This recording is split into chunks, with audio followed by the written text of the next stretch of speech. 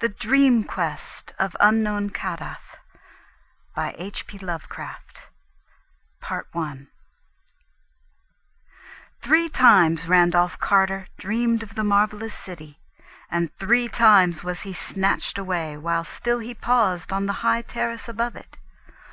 All golden and lovely it blazed in the sunset, with walls, temples, colonnades, and arched bridges of veined marble, silver-basined fountains of prismatic spray in broad squares and perfumed gardens, and wide streets marching between delicate trees and blossom-laden urns and ivory statues in gleaming rows, while on steep northward slopes climbed tiers of red roofs and old peaked gables harboring little lanes of grassy cobbles. It was a fever of the gods, a fanfare of supernal trumpets, and a clash of immortal cymbals. Mystery hung about it, as clouds about a fabulous unvisited mountain.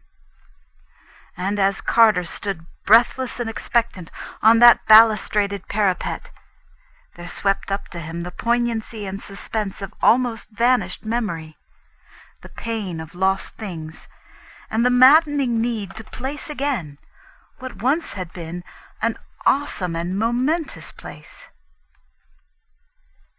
He knew that for him its meaning must once have been supreme, though in what cycle or incarnation he had known it, or whether in dream or waking, he could not tell. Vaguely it called up glimpses of a far-forgotten first youth, when wonder and pleasure lay in all the mystery of days, and dawn and dusk alike strode forth prophetic to the eager sound of lutes and song, unclosing fiery gates toward further and surprising marvels. But each night, as he stood on that high marble terrace with the curious urns and carven rail, and looked off over that hushed sunset city of beauty and unearthly imminence, he felt the bondage of dream's tyrannous gods. For in no wise could he leave that lofty spot, or descend the wide marmoreal flights flung endlessly down to where those streets of elder witchery lay outspread and beckoning. When for the 3rd time he awakened, with those flights still undescended, and those hushed sunset streets still untraversed, he prayed long and earnestly to the hidden gods of dream that brood capricious above the clouds on unknown Kadath, in the cold waste where no man treads. But the gods made no answer, and showed no relenting, nor did they give any favoring sign when he prayed to them in dream, and invoked them sacrificially through the bearded priests of Nasht and Kamantha, whose cavern temple with its pillar of flame lies not far from the gates of the waking world. It seemed, however, that his prayers must have been adversely heard, for after even the first of them he ceased wholly to behold the marvelous city, as if his 3 glimpses from afar had been mere accidents or oversights, and against some hidden plan or wish of the gods. At length, sick with longing for those glittering sunset streets and cryptical hill lanes among ancient tiled roofs, nor able, sleeping or waking, to drive them from his mind, Carter resolved to go with bold entreaty whither no man had gone before, and dare the icy deserts through the dark, to where unknown Kadath, veiled in cloud, and crowned with unimagined stars, holds secret and nocturnal the onyx castle of the great ones. In light slumber he descended the 70 steps to the cavern of flame, and talked of his design to the bearded priests Nasht and Kamantha. And the priests shook their shent-bearing heads, and vowed it would be the death of his soul. They pointed out that the great ones had shown already their wish, and that it is not agreeable to them to be harassed by insistent pleas. They reminded him, too, that not only had no man ever been to Kadath, but no man had ever suspected in what part of space it may lie, whether it be in the dreamlands around our own world, or in those surrounding some unguessed companion of Fomalhaut or Aldebaran. If in our dreamland, it might conceivably be reached, but only 3 human souls since time began had ever crossed and recrossed the black impious gulfs to other dreamlands, and of those 3, 2 had come back quite mad. There were in such voyages incalculable local dangers, as well as that shocking final peril which gibbers unmentionably outside the ordered universe, where no dreams reach, the last amorphous blight of neithermost confusion, which blasphemes and bubbles at the center of all infinity, the boundless demon sultan Azathoth, whose names no lips dare speak aloud, and who gnaws hungrily in inconceivable unlighted chambers beyond time, amidst the muffled maddened beating of vile drums and the thin monotonous whine of accursed flutes, to which detestable pounding and piping dance slowly, awkwardly, and absurdly the gigantic ultimate gods, the blind, voiceless, tenebrous, mindless other gods, whose soul and messenger is the crawling chaos, Nyarlathotep. Of these things was Carter warned by the priests Nasht and Kamantha in the Cavern of Flame. But still he resolved to find the gods on unknown Kadath in the cold waste, wherever that might be, and to win from them the sight and remembrance and shelter of the marvelous sunset city. He knew that his journey would be strange and long, and that the great ones would be against it. But being old in the land of dream, he counted on many useful memories and devices to aid him. So, asking a formal blessing of the priests, and thinking shrewdly on his course, he boldly descended the 700 steps to the gate of deeper slumber, and set out through the enchanted wood. In the tunnels of that twisted wood, whose low prodigious oaks twine groping boughs, and shine dim with the phosphorescence of strange fungi, dwell the furtive and secretive Zugs, who know many obscure secrets of the dream world and a few of the waking world, since the wood, at 2 places, touches the lands of men, though it would be disastrous to say where. Certain unexplained rumors, events, and vanishments occur among men where the Zugs have access, and it is well that they cannot travel far outside the world of dreams. But over the nearer parts of the dream world they pass freely, flitting small and brown and unseen, and bearing back piquant tales to beguile the hours around their hearths in the forest they love. Most of them live in burrows, but some inhabit the trunks of the great trees. And although they live mostly on fungi, it is muttered that they have also a slight taste for meat, either physical or spiritual. For certainly many dreamers have entered that wood who have not come out. Carter, however, had no fear, for he was an old dreamer, and had learnt their fluttering language, and made many a treaty with them, having found through their help the splendid city of Caliphias in Uth-Nargai beyond the Tanarian hills, where reigns half the year the great King Kuranes, a man he had known by another name in life. Kuranes was the one soul who had been to the star gulfs and returned free from madness. Threading now the low phosphorescent aisles between those gigantic trunks, Carter made fluttering sounds in the manner of the Zugs, and listened now and then for responses.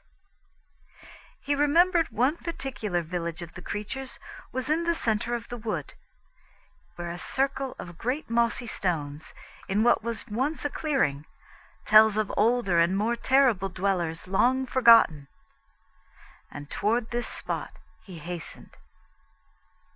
He traced his way by the grotesque fungi, which always seem better nourished as one approaches the dread circle where elder beings danced and sacrificed.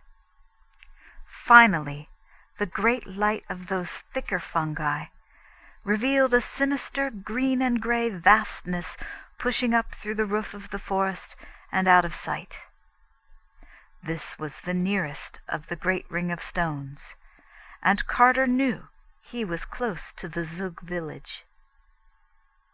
Renewing his fluttering sound, he waited patiently, and was at last rewarded by an impression of many eyes watching him. It was the Zug's, for one sees their weird eyes long before one can discern their small, slippery brown outlines. Out they swarmed from hidden burrow and honeycombed tree, till the whole dim-litten region was alive with them. Some of the wilder ones brushed Carter unpleasantly, and one even nipped loathsomely at his ear. But these lawless spirits were soon restrained by their elders. The council of sages, recognizing the visitor, offered a gourd of fermented sap from a haunted tree unlike the others, which had grown from a seed dropped down by someone on the moon. And as Carter drank it ceremoniously, a very strange colloquy began.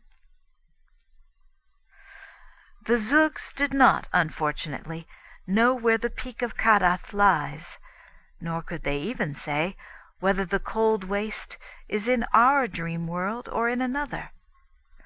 Rumors of the great ones came equally from all points, and one might only say that they were likelier to be seen on high mountain peaks than in valleys, since on such peaks they dance reminiscently when the moon is above and the clouds beneath. Then one very ancient Zug recalled a thing unheard of by the others, and said that in Ulthar, beyond the river sky, there still lingered the last copy of those inconceivably old narcotic manuscripts made by waking men in forgotten boreal kingdoms, and born into the land of dreams when the hairy cannibal Nofkes overcame many-templed Olathoi, and slew all the heroes of the land of Lomar. Those manuscripts, he said, told much of the gods, and besides, in Ulthar there were men who had seen the signs of the gods, and even one old priest who had scaled a great mountain to behold them dancing by moonlight. He had failed, though his companion had succeeded, and perished namelessly.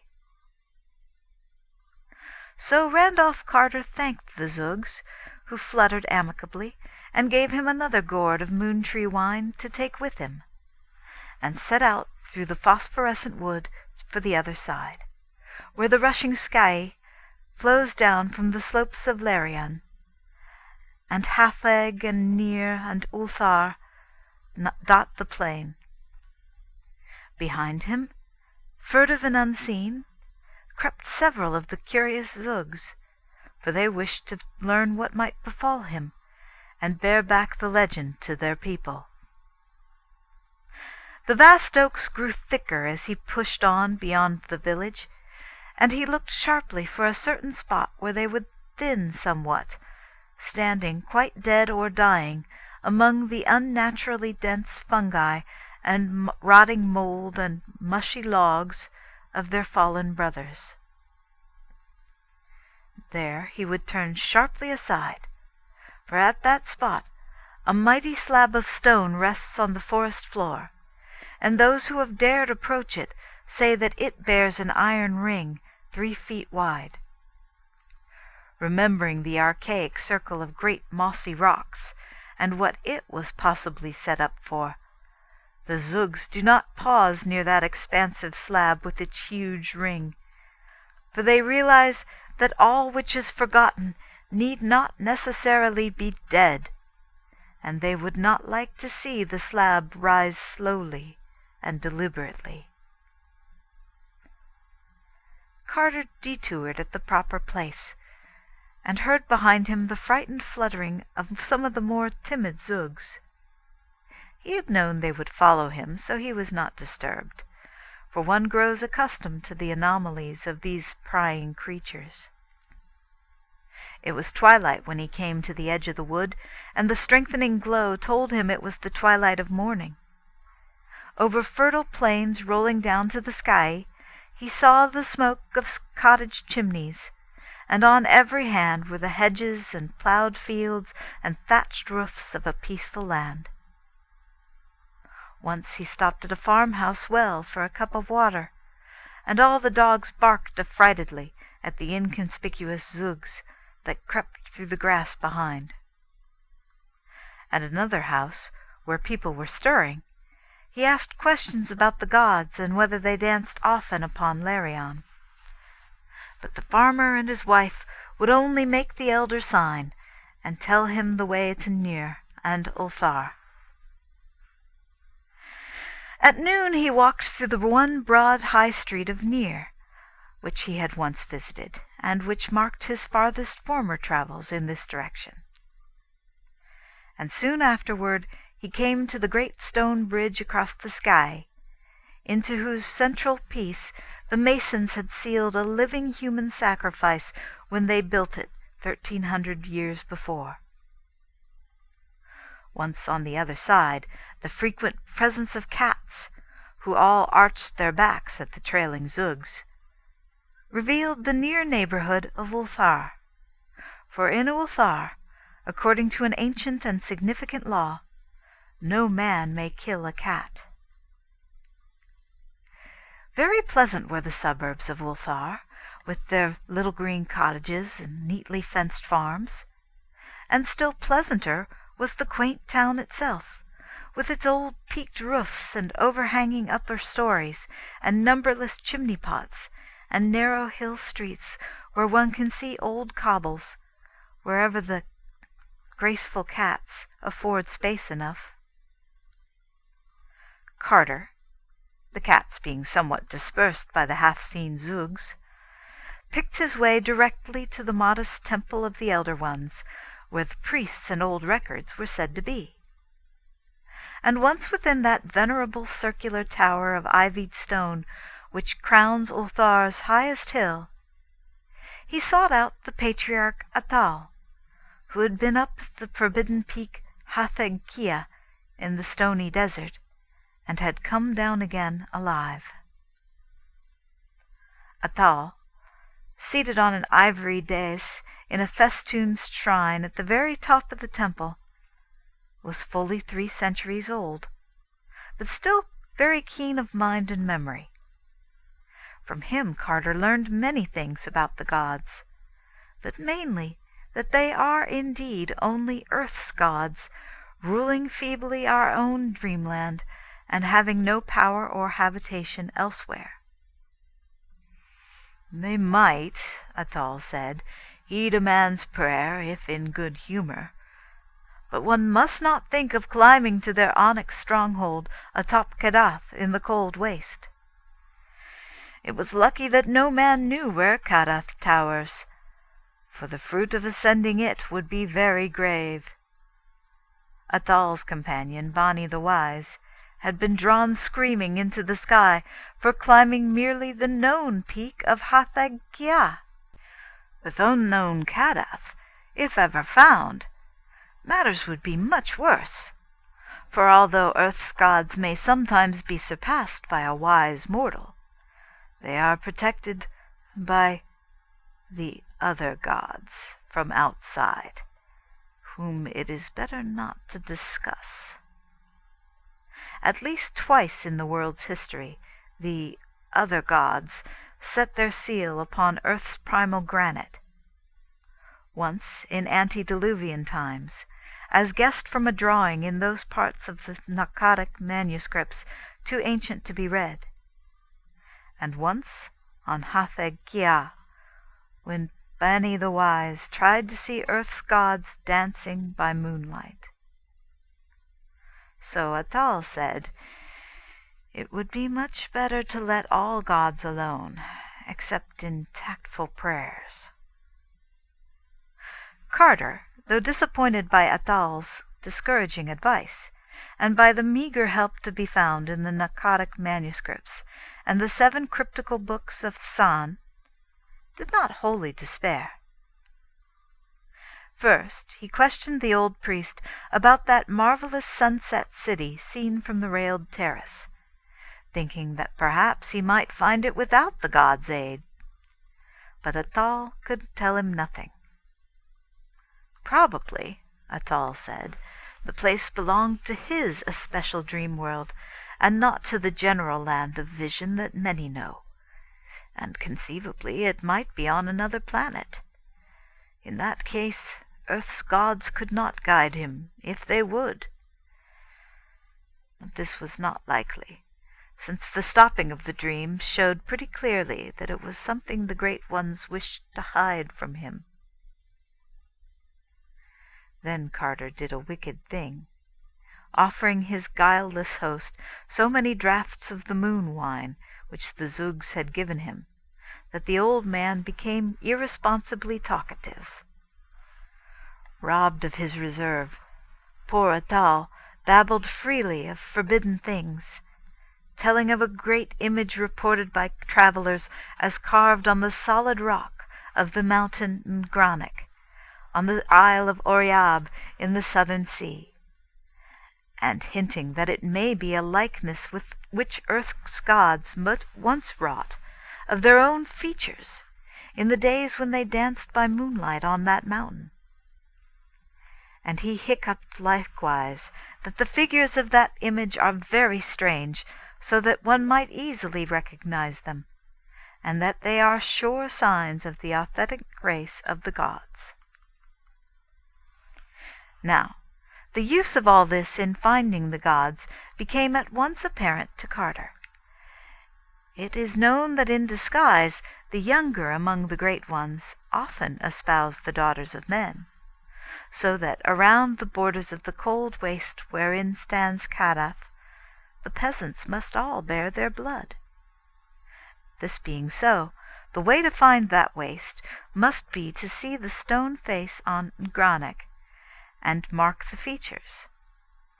Then, having noted them with care, to search for such features among living men. Where they are plainest and thickest, there must the gods dwell nearest, and whatever stony waste lies back of the villages in that place must be that wherein stands Kadath. Much of the great ones might be learnt in such regions, and those with their blood might inherit little memories useful to a seeker.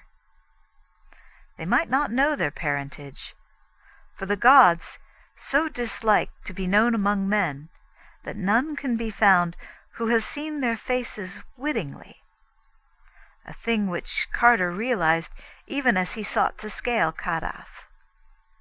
But they would have queer lofty thoughts misunderstood by their fellows, and would sing of far places and gardens so unlike any known even in the dreamland that common folk would call them fools.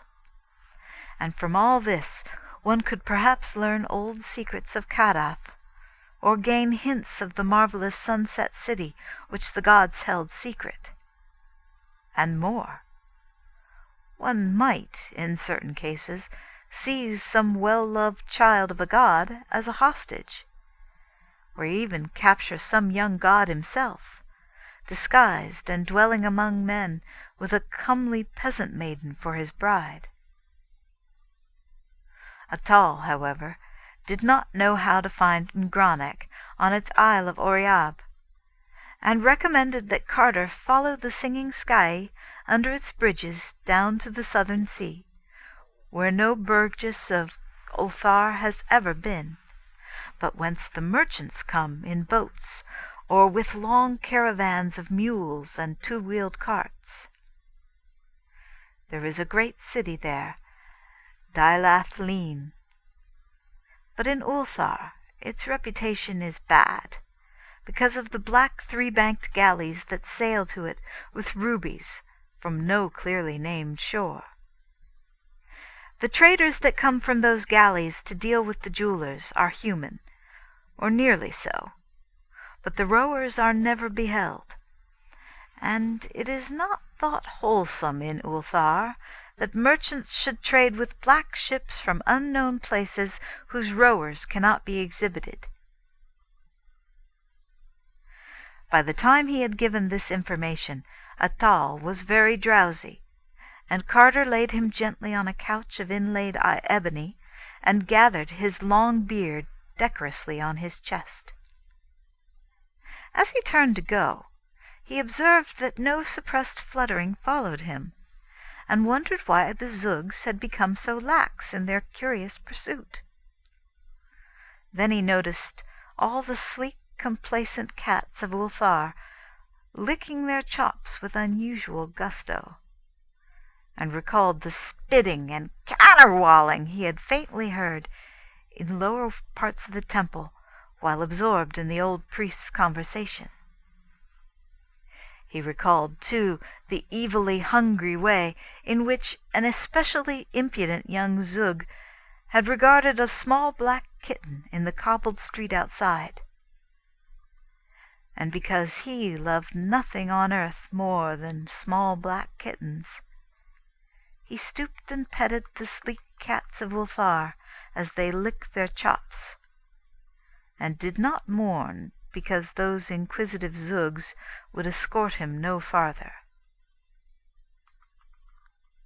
It was sunset now, so Carter stopped at an ancient inn on a steep little street overlooking the lower town.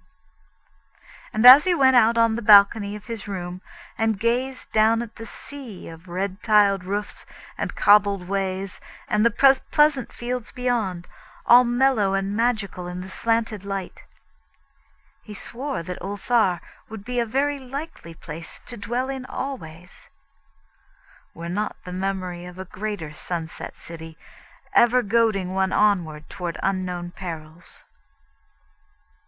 Then twilight fell, and the pink walls of the plastered gables turned violet and mystic, and little yellow lights floated up one by one from old lattice windows.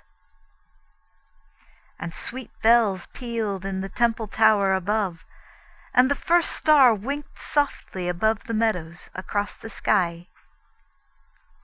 With the night came song, and Carter nodded as the lutanist praised ancient days from beyond the filigreed balconies and tessellated courts of simple Ulthar. And there might have been sweetness even in the voices of Ulthar's many cats, but that they were mostly heavy and silent from strange feasting. Some of them stole off to those cryptical realms which are known only to cats, and which villagers say are on the moon's dark side, whither the cats leap from tall housetops. But one small black kitten crept upstairs and sprang in Carter's lap to purr and play, and curled up near his feet when he lay down at last on the little couch whose pillows were stuffed with fragrant, drowsy herbs. Part 2. In the morning, Carter joined a caravan of merchants bound for Kadath with the spun wool of Ulthar and the cabbages of Ulthar's busy farms. And for 6 days they rode with tinkling bells on the smooth road beside the sky, stopping some nights at the ends of little quaint fishing towns, and on other nights camping under the stars while snatches of boatmen's songs came from the placid river.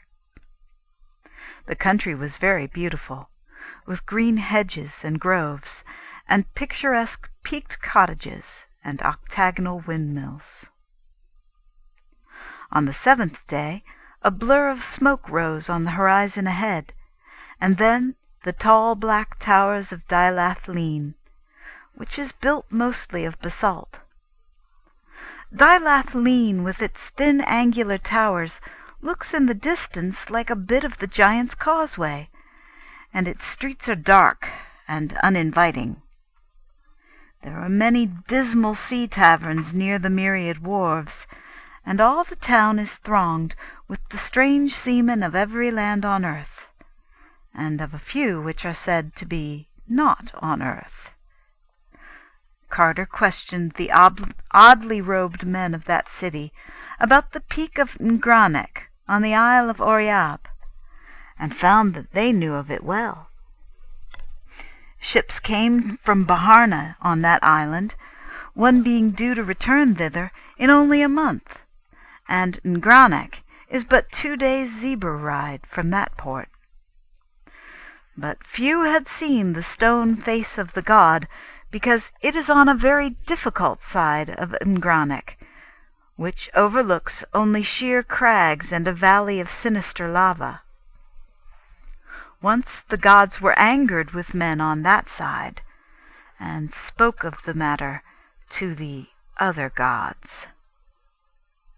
It was hard to get this information from the traders and sailors in Dilathleen's sea taverns, because they mostly preferred to whisper of the black galleys. One of them was due in a week with rubies from its unknown shore, and the townsfolk dreaded to see it dock. The mouths of the men who came from it to trade were too wide, and the way their turbans were humped up in 2 points above their foreheads was in especially bad taste. And their shoes were the shortest and queerest ever seen in the 6 kingdoms. But worst of all was the matter of the unseen rowers.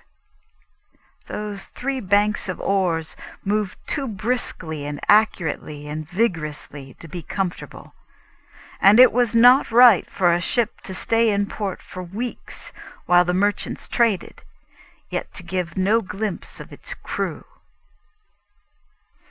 It was not fair to the tavern-keepers of Dilathleen, or to the grocers and butchers either, for not a scrap of provisions was ever sent aboard. The merchants took only gold and stout black slaves from Parg across the river. That was all they ever took, those unpleasantly featured merchants and their unseen rowers. Never anything from the butchers and grocers, but only gold and the fat black men of Parg, whom they bought by the pound. And the odors from those galleys which the south wind blew in from the wharves are not to be described. Only by constantly smoking strong thagweed could even the hardiest denizen of the old sea taverns bear them. Dilathleen would never have tolerated the black galleys, had such rubies been obtainable elsewhere. But no mine in all earth's dreamland was known to produce their like. Of these things Dilathleen's cosmopolitan folk chiefly gossiped, whilst Carter waited patiently for the ship from Baharna, which might bear him to the isle whereon Carven Ngranek towers lofty and barren.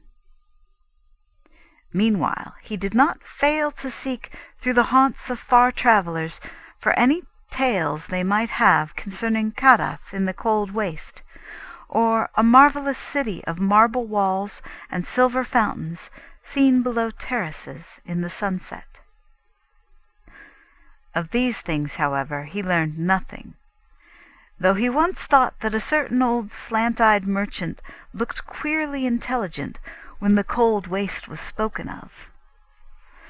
This man was reputed to trade with the horrible stone villages on the icy desert plateau of Leng, which no healthy folk visit, and whose evil fires are seen at night from afar.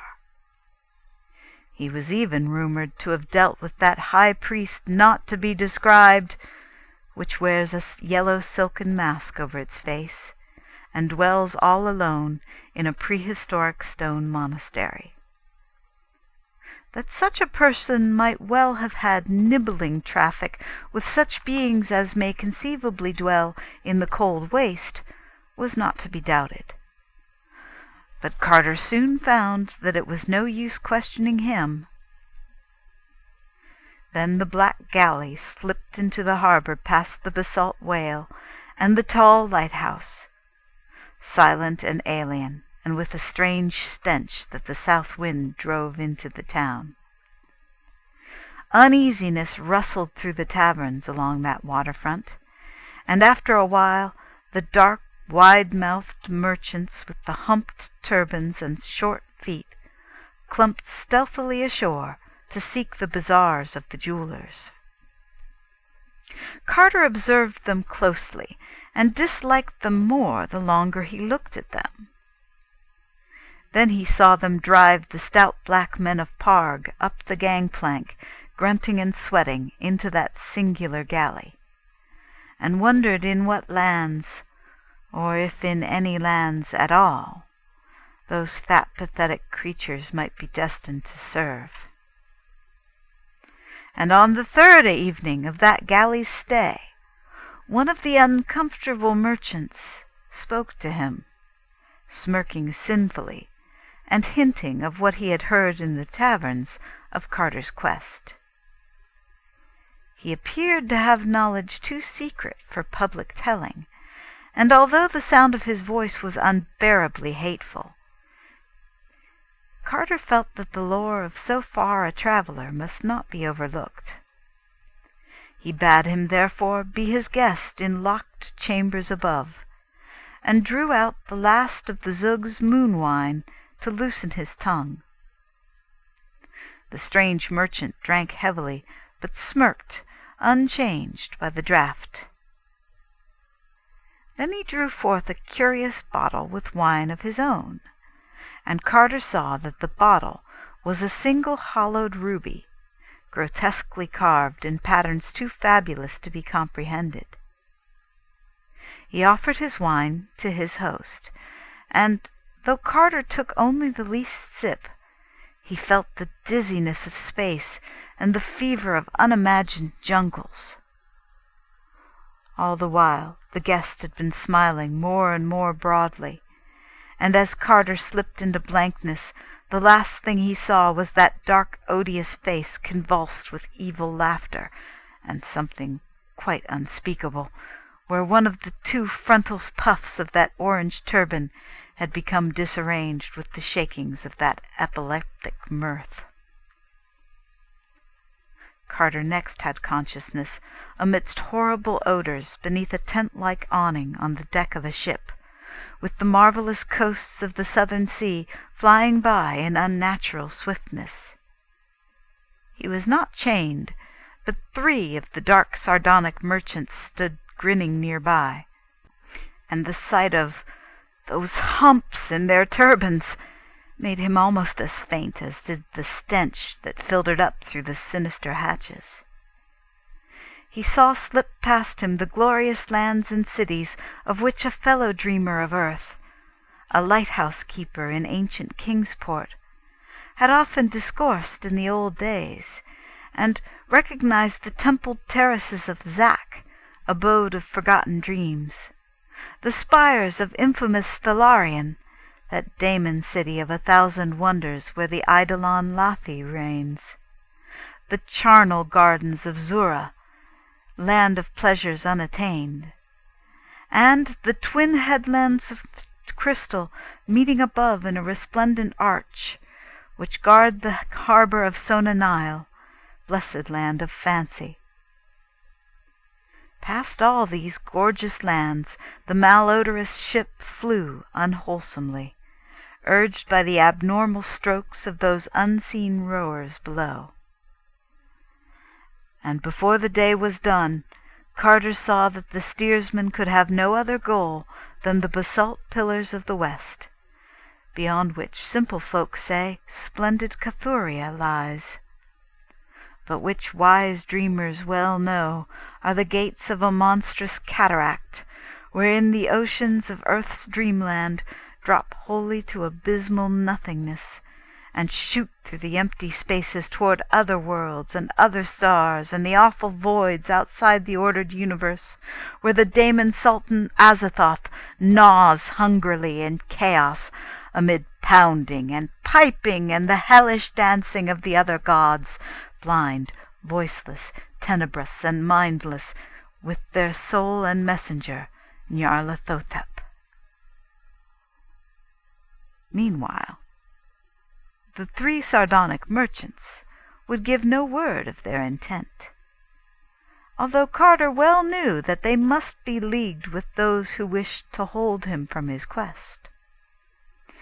It is understood in the land of Dream that the other gods have many agents moving among men, and all these agents, whether wholly human or slightly less than human, are eager to work the will of those blind and mindless things in return for the favor of their hideous soul and messenger, the crawling chaos, Nyarlathotep. So Carter inferred that the merchants of the humped turbans, hearing of his daring search for the Great Ones in their castle of Kadath, had decided to take him away and deliver him to Nyarlathotep for whatever nameless bounty might be offered for such a prize. What might be the land of those merchants in our known universe, or in the eldritch spaces outside, Carter could not guess. Nor could he imagine at what hellish trysting place they would meet the crawling chaos to give him up and claim their reward. He knew, however, that no beings as nearly human as these would dare approach the ultimate knighted throne of the Daemon Azathoth in the formless central void. At the set of sun, the merchants licked their excessively wide lips and glared hungrily, and one of them went below and returned from some hidden and offensive cabin with a pot and a basket of plates. Then they squatted close together beneath the awning and ate the smoking meat that was passed around. But when they gave Carter a portion, he found something very terrible in the size and shape of it, so that he turned even paler than before and cast that portion into the sea when no eye was upon him. And again he thought of those unseen rowers beneath, and of the suspicious nourishment from which their far too mechanical strength was derived. It was dark when the galley passed betwixt the basalt pillars of the west, and the sound of the ultimate cataract swelled portentous from ahead. And the spray of that cataract rose to obscure the stars, and the deck grew damp, and the vessel reeled in the surging current of the brink. Then, with a queer whistle and plunge, the leap was taken, and Carter felt the terrors of nightmare as earth fell away, and the great boat shot silent and comet-like into planetary space. Never before had he known what shapeless black things lurk and caper and flounder all through the aether, leering and grinning at such voyagers as may pass, and sometimes feeling about with slimy paws when some moving object excites their curiosity. These are the nameless larvae of the other gods, and like them are blind and without mind, and possessed of singular hungers and thirsts. But that offensive galley did not aim as far as Carter had feared, for he soon saw that the helmsman was steering a course directly for the moon. The moon was a crescent, shining larger and larger as they approached it, and showing its singular craters and peaks uncomfortably. The ship made for the edge, and it soon became clear that its destination was that secret and mysterious side which is always turned away from earth, and which no fully human person, save perhaps the dreamer Snireth Ko, has ever beheld. The close aspect of the moon as the galley drew near proved very disturbing to Carter, and he did not like the size and shape of the ruins which crumbled here and there. The dead temples on the mountains were so placed that they could have glorified no suitable or wholesome gods, and in the symmetries of the broken columns there seemed to be some dark and inner meaning which did not invite solution. And what the structure and proportions of the olden worshippers could have been, Carter steadily refused to conjecture.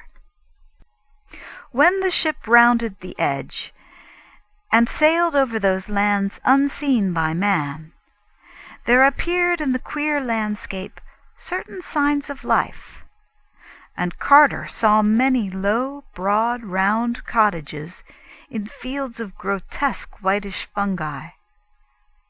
He noticed that these cottages had no windows, and thought that their shape suggested the huts of the Eskimos. Then he glimpsed the oily waves of a sluggish sea, and knew that the voyage was once more to be by water, or at least through some liquid. The galley struck the surface with a peculiar sound, and the odd elastic way the waves received it was very perplexing to Carter. They now slid along at great speed, once passing and hailing another galley of kindred form, but generally seeing nothing but that curious sea, and a sky that was black and star-strewn, even though the sun shone scorchingly in it. There presently rose ahead the jagged hills of a leprous-looking coast, and Carter saw the thick, unpleasant grey towers of a city. The way they leaned and bent, the manner in which they were clustered, and the fact that they had no windows at all, was very disturbing to the prisoner, and he bitterly mourned the folly which had made him sip the curious wine of that merchant with the humped turban. As the coast drew nearer, and the hideous stench of that city grew stronger, he saw upon the jagged hills many forests, some of whose trees he recognized as akin to that solitary moon-tree in the enchanted wood of earth, from whose sap the small brown zugs ferment their curious wine. Carter could now distinguish moving figures on the noisome wharves ahead, and the better he saw them, the worse he began to fear and detest them. For they were not men at all, or even approximately men, but great grayish-white slippery things which could expand and contract at will, and whose principal shape, though it often changed, was that of a sort of toad without any eyes, but with a curious vibrating mass of short pink tentacles on the end of its blunt, vague snout. These objects were waddling busily about the wharves, moving bales and crates and boxes with preternatural strength, and now and then hopping on or off some anchored galley with long oars in their forepaws. And now and then one would appear driving a herd of clumping slaves, which indeed were approximate human beings with wide mouths, like those merchants who traded in Dilath-Leen. Only these herds, being without turbans or shoes or clothing, did not seem so very human after all. Some of the slaves, the fatter ones, whom a sort of overseer would pinch experimentally, were unloaded from ships and nailed in crates, which workers pushed into the low warehouses or loaded on great lumbering vans. Once a van was hitched and driven off, and the fabulous thing which drew it was such that Carter gasped, even after having seen the other monstrosities of that hateful place. Now and then a small herd of slaves dressed and turbaned like the dark merchants would be driven aboard a galley, followed by a great crew of the slippery toad things as officers, navigators, and rowers. And Carter saw that the almost human creatures were reserved for the more ignominious kinds of servitude which required no strength, such as steering and cooking, fetching and carrying, and bargaining with men on the earth or other planets where they traded. These creatures must have been convenient on earth, for they were truly not unlike men when dressed and carefully shod and turbaned, and could haggle in the shops of men without embarrassment or curious explanations. But most of them, unless lean or ill-favored, were unclothed and packed in crates and drawn off in lumbering lorries by fabulous things. Occasionally, other beings were unloaded and crated, some very like these semi-humans, some not so similar, and some not similar at all. And he wondered if any of the poor stout black men of Parg were left to be unloaded and crated and shipped inland in those obnoxious drays. When the galley landed at a greasy-looking quay of spongy rock, a nightmare horde of toad things wiggled out of the hatches, and two of them seized Carter and dragged him ashore. The smell and aspect of that city are beyond telling, and Carter held only scattered images of the tiled streets and black doorways and endless precipices of grey vertical walls without windows. At length he was dragged within a low doorway and made to climb infinite steps in pitch darkness. It was apparently all one to the toad things whether it were light or dark. The odor of the place was intolerable, and when Carter was locked into a chamber and left alone, he scarcely had strength to crawl around and ascertain its form and dimensions. It was circular, and about 20 feet across. From then on, time ceased to exist. At intervals, food was pushed in, but Carter would not touch it. What his fate would be, he did not know, but he felt that he was held for the coming of that frightful soul and messenger of infinity's other gods, the crawling chaos Nyarlathotep. Finally, after an unguessed span of hours or days, the great stone door swung wide again, and Carter was shoved down the stairs and out into the red-litten lights of that fearsome city. It was night on the moon, and all through the town were stationed slaves bearing torches. In a detestable square, a sort of procession was formed. 10 of the toad things and 24 almost human torch-bearers, 11 on either side, and 1 each before and behind. Carter was placed in the middle of the line, 5 toad things ahead and 5 behind, and 1 almost human torch-bearer on either side of him. Certain of the toad things produced disgustingly carven flutes of ivory and made loathsome sounds.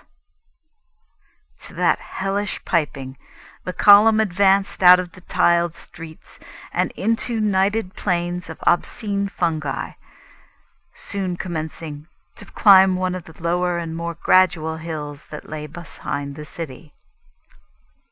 That on some frightful slope or blasphemous plateau the crawling chaos waited, Carter could not doubt, and he wished that the suspense might soon be over. The whining of those impious flutes was shocking, and he would have given worlds for some even half-normal sound. But these toad things had no voices, and the slaves did not talk. Then, through that star-specked darkness, there did come a normal sound. It rolled from the higher hills, and from all the jagged peaks around it was caught up and echoed in a swelling pandemoniac chorus. It was the midnight yell of the cat, and Carter knew at last that the old village folk were right when they made low guesses about the cryptical realms which are known only to cats, and to which the elders among cats repair by stealth nocturnally, springing from high housetops. Verily, it is to the moon's dark side that they go, to leap and gambol on the hills, and converse with ancient shadows. And here, amidst that column of fetid things, Carter heard their homely, friendly cry, and thought of the steep roofs and warm hearths and little white lighted windows of home. Now, much of the speech of cats was known to Randolph Carter, and in this far terrible place he uttered the cry that was suitable. But that he need not have done, for even as his lips opened he heard the chorus wax and draw nearer, and saw swift shadows against the stars, as small graceful shapes leaped from hill to hill in gathering legions. The call of the clan had been given, and before the foul procession had time even to be frightened, a cloud of smothering fur and a phalanx of murderous claws were tidily and tempestuously upon it. The flutes stopped, and there were shrieks in the night. Dying almost humans screamed, and cats spit and yowled and roared. But the toad things made never a sound as their stinking green ichor oozed fatally upon that porous earth with the obscene fungi. It was a stupendous sight while the torches lasted, and Carter had never before seen so many cats. Black, gray, and white, yellow, tiger, and mixed, common, Persian, and Manx, Tibetan, Angora, and Egyptian. All were there in the fury of battle, and there hovered over them some trace of that profound and inviolate sanctity which made their goddess great in the temples of Bubastis. They would leap 7 strong at the throat of an almost human, or the pink tentacled snout of a toad thing, and drag it down savagely to the fungus plain, where myriads of their fellows would surge over it and into it with the frenzied claws and teeth of a divine battle fury. Carter had seized a torch from a stricken slave, but was soon overborne by the surging waves of his loyal defenders. Then he lay in the utter blackness, hearing the clangor of war and the shouts of the victors, and feeling the soft paws of his friends as they rushed to and fro over him in the fray. At last awe and exhaustion closed his eyes, and when he opened them again, it was upon a strange scene. The great shining disk of the earth, 13 times greater than that of the moon as we see it, had risen with floods of weird light over the lunar landscape, and across all those leagues of wild plateau and ragged crest there squatted one endless sea of cats in orderly array. Circle on circle they reached, and 2 or 3 leaders out of the ranks were licking his face and purring to him consolingly. Of the dead slaves and toad things there were not many signs, but Carter thought he saw one bone a little way off in the open space between him and the warriors. Carter now spoke with the leaders in the soft language of cats, and learned that his ancient friendship with the species was well known, and often spoken of in the places where cats congregate. He had not been unmarked in Ulthar when he passed through, and the sleek old cats had remembered how he patted them after they had attended to the hungry Zugs, who looked evilly at a small black kitten.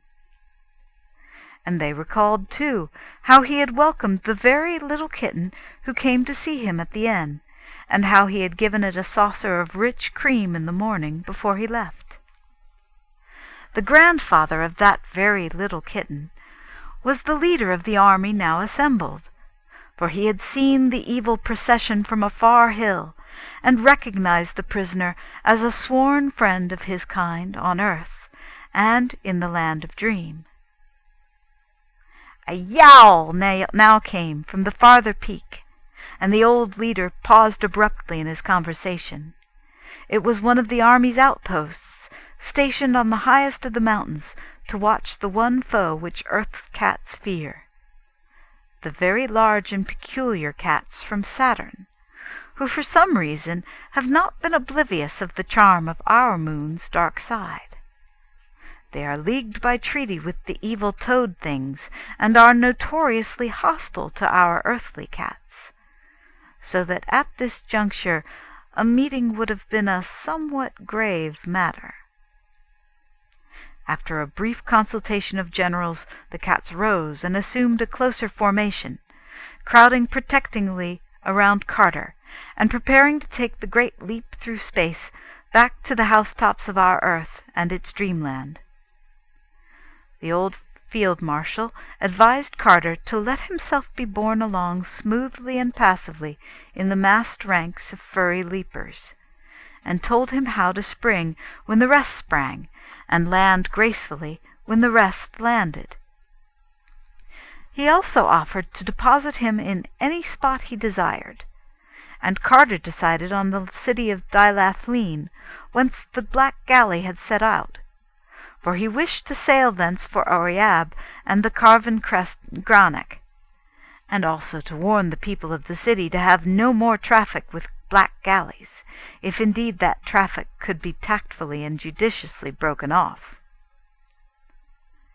Then, upon a signal, the cats all leapt gracefully with their friend packed securely in their midst, while in a black cave on an unhallowed summit of the Moon Mountains still vainly waited the crawling chaos Nyarlathotep.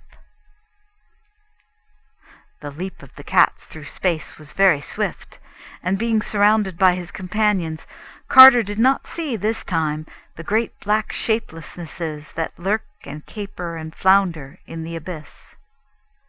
Before he fully realized what had happened, he was back in his familiar room at the inn at Dilathleen, and the stealthy, friendly cats were pouring out of the window in streams.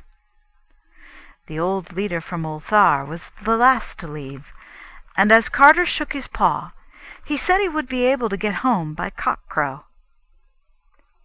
When dawn came, Carter went downstairs, and learned that a week had elapsed since his capture and leaving. There was still nearly a fortnight to wait for the ship bound toward Oriab, and during that time he said what he could against the black galleys and their infamous ways. Most of the townsfolk believed him, yet so fond were the jewelers of great rubies that none would wholly promise to cease trafficking with the wide-mouthed merchants.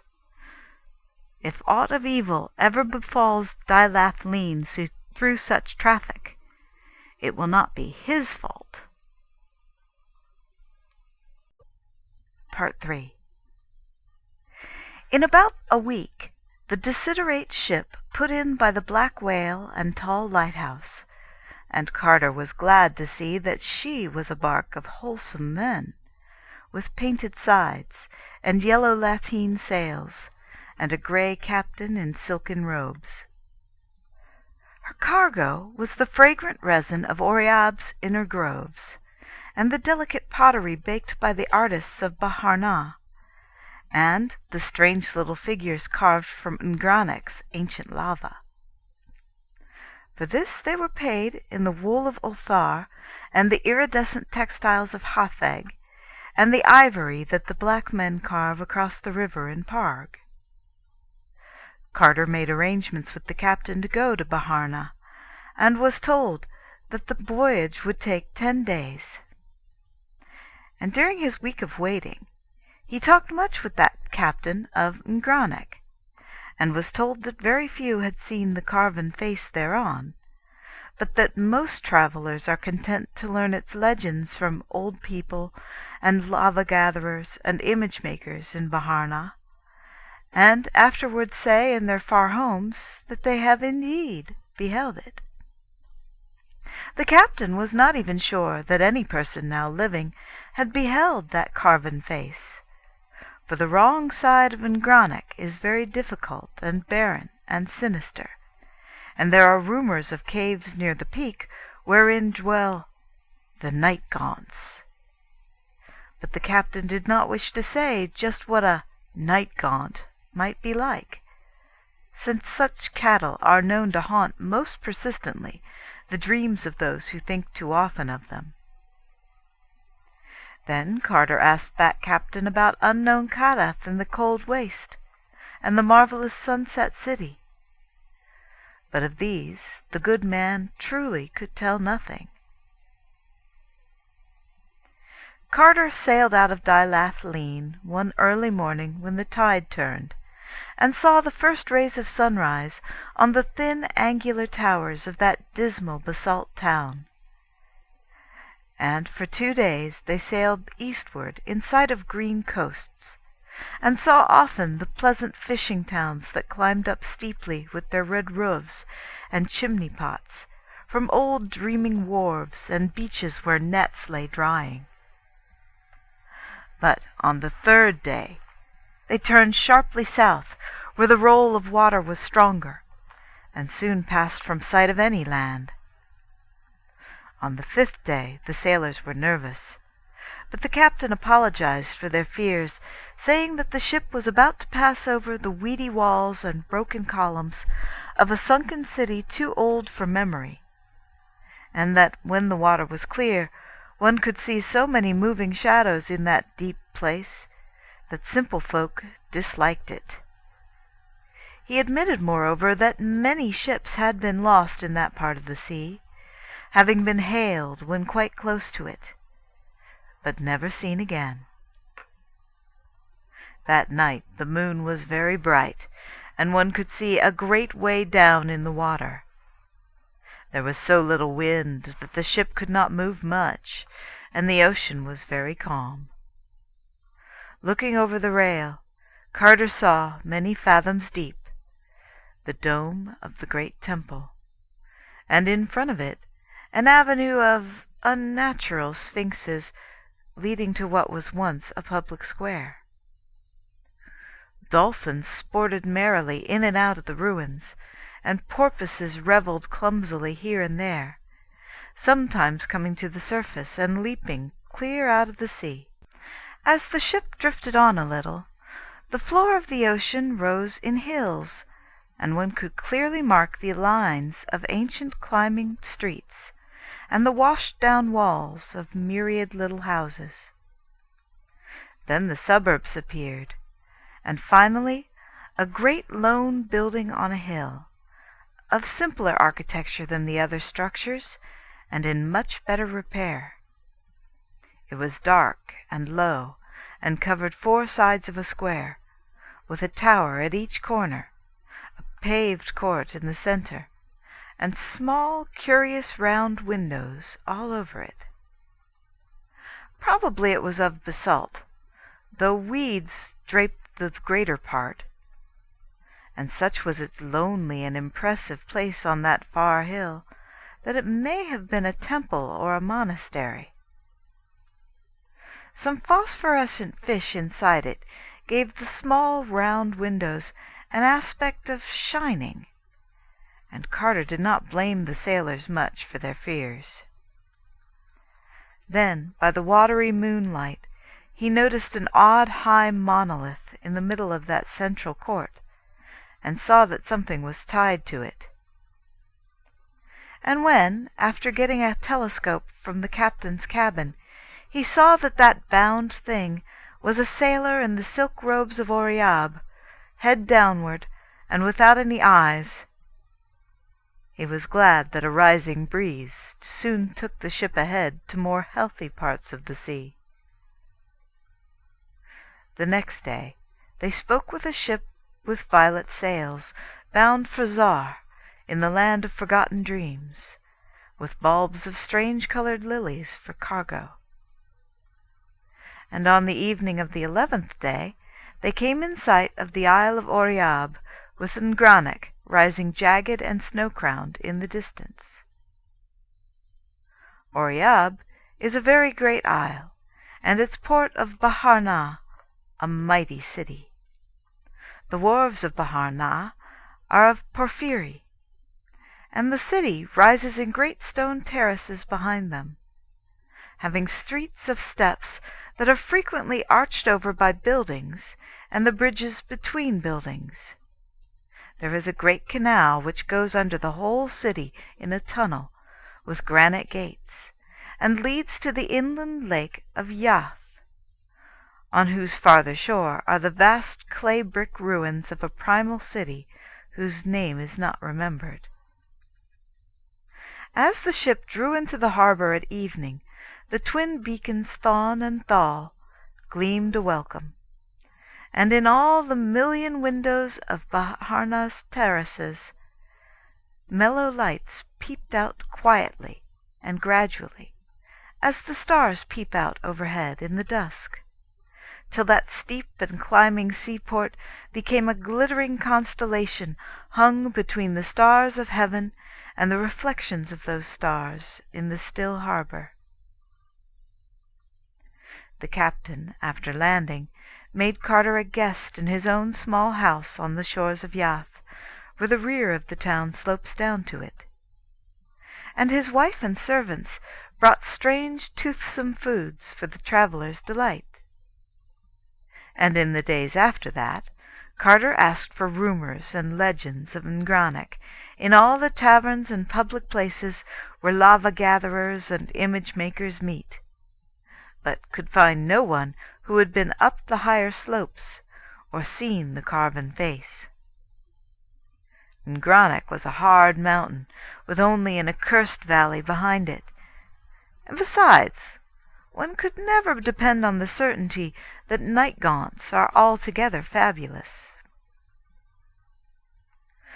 When the captain sailed back to Dilathleen, Carter took quarters in an ancient tavern opening on an alley of steps in the original part of town, which is built of brick and resembles the ruins of Yath's farther shore. Here he laid his plans for the ascent of Ngranach, and correlated all that he had learned from the lava-gatherers about the roads thither. The keeper of the tavern was a very old man, and had heard so many legends that he was a great help. He even took Carter to an upper room in that ancient house, and showed him a crude picture which a traveller had scratched on the clay wall in the old days, when men were bolder and less reluctant to visit Ngranach's higher slopes. The old tavern-keeper's great-grandfather had heard from his great-grandfather that the traveller who scratched that picture had climbed Ngranach and seen the carven face, here drawing it for others to behold. But Carter had very great doubts, since the large rough features on the wall were hasty and careless, and wholly overshadowed by a crowd of little companion shapes in the worst possible taste, with horns and wings and claws and curling tails. At last, having gained all the information he was likely to gain in the taverns and public places of Baharna, Carter hired a zebra, and set out one morning on the road by Yath's shore for those inland parts wherein towers stony Ngranach. On his right were rolling hills and pleasant orchards and neat little stone farmhouses, and he was much reminded of those fertile fields that flank the sky. By evening he was near the nameless ancient ruins on Yath's farther shore, and though old lava-gatherers had warned him not to camp there at night, he tethered his zebra to a curious pillar before a crumbling wall, and laid his blanket in a sheltered corner beneath some carvings whose meaning none could decipher. Around him he wrapped another blanket, for the nights are cold in Oriab. And when upon waking once he thought he felt the wings of some insect brushing his face, he covered his head altogether, and slept in peace till roused by the macaw birds in distant resin groves. The sun had just come up over the great slope whereon leagues of primal brick foundations and worn walls and occasional cracked pillars and pedestals stretched down desolate to the shore of Yath, and Carter looked about for his tethered zebra. Great was his dismay to see that docile beast stretched prostrate beside the curious pillar to which it had been tied, and still greater was he vexed on finding that the steed was quite dead, with its blood all sucked away through a singular wound in its throat. His pack had been disturbed, and several shiny knick-knacks taken away, and all round on the dusty soil were great webbed footprints, for which he could not in any way account. The legends and warnings of lava-gatherers occurred to him, and he thought of what had brushed his face in the night. Then he shouldered his pack and strode on toward Ngranich, though not without a shiver when he saw close to him, as the highway passed through the ruins, a great gaping arch low in the wall of an old temple, with steps leading down into darkness farther than he could peer.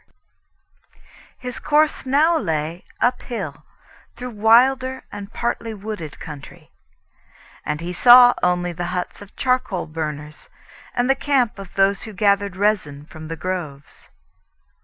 The whole air was fragrant with balsam, and all the macaw birds sang blithely as they flashed their 7 colors in the sun. Near sunset he came on a new camp of lava-gatherers returning with laden sacks from Ngranich's lower slopes. And here he also camped, listening to the songs and tales of the men, and overhearing what they whispered about a companion they had lost. He had climbed high to reach a mass of fine lava above him, and at nightfall did not return to his fellows. When they looked for him the next day, they found only his turban, nor was there any sign on the crags below that he had fallen. They did not search any more, because the old man among them said it would be of no use. No one ever found what the night gaunts took, though those beasts themselves were so uncertain as to be almost fabulous. Carter asked them if night gaunts sucked blood and liked shiny things and left webbed footprints, but they all shook their heads negatively and seemed frightened at his making such an inquiry. When he saw how taciturn they had become, he asked them no more, but went to sleep in his blanket. The next day he rose with the lava-gatherers and exchanged farewells as they rode west and he rode east on a zebra he bought of them. Their older men gave him blessings and warnings, and told him he had better not climb too high on Ngranich. But while he thanked them heartily, he was in no wise dissuaded. For still did he feel that he must find the gods on unknown Kadath, and win from them a way to that haunting and marvelous city in the sunset. By noon, after a long uphill ride, he came upon some abandoned bricked villages of the hill people who had once dwelt thus close to Ngranich, and carved images from its smooth lava. Here they had dwelt till the days of the old tavern-keeper's grandfather, but about that time they felt that their presence was disliked. Their homes had crept even up the mountain slope, and the higher they built, the more people they would miss when the sun rose. At last they decided it would be better to leave altogether, since things were sometimes glimpsed in the darkness which no one could interpret favorably. So, in the end, all of them went down to the sea and dwelt in Bahar-na, inhabiting a very old quarter, and teaching their sons the old art of image-making, which to this day they carry on. It was from these children of the exiled hill people that Carter had heard the best tales about Ngranich when searching through Bahar-na's ancient taverns. All this time, the great gaunt side of Ngranich was looming up higher and higher as Carter approached it. There were sparse trees on the lower slopes and feeble shrubs above them, and then the bare, hideous rock rose spectral into the sky, to mix with frost and ice and eternal snow. Carter could see the rifts and ruggedness of that sombre stone, and did not welcome the prospect of climbing it.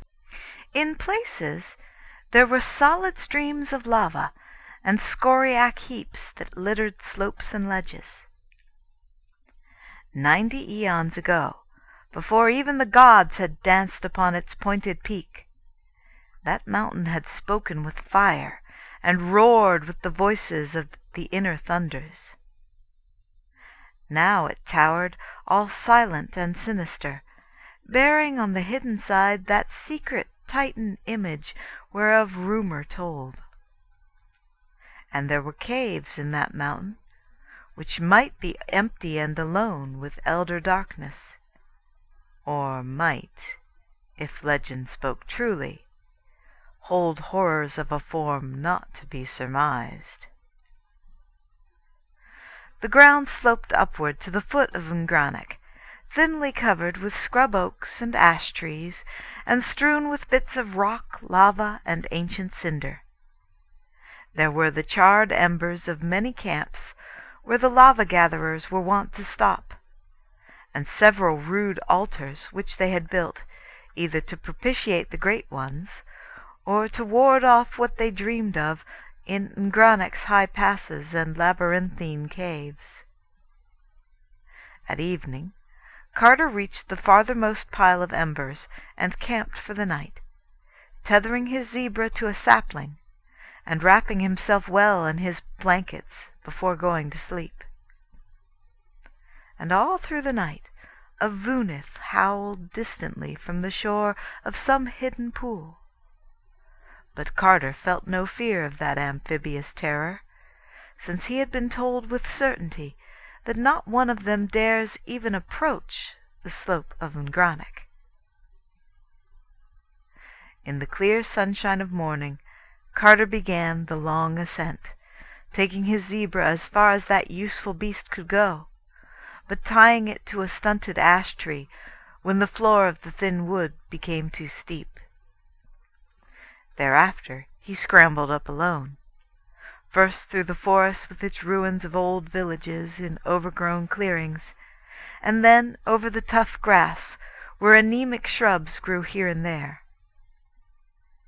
He regretted coming clear of the trees, since the slope was very precipitous and the whole thing rather dizzying. At length he began to discern all the countryside spread out beneath him whenever he looked about.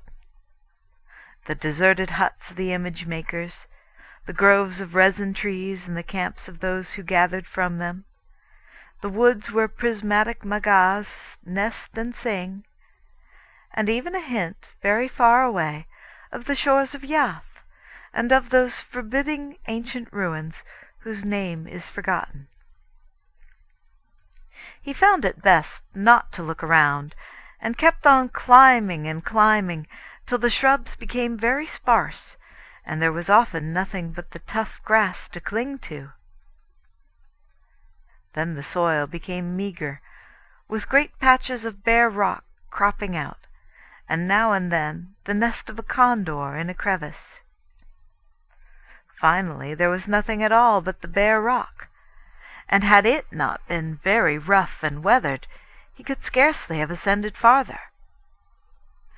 Knobs, ledges, and pinnacles, however, helped greatly, and it was cheering to see occasionally the sign of some lava-gatherer scratched clumsily in the friable stone, and know that wholesome human creatures had been there before him. After a certain height, the presence of man was further shown by handholds and footholds hewn where they were needed, and by little quarries and excavations where some choice vein or stream of lava had been found. In one place a narrow ledge had been chopped artificially to an especially rich deposit far to the right of the main line of ascent. Once or twice Carter dared to look around, and was almost stunned by the spread of landscape below. All the island betwixt him and the coast lay open to his sight, with Bahar Na's stone terraces and the smoke of its chimneys mystical in the distance, and beyond that the illimitable southern sea with all its curious secrets. Thus far there had been much winding around the mountain, so that the farther and carven side was still hidden. Carter now saw a ledge running upward and to the left, which seemed to head the way he wished, and this course he took in the hope that it might prove continuous. After 10 minutes he saw that it was indeed no cul-de-sac, but that it led steeply on in an arc which would, unless suddenly interrupted or deflected, bring him after a few hours' climbing to that unknown southern slope overlooking the desolate crags and the accursed valley of lava. As new country came into view below him, he saw that it was bleaker and wilder than those seaward lands he had traversed. The mountain side, too, was somewhat different, being here pierced by curious cracks and caves not found on the straighter route he had left. Some of these were above him, and some beneath him, all opening on sheerly perpendicular cliffs and wholly unreachable by the feet of man. The air was very cold now, but so hard was the climbing that he did not mind it. Only the increasing rarity bothered him, and he thought that perhaps it was this which had turned the heads of the other travellers and excited those absurd tales of night gaunts, whereby they explained the loss of such climbers as fell from these perilous paths. He was not much impressed by travellers' tales, but had a good curved scimitar in case of any trouble.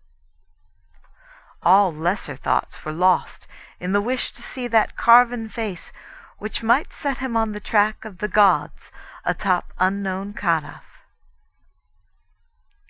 At last, in the fearsome iciness of upper space, he came round fully to the hidden side of Ngranach, and saw in infinite gulfs below him the lesser crags and sterile abysses of lava which marked olden wrath of the great ones.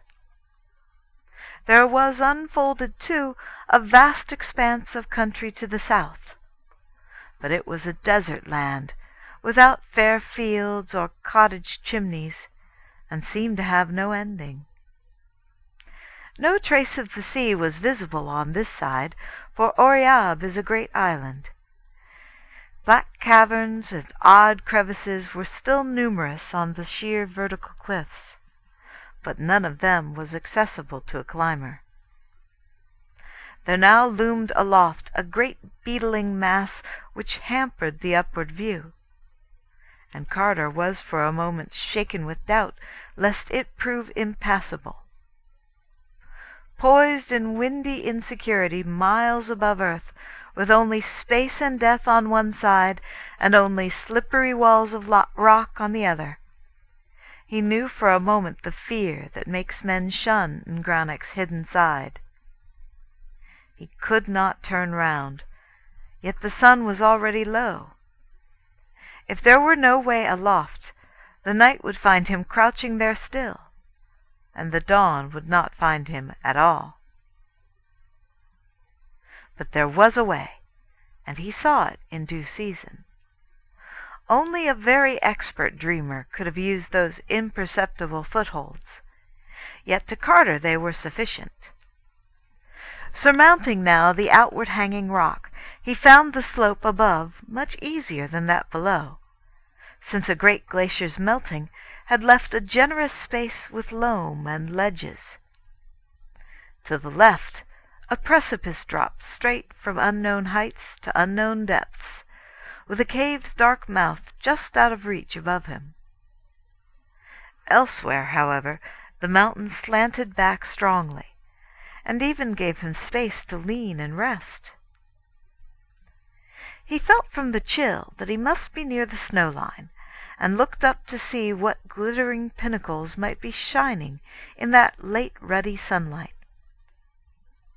Surely enough, there was the snow, uncounted thousands of feet above, and below it a great beetling crag like that he had just climbed, hanging there forever in bold outline. And when he saw that crag, he gasped and cried out aloud, and clutched at the jagged rock in awe. For the Titan bulge had not stayed as earth's dawn had shaped it, but gleamed red and stupendous in the sunset, with the carved and polished features of a god. Stern and terrible shone that face that the sunset lit with fire. How vast it was, no mind can ever measure, but Carter knew at once that man never could have fashioned it. It was a god, chiseled by the hands of the gods, and it looked down haughtily and majestic upon the seeker. Rumor had said it was strange and not to be mistaken, and Carter saw that it was indeed so. For those long, narrow eyes and long-lobed ears, and that thin nose and pointed chin, all spoke of a race that is not of men, but of gods. He clung overawed in that lofty and perilous eyrie, even though it was this which he had expected and come to find. For there is, in a god's face, more of marvel than prediction can tell. And when that face is vaster than a great temple, and seen looking downward at sunset in the septic silences of that upper world from whose dark lava it was divinely hewn of old, the marvel is so strong that none may escape it. Here, too, was the added marvel of recognition, for although he had planned to search all dreamland over for those whose likeness to this face might mark them as the gods' children, he now knew that he need not do so. Certainly the great face carven on that mountain was of no strange sort, but the kin of such as he had seen often in the taverns of the seaport Celephaeus, which lays in Uth-Nargai, beyond the Tanarian hills, and is ruled over by that King Kuranes, whom Carter once knew in waking life. Every year sailors with such a face came in dark ships from the north to trade their onyx for the carved jade and spun gold and little red singing birds of Celephaeus, and it was clear that these could be no others than the half-gods he sought. Where they dwelt, there must the cold waste lie close, and within it unknown Kadath and its onyx castle for the great ones. So to Celephaeus he must go, far distant from the Isle of Oriab, and in such parts as would take him back to Dilath Lean, and up the sky to the bridge by Nir, and again into the enchanted wood of the Zugs, whence the way would bend northward through the garden lands by Ukranos to the gilded spires of Thran, where he might find a galleon bound over the Serenarian Sea. But dusk was now thick, and the great carven face looked down even sterner in shadow. Perched on that ledge, night found the seeker, and in the blackness he might neither go down nor go up, but only stand and cling and shiver in that narrow place till the day came, praying to keep awake, lest sleep loose his hold, and send him down the dizzy miles of air to the crags and sharp rocks of the accursed valley. The stars came out, but save for them there was only black nothingness in his eyes, nothingness leagued with death, against whose beckoning he might do no more than cling to the rocks and lean back away from an unseen brink. The last thing of earth that he saw in the gloaming was a condor soaring close to the westward precipice beside him, and darting screaming away when it came near the cave whose mouth yawned just out of reach. Suddenly, without a warning sound in the dark, Carter felt his curved scimitar drawn stealthily out of his belt by some unseen hand. Then he heard it clatter down over the rocks below. And between him and the Milky Way he thought he saw a very terrible outline of something noxiously thin and horned and tailed and bat-winged. Other things, too, had begun to blot out patches of stars west of him, as if a flock of vague entities were flapping thickly and silently out of that inaccessible cave in the face of the precipice. Then a sort of cold, rubbery arm seized his neck, and something else seized his feet, and he was lifted inconsiderably up and swung about in space. Another minute, and the stars were gone, and Carter knew that the night gaunts had got him. They bore him breathless into that cliffside cavern, and through monstrous labyrinths beyond. When he struggled, as at first he did by instinct, they tickled him with deliberation. They made no sound at all themselves, and even their membranous wings were silent. They were frightfully cold and damp and slippery, and their paws kneaded one another detestably. Soon they were plunging hideously downward through inconceivable abysses in a whirling, giddying, sickening rush of dank, tomb-like air. And Carter felt they were shooting into the ultimate vortex of shrieking and demonic madness. He screamed again and again, but whenever he did so, the black paws tickled him with greater subtlety. Then he saw a sort of grey phosphorescence about, and guessed they were coming even to that inner world of subterrene horror of which dim legends tell, and which is litten only by the pale death-fire wherewith reeks the ghoulish air and the primal mists of the pits at earth's core. At last, far below him, he saw faint lines of grey and ominous pinnacles, which he knew must be the fabled peaks of Throck.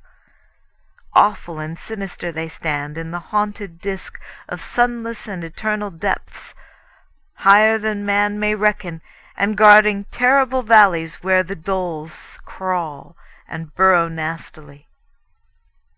But Carter preferred to look at them than at his captors, which were indeed shocking and uncouth black things, with smooth, oily, whale-like surfaces, unpleasant horns that curved inward toward each other, bat-wings whose beating made no sound, ugly prehensile paws, and barbed tails that lashed needlessly and disquietingly. And worst of all, they never spoke nor laughed, and never smiled, because they had no faces at all to smile with, but only a suggestive blankness where a face ought to be. All they ever did was clutch and fly and tickle. That was the way of night gaunts. As the band flew lower, the peaks of Throck rose grey and towering on all sides, and one saw clearly that nothing lived on that austere and impressive granite of the endless twilight. At still lower levels, the death-fires in the air gave out, and one met only the primal blackness of the void, save aloft, where the thin peaks stood out, goblin-like. soon the peaks were very far away, and nothing about but great rushing winds with the dark dankness of neithermost grottos in them. Then, in the end, the night gaunts landed on a floor of unseen things which felt like layers of bones, and left Carter all alone in that black valley. To bring him thither was the duty of the night gaunts that guard Ngranich, and this done, they flapped away silently. When Carter tried to trace their flight, he could not, since even the peaks of Throck had faded out of sight. There was nothing anywhere but blackness and horror and silence and bones. Part 4. Now Carter knew from a certain source that he was in the Vale of Noth, where crawl and burrow the enormous doles. But he did not know what to expect, because no one has ever seen a dole, or even guessed what such a thing may be like. Doles are known only by dim rumor, from the rustling they make amongst mountains of bones, and the slimy touch they have when they wriggle past one. They cannot be seen, because they creep only in the dark. Carter did not wish to meet a dole, so listened intently for any sound in the unknown depths of bones about him. Even in this fearsome place he had a plan and an objective, for whispers of Noth were not unknown to one with whom he had talked much in the old days. In brief, it seemed fairly likely that this was the spot into which all the ghouls of the waking world cast the refuse of their feastings, and that if he but had good luck, he might stumble upon that mighty crag taller even than Throck's peaks, which marks the end of their domain. Showers of bones would tell him where to look, and once found, he could call to a ghoul to let down a ladder. For strange to say, he had a very singular link with these terrible creatures. A man he had known in Boston, a painter of strange pictures with a secret studio in an ancient and unhallowed alley near a graveyard, had actually made friends with the ghouls, and had taught him to understand the simpler part of their disgusting meeping and glibbering. This man had vanished at last, and Carter was not sure but that he might find him now, and use for the first time in dreamland that far-away English of his dim waking life. In any case, he felt he could persuade a ghoul to guide him out of Noth, and it would be better to meet a ghoul which one can see than a dole which one cannot see. So Carter walked in the dark, and ran when he thought he heard something among the bones underfoot. Once he bumped into a stony slope, and knew it must be the base of one of Throck's peaks. Then at last he heard a monstrous rattling and clatter which reached far up in the air, and became sure he had come nigh the crag of the ghouls. He was not sure he could be heard from this valley miles below, but realized that the inner world has strange laws. As he pondered, he was struck by a flying bone so heavy that it must have been a skull, and therefore realizing his nearness to the fateful crag, he sent up, as best he might, that meeping cry which is the cry of the ghoul.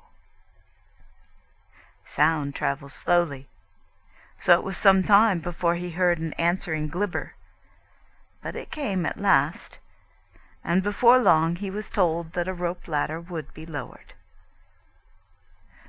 The wait for this was very tense, since there was no telling what might not have been stirred up among those bones by his shouting.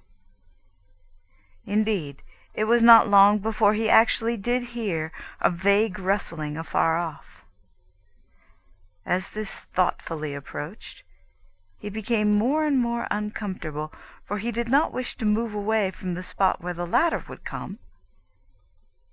Finally, the tension grew almost unbearable, and he was about to flee in panic when the thud of something on the newly heaped bones nearby drew his notice from the other sound. It was the ladder, and after a minute of groping he had it taut in his hands. But the other sound did not cease, and followed him even as he climbed.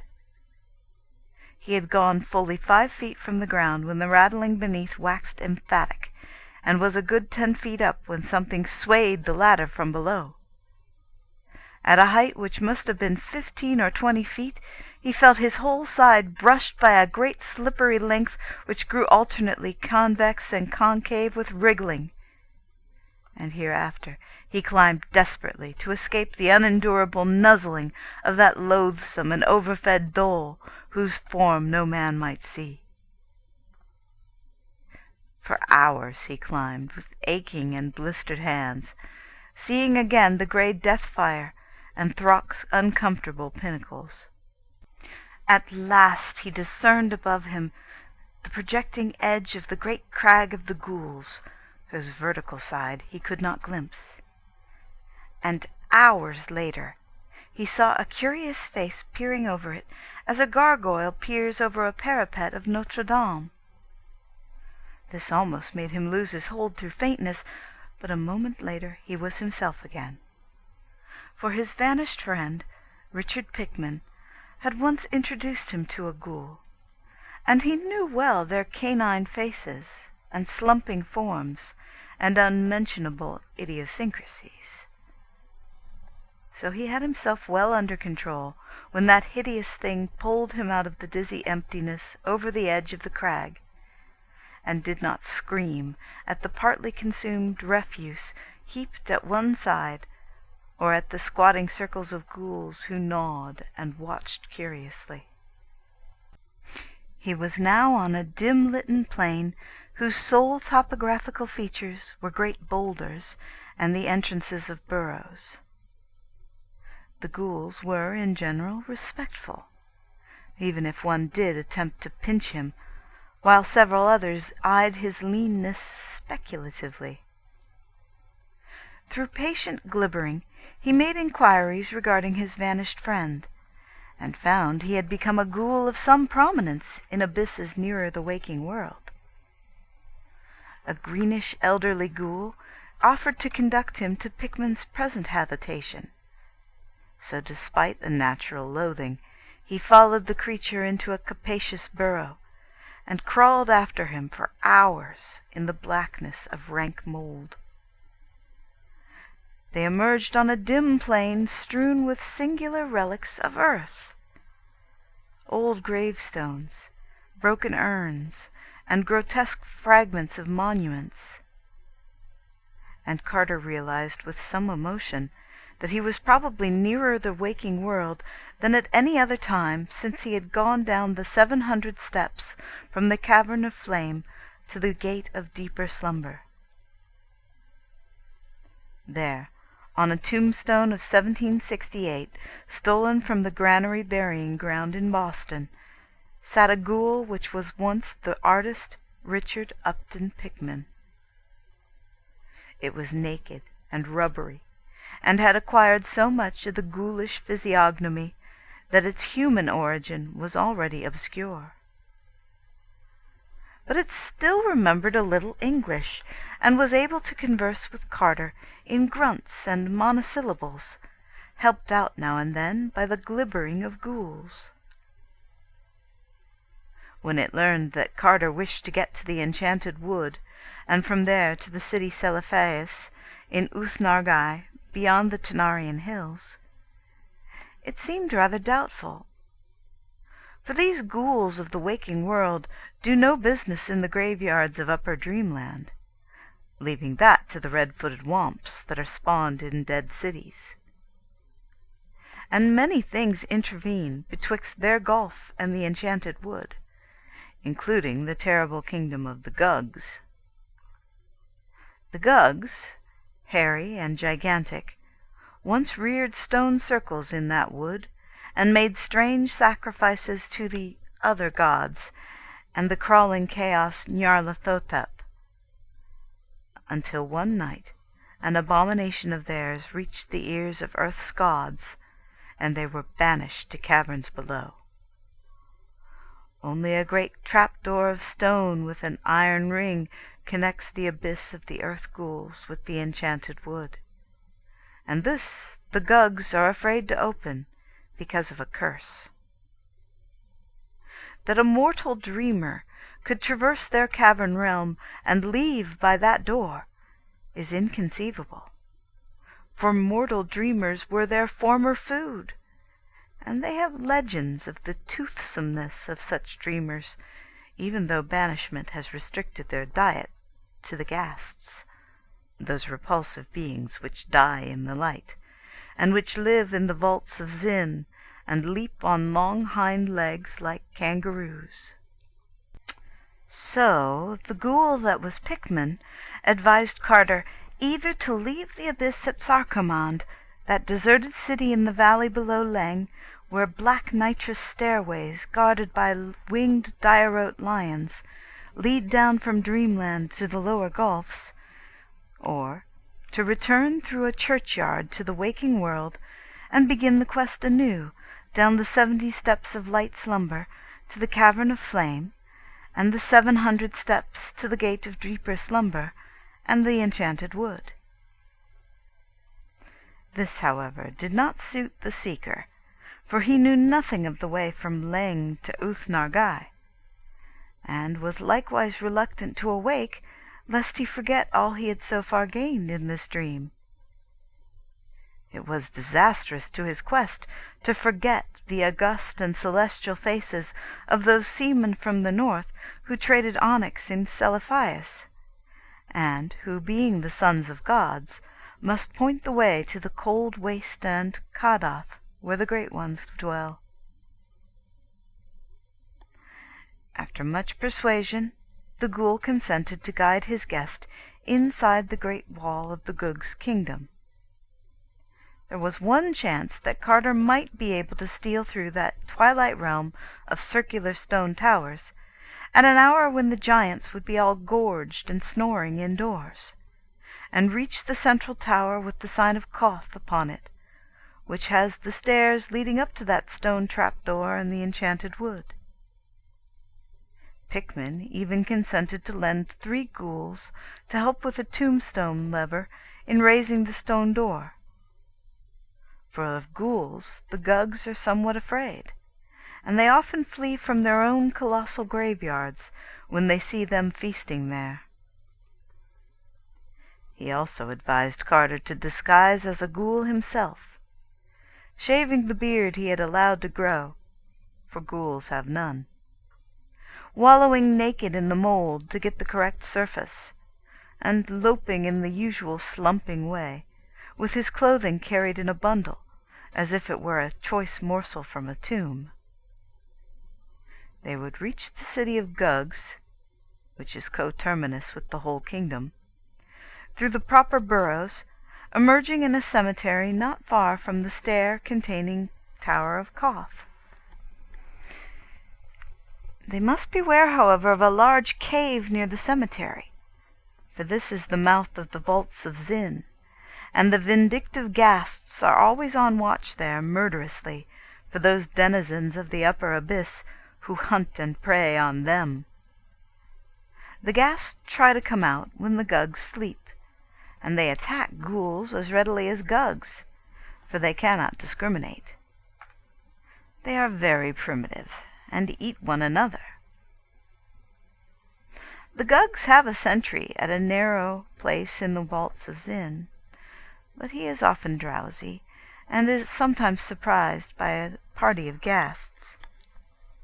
Though ghasts cannot live in real light, they can endure the grey twilight of the abyss for hours.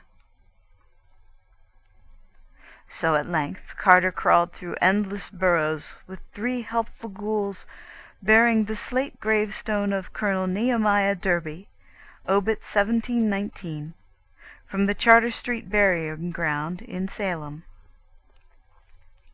When they came again into open twilight, they were in a forest of vast lichened monoliths reaching nearly as high as the eye could see, and forming the modest gravestones of the Gugs.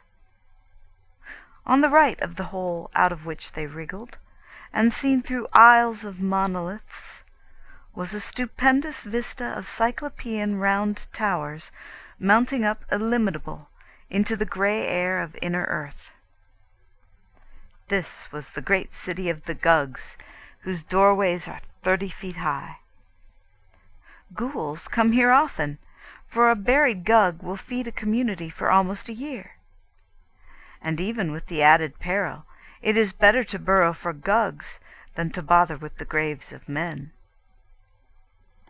Carter now understood the occasional Titan bones he had felt beneath him in the valley of Noth. Straight ahead, and just outside the cemetery, rose a sheer perpendicular cliff, at whose base an immense and forbidding cavern yawned. This the ghouls told Carter to avoid as much as possible, since it was the entrance to the unhallowed vaults of Zin, where Gugs hunt ghasts in the darkness.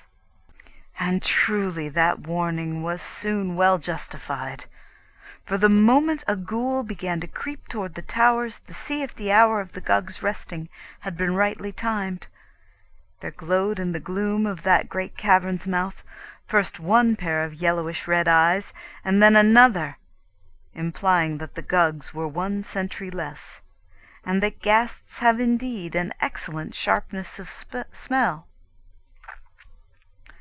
So the ghoul returned to the burrow, and motioned his companions to be silent. It was best to leave the ghasts to their own devices, and there was a possibility that they might soon withdraw, since they must naturally be rather tired after coping with a Gug sentry in the black vaults. After a moment, something about the size of a small horse hopped out into the grey twilight, and Carter turned sick at the aspect of that scabrous and unwholesome beast, whose face is so curiously human, despite the absence of a nose, a forehead, and other important particulars. Presently 3 other ghasts hopped out to join their fellow, and a ghoul glibbered softly at Carter that their absence of battle scars was a bad sign. It proved that they had not fought the Gug sentry at all, but had merely slipped past him as he slept, so that their strength and savagery were still unimpaired, and would remain so till they had found and disposed of a victim.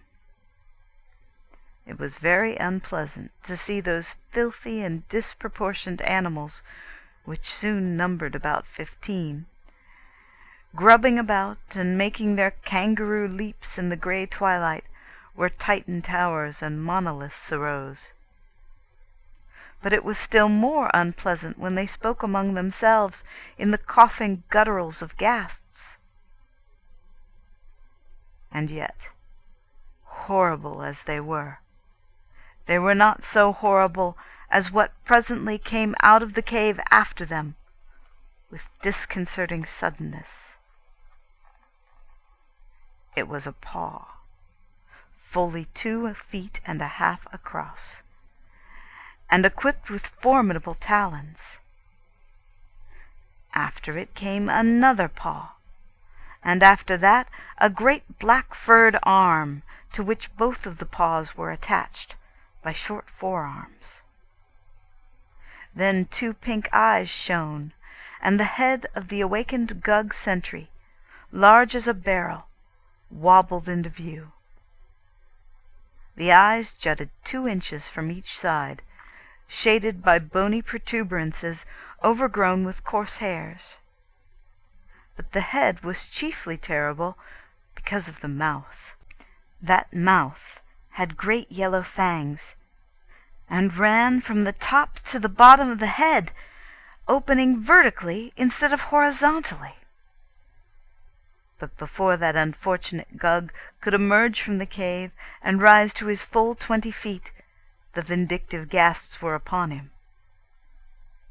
Carter feared for a moment that he would give an alarm and arouse all his kin, till a ghoul softly glibbered that Gugs have no voice, but talk by means of facial expression. The battle which then ensued was truly a frightful one. From all sides the venomous ghasts rushed feverishly at the creeping Gug, nipping and tearing with their muzzles, and mauling murderously with their hard-pointed hooves.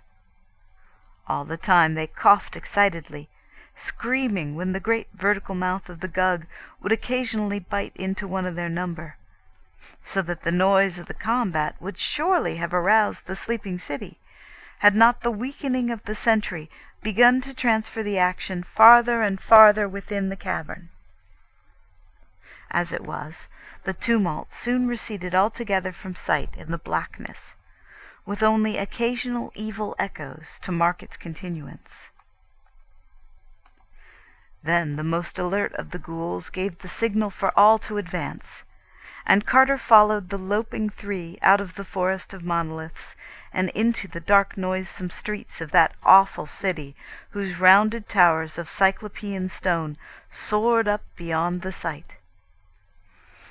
Silently they shambled over that rough rock pavement, hearing with disgust the abominable muffled snortings from great black doorways which marked the slumber of the Gugs.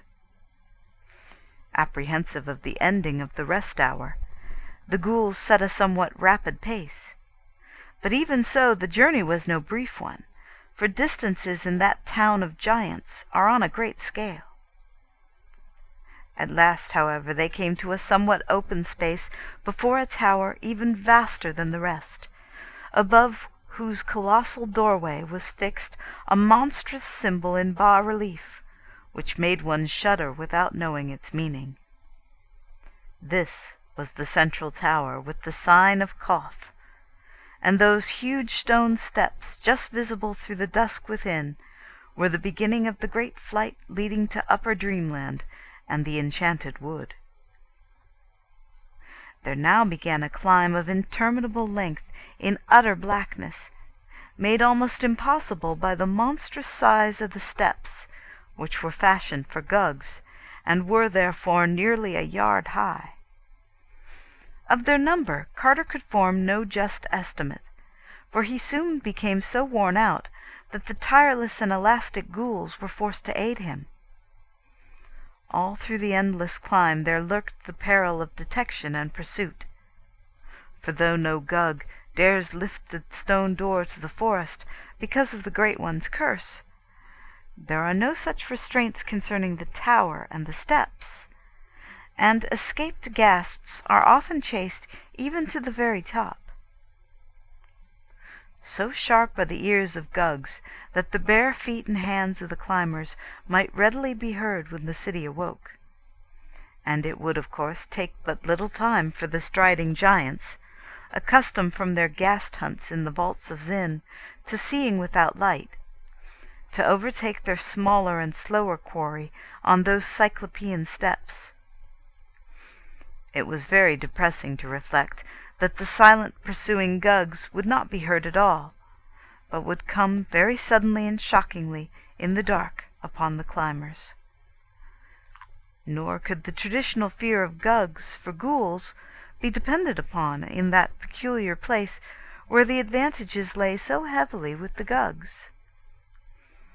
There was also some peril from the furtive and venomous ghasts, which frequently hopped up onto the tower during the sleep hour of the Gugs. If the Gugs slept long, and the ghasts returned soon from their deed in the cavern, the scent of the climbers might easily be picked up by those loathsome and ill-disposed things, in which case it would almost be better to be eaten by a Gug. Then, after eons of climbing, there came a cough from the darkness above, and matters assumed a very grave and unexpected turn. It was clear that a ghast, or perhaps even more, had strayed into that tower before the coming of Carter and his guides, and it was equally clear that this peril was very close. After a breathless second, the leading ghoul pushed Carter to the wall, and arranged his kinfolk in the best possible way, with the old slate tombstone raised for a crushing blow whenever the enemy might come in sight.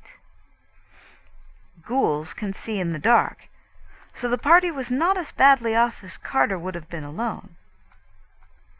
In another moment the clatter of hooves revealed the downward hopping of at least one beast, and the slab-bearing ghouls poised their weapon for a desperate blow. Presently 2 yellowish-red eyes flashed into view, and the panting of the ghast became audible above its clattering. As it hopped down to the step above the ghouls, they wielded the ancient gravestone with prodigious force, so that there was only a wheeze and a choking before the victim collapsed in a noxious heap.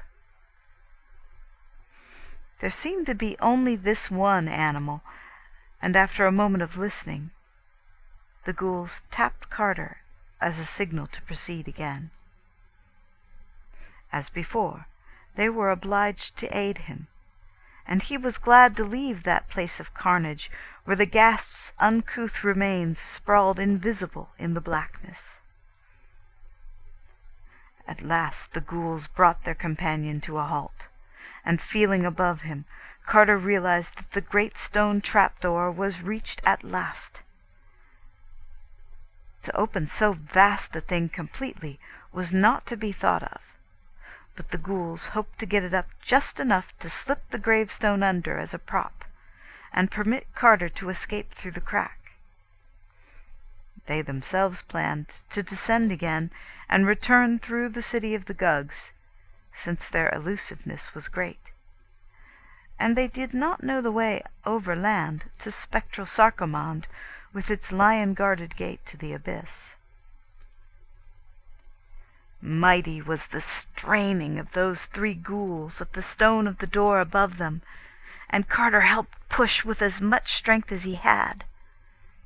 They judged the edge next the top of the staircase to be the right one, and to this they bent all the force of their disreputably nourished muscles. After a few moments, a crack of light appeared, and Carter, to whom that task had been entrusted, slipped the end of the old gravestone in the aperture. There now ensued a mighty heaving, but progress was very slow, and they had, of course, to return to their first position every time they failed to turn the slab and prop the portal open.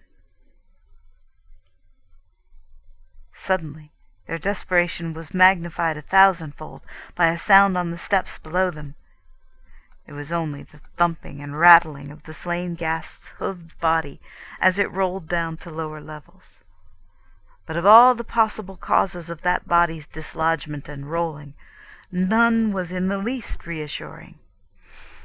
Therefore, knowing the ways of Gugs, the ghouls set to with something of a frenzy, and in a surprisingly short time had the door so high that they were able to hold it still, whilst Carter turned the slab and left a generous opening. They now helped Carter through, letting him climb up to their rubbery shoulders, and later guiding his feet as he clutched at the blessed soul of the upper dreamland outside. Another second and they were through themselves, knocking away the gravestone and closing the great trap-door, while a panting became audible beneath. Because of the Great One's curse, no Gug might ever emerge from that portal.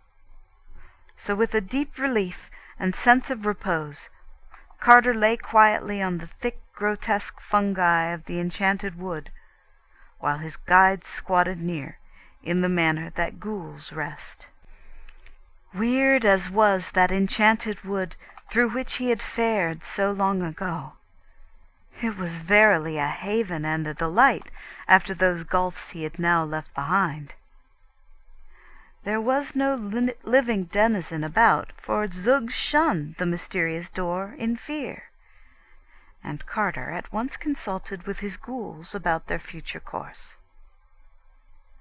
To return through the tower they no longer dared, and the waking world did not appeal to them when they learned that they must pass the priests Nasht and Kamantha in the Cavern of Flame. So at length they decided to return through Sarkomand and its gate of the abyss, though of how to get there they knew nothing. Carter recalls that it lies in the valley below Leng, and recalled likewise that he had seen in Dilath-Leen a sinister slant-eyed old merchant reputed to trade on Leng. Therefore he advised the ghouls to seek out Dilath-Leen, crossing the fields to Nir and the Sky, and following the river to its mouth.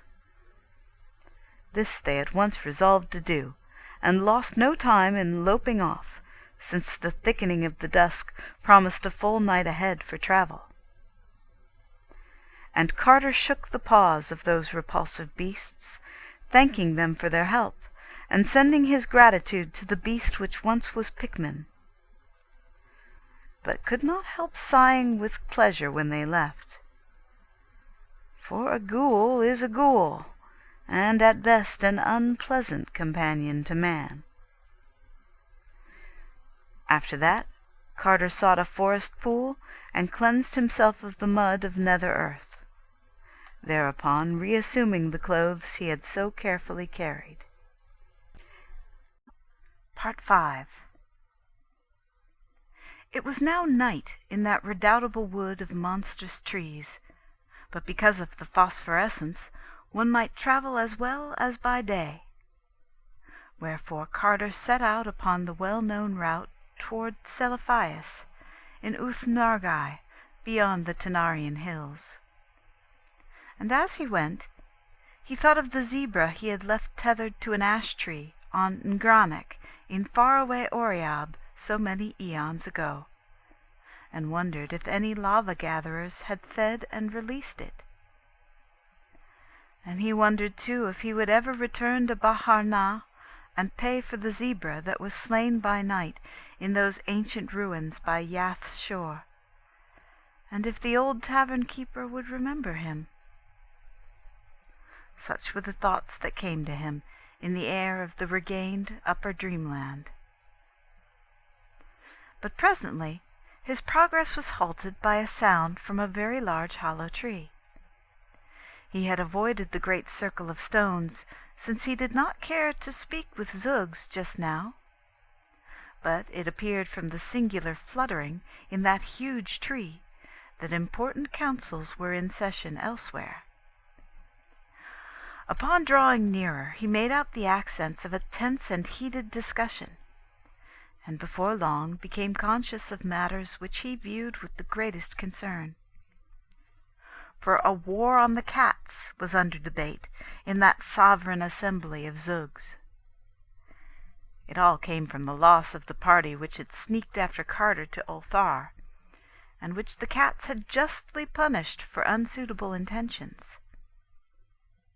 The matter had long rankled, and now, or at least within a month, the marshalled Zuggs were about to strike the whole feline tribe in a series of surprise attacks, taking individual cats or groups of cats unawares, and giving not even the myriad cats of Ulthar a proper chance to drill and mobilize.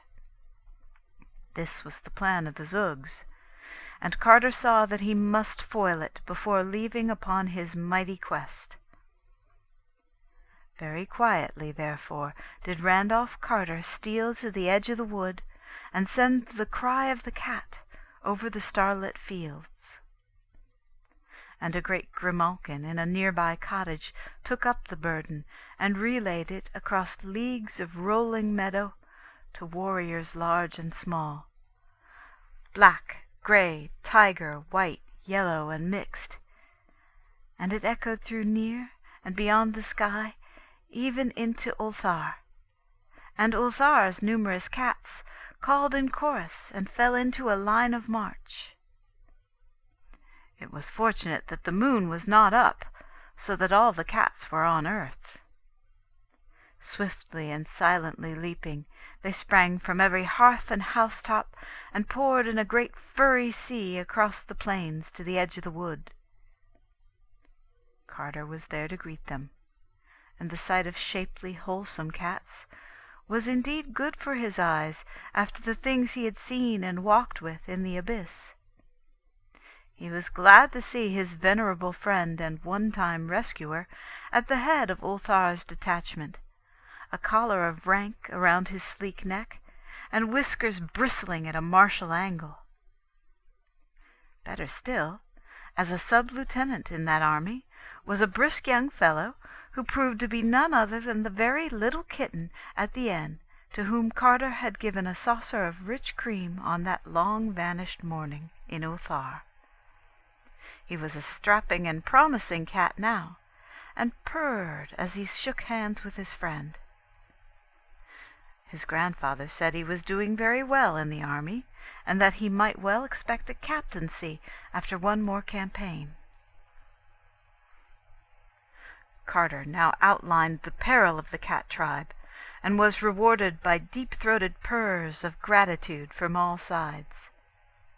Consulting with the generals, he prepared a plan of instant action which involved marching at once upon the Zug Council and other known strongholds of the Zugs, forestalling their surprise attacks and forcing them to terms before the mobilization of their army of invasion.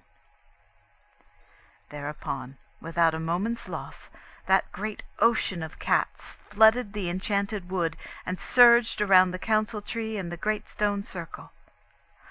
Flutterings rose to panic pitch as the enemy saw the newcomers, and there was very little resistance among the furtive and curious brown Zugs. They saw that they were beaten in advance, and turned from thoughts of vengeance to thoughts of present self-preservation. Half the cats now seated themselves in a circular formation with the captured Zugs in the center, leaving open a lane down which were marched the additional captives rounded up by the other cats in other parts of the wood. Terms were discussed at length, Carter acting as interpreter, and it was decided that the Zugs might remain a free tribe on condition of rendering to the cats a large tribute of grouse, quail, and pheasants from the less fabulous parts of the forest.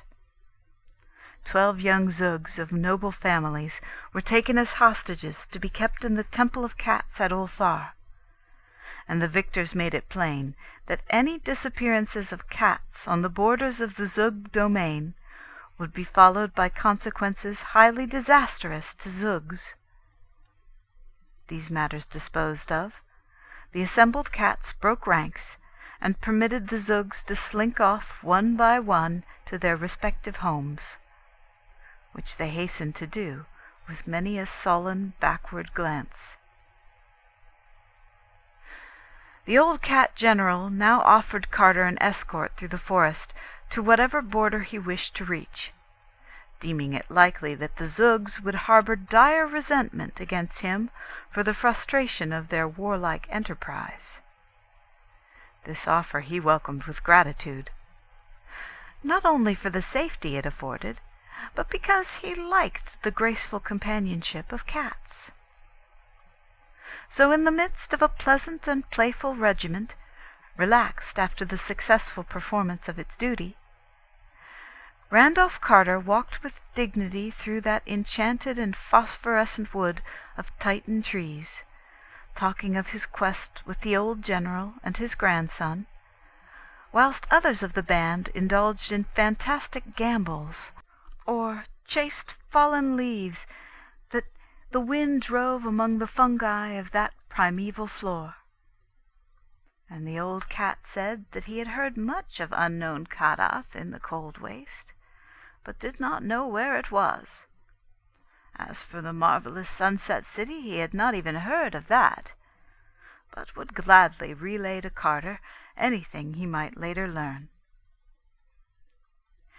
He gave the seeker some passwords of great value among the cats of Dreamland, and commended him especially to the old chief of the cats in Celephius, whither he was bound. That old cat, already slightly known to Carter, was a dignified Maltese, and would prove highly influential in any transaction. It was dawn when they came to the proper edge of the wood, and Carter bade his friends a reluctant farewell. The young sub-lieutenant he had met as a small kitten would have followed him had not the old general forbidden it. But that austere patriarch insisted that the path of duty lay with the tribe and the army. So Carter set out alone over the golden fields that stretched mysterious beside a willow-fringed river, and the cats went back into the wood. Well did the traveller know those garden lands that lie betwixt the wood of the Serenarian sea, and blithely did he follow the singing river Okeanos that marked his course. The sun rose higher over gentle slopes of grove and lawn, and heightened the colours of the thousand flowers that starred each knoll and dingle. A blessed haze lies upon all this region, wherein is held a little more of the sunlight than other places hold, and a little more of the summer's humming music of birds and bees, so that men walk through it as through a fairy place, and feel greater joy and wonder than they ever afterward remember.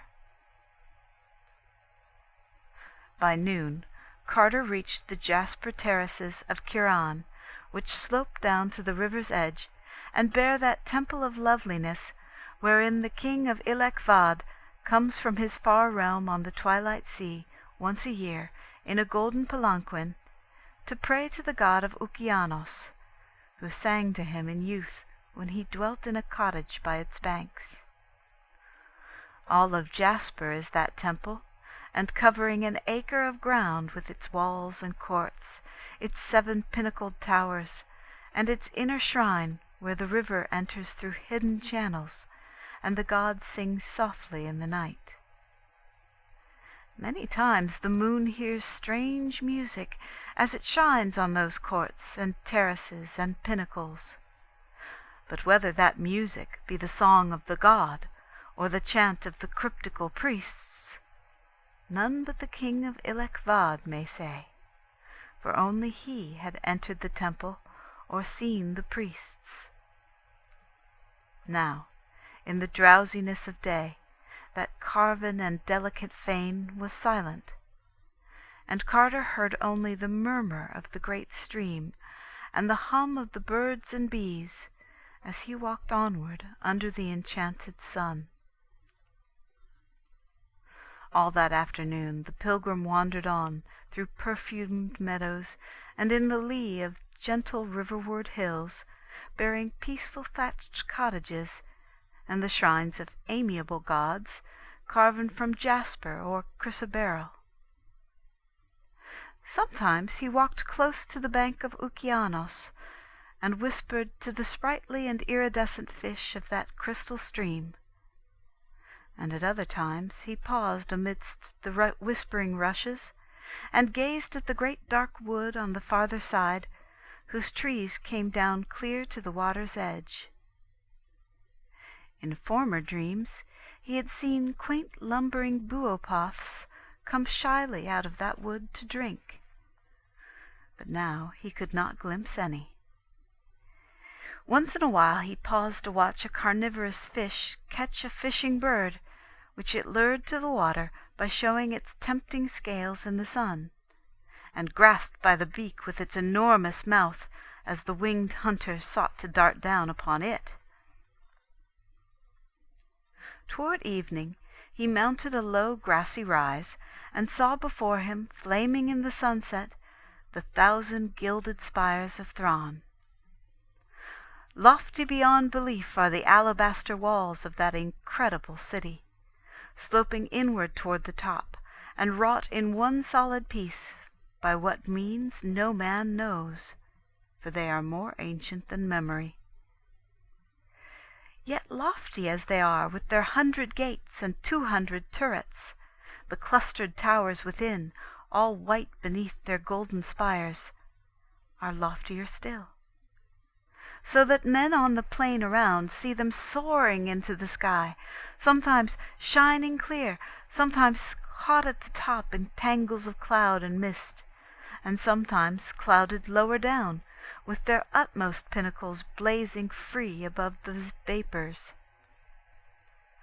And where Thrawn's gates open on the river are great wharves of marble, with ornate galleons of fragrant cedar and calamander riding gently at anchor, and strange bearded sailors sitting on casks and bales with the hieroglyphs of far places. Landward, beyond the walls, lies the farm country, where small white cottages dream between little hills, and narrow roads with many stone bridges wind gracefully among streams and gardens. Down through this verdant land Carter walked at evening, and saw twilight float up from the river to the marvelous golden spires of Thrawn. And just at the hour of dusk he came to the southern gate, and was stopped by a red-robed sentry till he had told 3 dreams beyond belief, and proved himself a dreamer worthy to walk up Thrawn's steep, mysterious streets, and linger in the bazaars where the wares of the ornate galleons were sold. Then into that incredible city he walked, through a wall so thick that the gate was a tunnel, and thereafter amidst curved and undulant ways winding deep and narrow between the heavenward towers. Lights shone through grated and balconied windows, and the sound of lutes and pipes stole timid from inner courts where marble fountains bubbled. Carter knew his way, and edged down through darker streets to the river, where at an old sea tavern he found the captains and seamen he had known in myriad other dreams. There he bought his passage to Celephaïs on a great green galleon, and there he stopped for the night, after speaking gravely to the venerable cat of that inn, who blinked dozing before an enormous hearth, and dreamed of old wars and forgotten gods. Part 6. In the morning Carter boarded the galleon bound for Celephaïs, and sat in the prow as the ropes were cast off, and the long sail down to the Serenarian Sea begun. For many leagues the banks were much as they were above Thran, with now and then a curious temple rising on the farther hills toward the right, and a drowsy village on the shore, with steep red roofs and nets spread in the sun. Mindful of his search, Carter questioned all the mariners closely about those whom they had met in the taverns of Celephaïs, asking the names and ways of the strange men with long narrow eyes, long-lobed ears, thin noses, and pointed chins, who came in dark ships from the north, and traded onyx for the carved jade and spun gold and little red singing-birds of Celephaïs. Of these men the sailors knew not much, save that they talked but seldom, and spread a kind of awe about them. Their land, very far away, was called Inquanach, and not many people cared to go thither, because it was a cold twilight land, and said to be close to unpleasant Leng, although high impassable mountains towered on the side where Leng was thought to lie, so that none might say whether this evil plateau with its horrible stone villages and unmentionable monastery were really there, or whether the rumour were only a fear that timid people felt in the night when those formidable barrier peaks loomed black against a rising moon. Certainly, men reached Leng from very different oceans. Of other boundaries of Inquanach, those sailors had no notion, nor had they heard of the cold waste and unknown Kadath, save from vague, unplaced report. And of the marvelous sunset city which Carter sought, they knew nothing at all. So the traveller asked no more of far things, but bided his time till he might talk with those strange men from cold and twilight Inquannock, who are the seed of such gods as carved their features on Ngranach. Late in the day the galleon reached those bends of the river which traverse the perfumed jungles of Kied. Here Carter wished he might disembark, for in those tropic tangles sleep wondrous palaces of ivory, lone and unbroken, where once dwelt fabulous monarchs of a land whose name is forgotten. Spells of the Elder Ones keep those places unharmed and undecayed, for it is written that there may one day be need of them again. And elephant caravans have glimpsed them from afar by moonlight, though none dares approach them closely, because of the guardians to which their wholeness is due. But the ships swept on, and dusk hushed the hum of the day, and the first stars above blinked answers to the early fireflies on the banks, as that jungle fell far behind, leaving only its fragrance as a memory that it had been. And all through the night that galleon floated on, past mysteries unseen and unsuspected. Once a lookout reported fires on the hills to the east, but the sleepy captain said they had better not be looked at too much, for it was highly uncertain just who or what had lit them. In the morning the river had broadened out greatly, and Carter saw by the houses along the banks that they were close to the vast trading city of Llanith on the Serenarian Sea. Here the walls are of rugged granite, and the houses peakedly fantastic, with beamed and plastered gables. The men of Llanith are more like those of the waking world than any others in dreamland, so that the city is not sought except for barter, but is prized for the solid work of its artisans. The wharves of Llanith are of oak, and there the galleon made fast while the captain traded in the taverns. Carter also went ashore, and looked curiously upon the rutted streets where wooden ox carts lumbered, and feverish merchants cried their wares vacuously in the bazaars. The sea taverns were all close to the wharves on cobbled lanes salted with the spray of high tides, and seemed exceedingly ancient, with their low black-beamed ceilings and casements of greenish bull's-eye panes. Ancient sailors in those taverns talked much of distant ports, and told many stories of the curious men from twilight Inquannock, but had little to add to what the seamen of the galleon had told.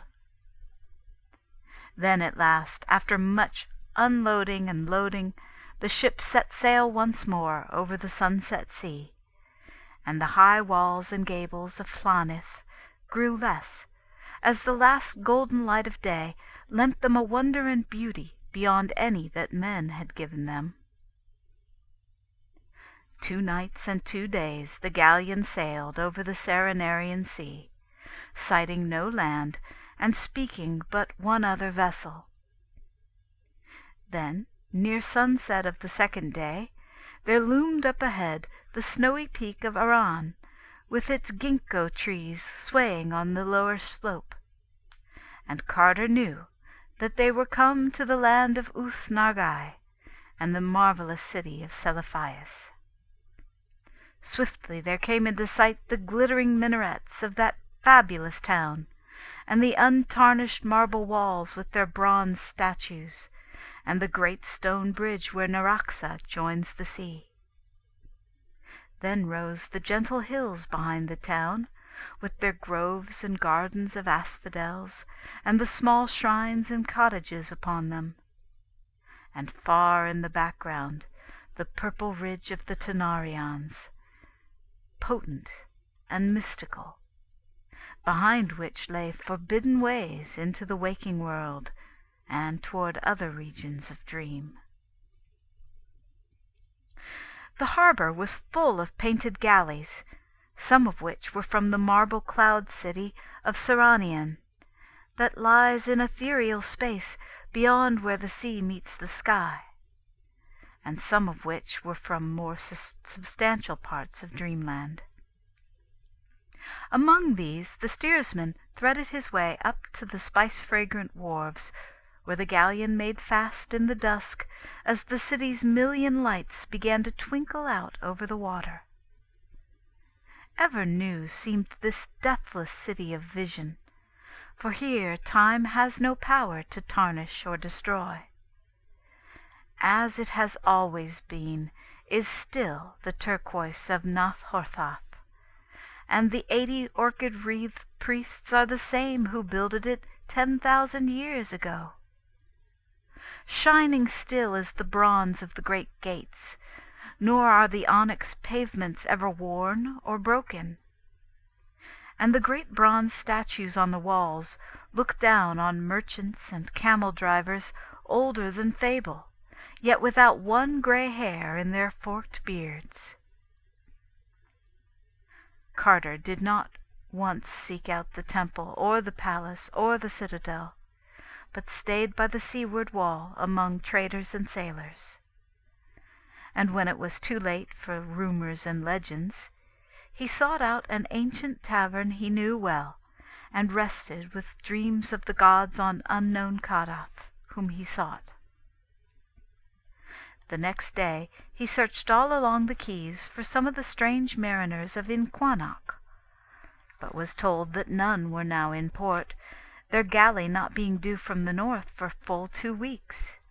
He found, however, one Thorabonian sailor who had been to Inquannock and had worked in the onyx quarries of that twilight place. And this sailor said there was certainly a desert to the north of the peopled region, which everybody seemed to fear and shun. The Thorabonian opined that this desert led around the utmost rim of impassable peaks into Leng's horrible plateau, and that this was why men feared it, though he admitted that there were other vague tales of evil presences and nameless sentinels. Whether or not this could be the fabled waste wherein unknown Kadath stands, he did not know. But it seemed unlikely that those presences and sentinels, if indeed they existed, were stationed for naught. On the following day, Carter walked up the Street of the Pillars to the Turquoise Temple and talked with the high priest. Though Nath-Horthath is chiefly worshipped in Celiphias, all the great ones are mentioned in diurnal prayers, and the priest was reasonably versed in their moods. Like Atal in distant Ulthar, he strongly advised against any attempts to see them, declaring that they are testy and capricious, and subject to strange protection from the mindless other gods from outside, whose soul and messenger is the crawling chaos Nyarlathotep. Their jealous hiding of the marvelous Sunset City showed clearly that they did not wish Carter to reach it, and it was doubtful how they would regard a guest whose object was to see them and plead before them. No man had ever found Kadath in the past, and it might be just as well if none ever found it in future. Such rumors as were told about that onyx castle of the great ones were not by any means reassuring. Having thanked the orchid-crowned high priest, Carter left the temple and sought out the bazaar of the sheep butchers, where the old chief of Celiphias cats dwelt sleek and contented.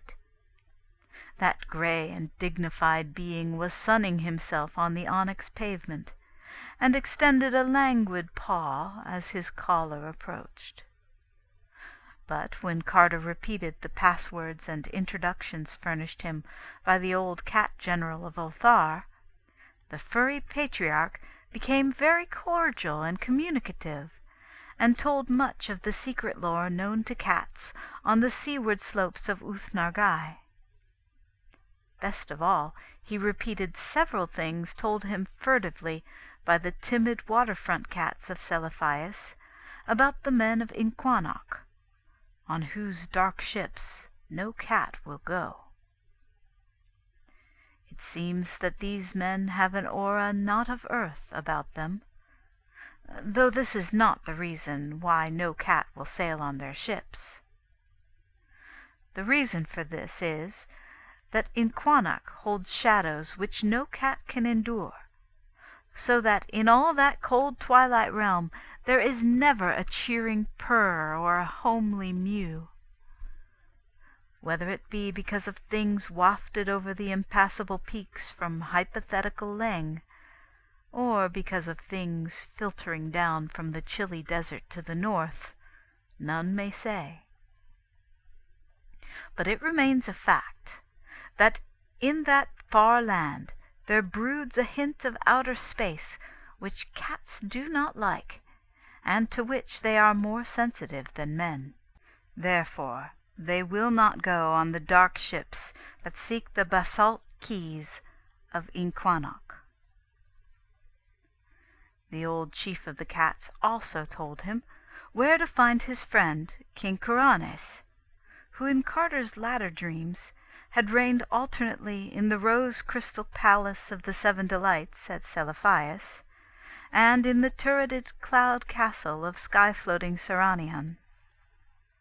It seemed that he could no more find content in those places, but had formed a mighty longing for the English cliffs and downlands of his boyhood, where in little dreaming villages England's old songs hover at evening behind lattice windows, and where grey church towers peep lovely through the verdure of distant valleys.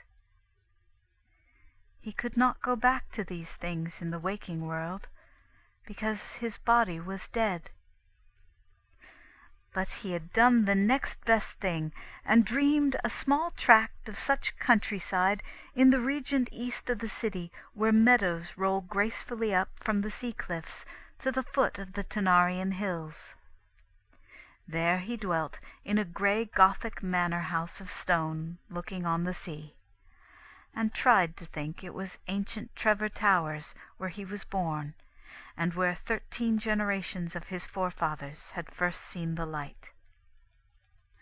And on the coast nearby he had built a little Cornish fishing village with steep cobbled ways, settling therein such people as had the most English faces, and seeking ever to teach them the dear remembered accents of old Cornwall fishers. And in a valley not far off he had reared a great Norman abbey, whose tower he could see from his window, placing around it in the churchyard grey stones with the names of his ancestors carved thereon, and with a moss somewhat like old England's moss. For though Kuranes was a monarch in the land of dream, with all imagined pomps and marvels, splendours and beauties, ecstasies and delights, novelties and excitements at his command, he would gladly have resigned forever the whole of his power and luxury and freedom, for one blessed day as a simple boy in that pure and quiet England, that ancient beloved England which had moulded his being, and of which he must always be immutably a part. So, when Carter bade that old grey chief of the cats adieu, he did not seek the terraced palace of rose crystal, but walked out the eastern gate and across the daisied fields toward a peaked gable which he glimpsed through the oaks of a park sloping up to the sea cliffs.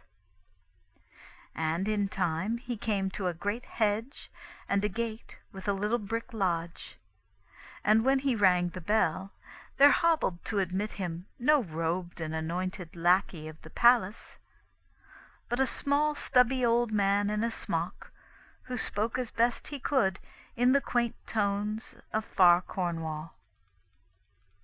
And Carter walked up the shady path between trees, as near as possible to England's trees, and climbed the terraces among gardens set out as in Queen Anne's time. At the door, flanked by stone cats in the old way, he was met by a whiskered butler in suitable livery, and was presently taken to the library, where Kuranes, Lord of Uth-Nargai and the sky around Seranion, sat pensive in a chair by the window, looking on his little sea-coast village, and wishing that his old nurse would come in and scold him because he was not ready for that hateful lawn party at the vicar's, with the carriage waiting, and his mother nearly out of patience.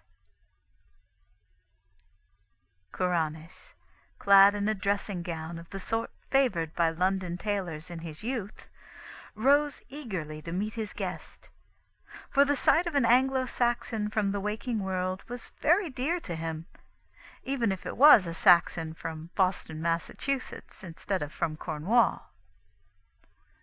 And for long they talked of old times, having much to say, because both were old dreamers and well versed in the wonders of incredible places. Kuranes, indeed, had been out beyond the stars in the ultimate void, and was said to be the only one who had ever returned sane from such a voyage. At length Carter brought up the subject of his quest, and asked of his host those questions he had asked of so many others. Kuranes did not know where Kadath was, or the marvelous Sunset City, but he did know that the great ones were very dangerous creatures to seek out, and that the other gods had strange ways of protecting them from impertinent curiosity. He had learned much of the other gods in distant parts of space, especially in that region where form does not exist, and colored gases study the innermost secrets. The violet gas had told him terrible things of the crawling chaos Nyarlathotep, and had warned him never to approach the central void where the demon sultan Azathoth gnaws hungrily in the dark. Altogether, it was not well to meddle with the Elder Ones, and if they persistently denied all access to the marvelous Sunset City, it were better not to seek that city. Kuranes furthermore doubted whether his guest would profit aught by coming to the city, even were he to gain it. He himself had dreamed and yearned long years for lovely Seliphias and the land of Uth-Nargai, and for the freedom and colour and high experience of life devoid of its chains and conventions and stupidities. But now that he was come into that city and that land, and was the king thereof, he had found the freedom and the vividness all too soon worn out, and monotonous for want of linkage with anything firm in his feelings and memories. He was a king in Uth-Nargai, but found no meaning therein, and drooped always for the old familiar things of England that had shaped his youth. All his kingdom would he give for the sound of Cornish church bells over the downs, and all the 1,000 minarets of Seliphias for the steep homely roofs of the village near his home.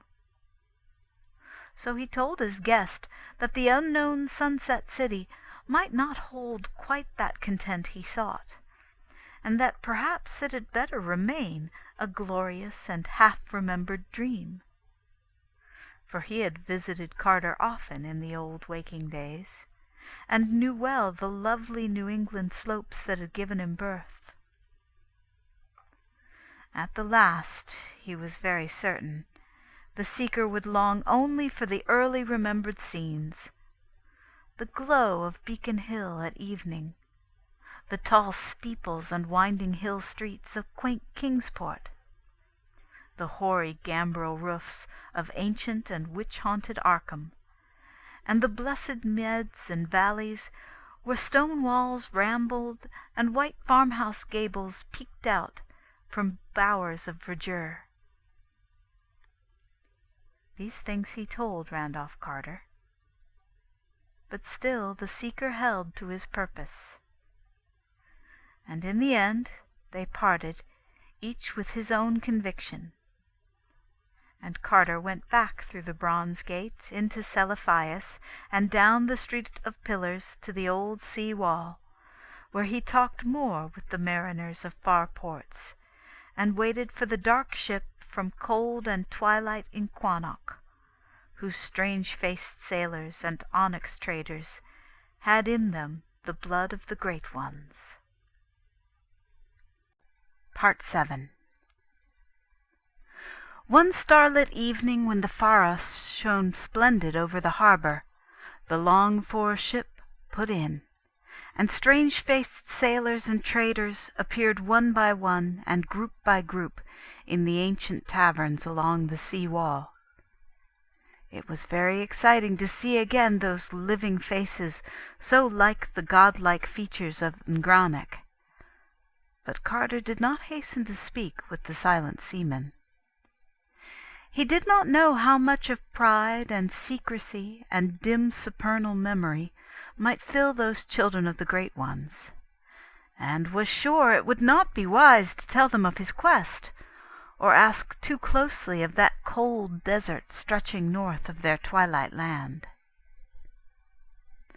They talked little with the other folk in those ancient sea taverns, but would gather in groups in remote corners and sing among themselves the haunting airs of unknown places, or chant long tales to one another in accents alien to the rest of dreamland. And so rare and moving were those airs and tales that one might guess their wonders from the faces of those who listened, even though the words came to common ears only as strange cadence and obscure melody. For a week the strange seamen lingered in the taverns and traded in the bazaars of Celiphias, and before they sailed, Carter had taken passage on their dark ship, telling them that he was an old onyx miner and wishful to work in their quarries.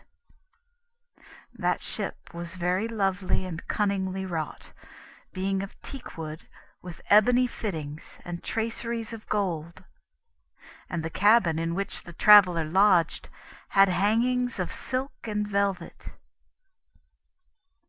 One morning, at the turn of the tide, the sails were raised and the anchor lifted, and as Carter stood on the high stern, he saw the sunrise blazing walls and bronze statues and golden minarets of ageless Celiphias sink into the distance, and the snowy peak of Mount Mon grow smaller and smaller. By noon there was nothing in sight save the gentle blue of the Serenarian Sea, with one painted galley afar off, bound for that realm of Seranian, where the sea meets the sky. And the night came with gorgeous stars, and the dark ship steered for Charles Wain and the Little Bear as they swung slowly round the pole. And the sailors sang strange songs of unknown places, and they stole off one by one to the forecastle, while the wistful watchers murmured old chants and leaned over the rail to glimpse the luminous fish playing in bowers beneath the sea. Carter went to sleep at midnight, and rose in the glow of a young morning, marking that the sun seemed farther south than was its wont.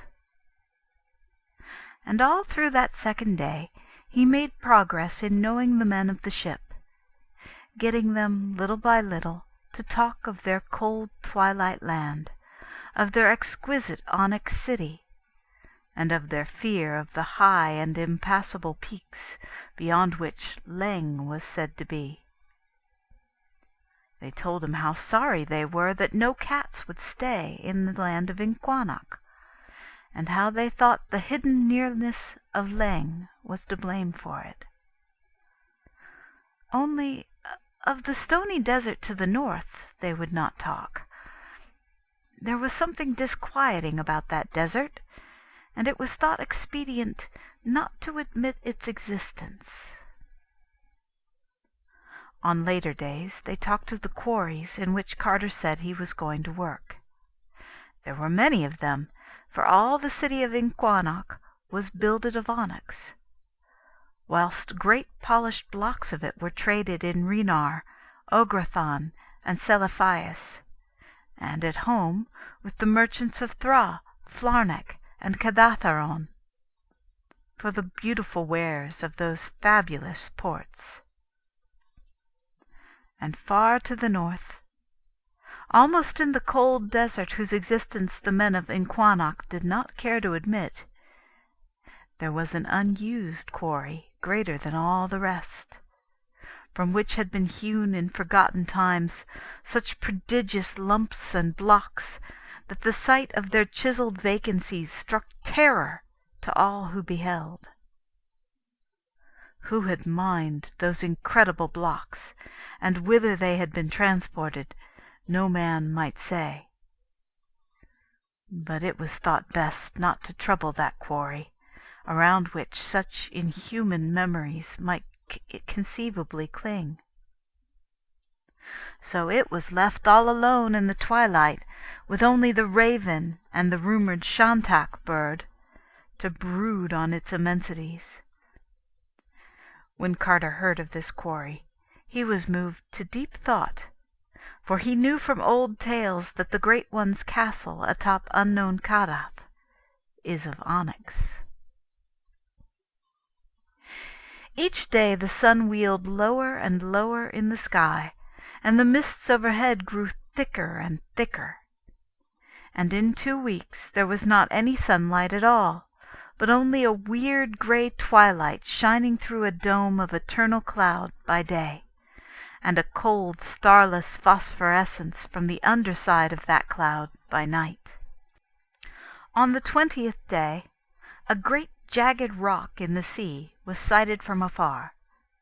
The first land glimpse since Mon's snowy peak had dwindled behind the ship. Carter asked the captain the name of that rock, but was told that it had no name, and had never been sought by any vessel, because of the sounds that came from it at night. And when after dark a dull and ceaseless howling arose from that jagged granite place, the traveller was glad that no stop had been made, and that the rock had no name.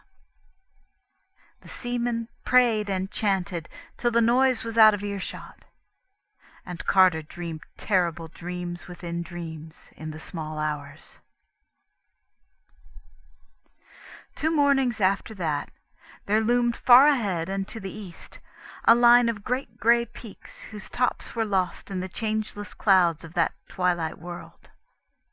And at the sight of them the sailors sang glad songs, and some knelt down on the deck to pray, so that Carter knew they were come to the land of Inquannock, and would soon be moored to the basalt quays of the great town bearing that land's name. Toward noon a dark coastline appeared, and before 3 o'clock there stood out against the north the bulbous domes and fantastic spires of the onyx city. Rare and curious did that archaic city rise above its walls and quays, all of delicate black, with scrolls, flutings, and arabesques of inlaid gold. Tall and many-windowed were the houses, and carved on every side with flowers and patterns whose dark symmetries dazzled the eye with a beauty more poignant than light. Some ended in swelling domes that tapered to a point, others in terraced pyramids whereon rose clustered minarets displaying every phase of strangeness and imagination. The walls were low and pierced by frequent gates, each under a great arch rising high above the general level, and capped by the head of a god, chiselled with that same skill displayed in the monstrous face on distant Ngranach. On a hill in the centre rose a 16-angled tower, greater than all the rest, and bearing a high pinnacled belfry resting on a flattened dome. This, the seaman said, was the temple of the Elder Ones, and was ruled by an old high priest, sad with inner secrets. At intervals the clang of a strange bell shivered over the onyx city, answered each time by a peal of mystic music made up of horns, viols, and chanting voices. And from a row of tripods on a gallery round the high dome of the temple there burst flares of flame at certain moments. For the priests and people of that city were wise in the primal mysteries, and faithful in keeping the rhythms of the great ones, as set forth in scrolls older than the Akkadic manuscripts. As the ship rode past the great basalt breakwater into the harbor, the lesser noises of the city grew manifest, and Carter saw the slaves, sailors, and merchants on the docks. The sailors and merchants were of the strange-faced race of the gods, but the slaves were squat, slant-eyed folk said by rumor to have drifted somehow across or around the impassable peaks from the valleys beyond Leng. The wharves reached wide outside the city wall, and bore upon them all manner of merchandise from the galleys anchored there, while at one end were great piles of onyx, both carved and uncarved, awaiting shipment to the far markets of Rinar, Ograthan, and Seliphias. It was not yet evening when the dark ship anchored beside a jutting quay of stone, and all the sailors and traders filed ashore and through the arched gate into the city. The streets of that city were paved with onyx, and some of them were wide and straight, whilst others were crooked and narrow. The houses near the water were lower than the rest, and bore above their curiously arched doorways certain signs of gold, said to be in honor of the respective small gods that favored each. The captain of the ship took Carter to an old sea tavern where flocked the mariners of quaint countries, and promised that he would next day show him the wonders of the Twilight City, and lead him to the taverns of the onyx miners by the northern wall. And evening fell, and little bronze lamps were lighted, and the sailors in that tavern sang songs of remote places. But when from its high tower the great bell shivered over the city, and the peal of horns and viols and voices rose cryptical in answer thereto, all ceased their songs or tales, and bowed silent till the last echo died away. For there is a wonder and a strangeness on the twilight city of Inquanok, and men fear to be lax in its rites, lest a doom and a vengeance lurk unsuspectedly close. Far in the shadows of that tavern Carter saw a squat form he did not like, for it was unmistakably that of the old slant-eyed merchant he had seen so long before in the taverns of Dilathleen, who was reputed to trade with the horrible stone villages of Leng, which no healthy folk visit, and whose evil fires are seen at night from afar, and even to have dealt with that high priest not to be described, who wears a yellow silken mask over its face, and dwells all alone in a prehistoric stone monastery. This man had seemed to show a queer gleam of knowing when Carter asked the traders of Dilathleen about the cold waste and Kadath, and somehow his presence in dark and haunted Inquanok, so close to the wonders of the north, was not a reassuring thing. He slipped wholly out of sight before Carter could speak to him, and sailors later said that he had come with a yak caravan from some point not well determined, bearing the colossal and rich-flavored eggs of the rumored shantak bird, to trade for the dexterous jade goblets that merchants brought from Ilarnek. On the following morning, the ship captain led Carter through the onyx streets of Inquanok, dark under their twilight sky. The inlaid doors and figured house fronts, carven balconies and crystal-paned oriels, all gleamed with a sombre and polished loveliness. And now and then a plaza would open out with black pillars, colonnades, and the statues of curious beings, both human and fabulous. Some of the vistas down long and unbending streets, or through side alleys, or over bulbous domes, spires, and arabesqued roofs, were weird and beautiful beyond words. And nothing was more splendid than the massive heights of the great central Temple of the Elder Ones, with its 16 carved sides, its flattened dome, and its lofty pinnacled belfry, overtopping all else, and majestic whatever its foreground. And always to the east, far beyond the city walls and the leagues of pasture land, rose the gaunt grey sides of those topless and impassable peaks across which hideous Leng is said to lie. The captain took Carter to the mighty temple, which is set with its walled garden in a great round plaza, whence the streets go as spokes from a wheel's hub. The 7 arched gates of that garden, each having over it a carven face like those on the city's gates, are always open, and the people roam reverently at will down the tiled paths and through the little lanes lined with grotesque termini and the shrines of modest gods.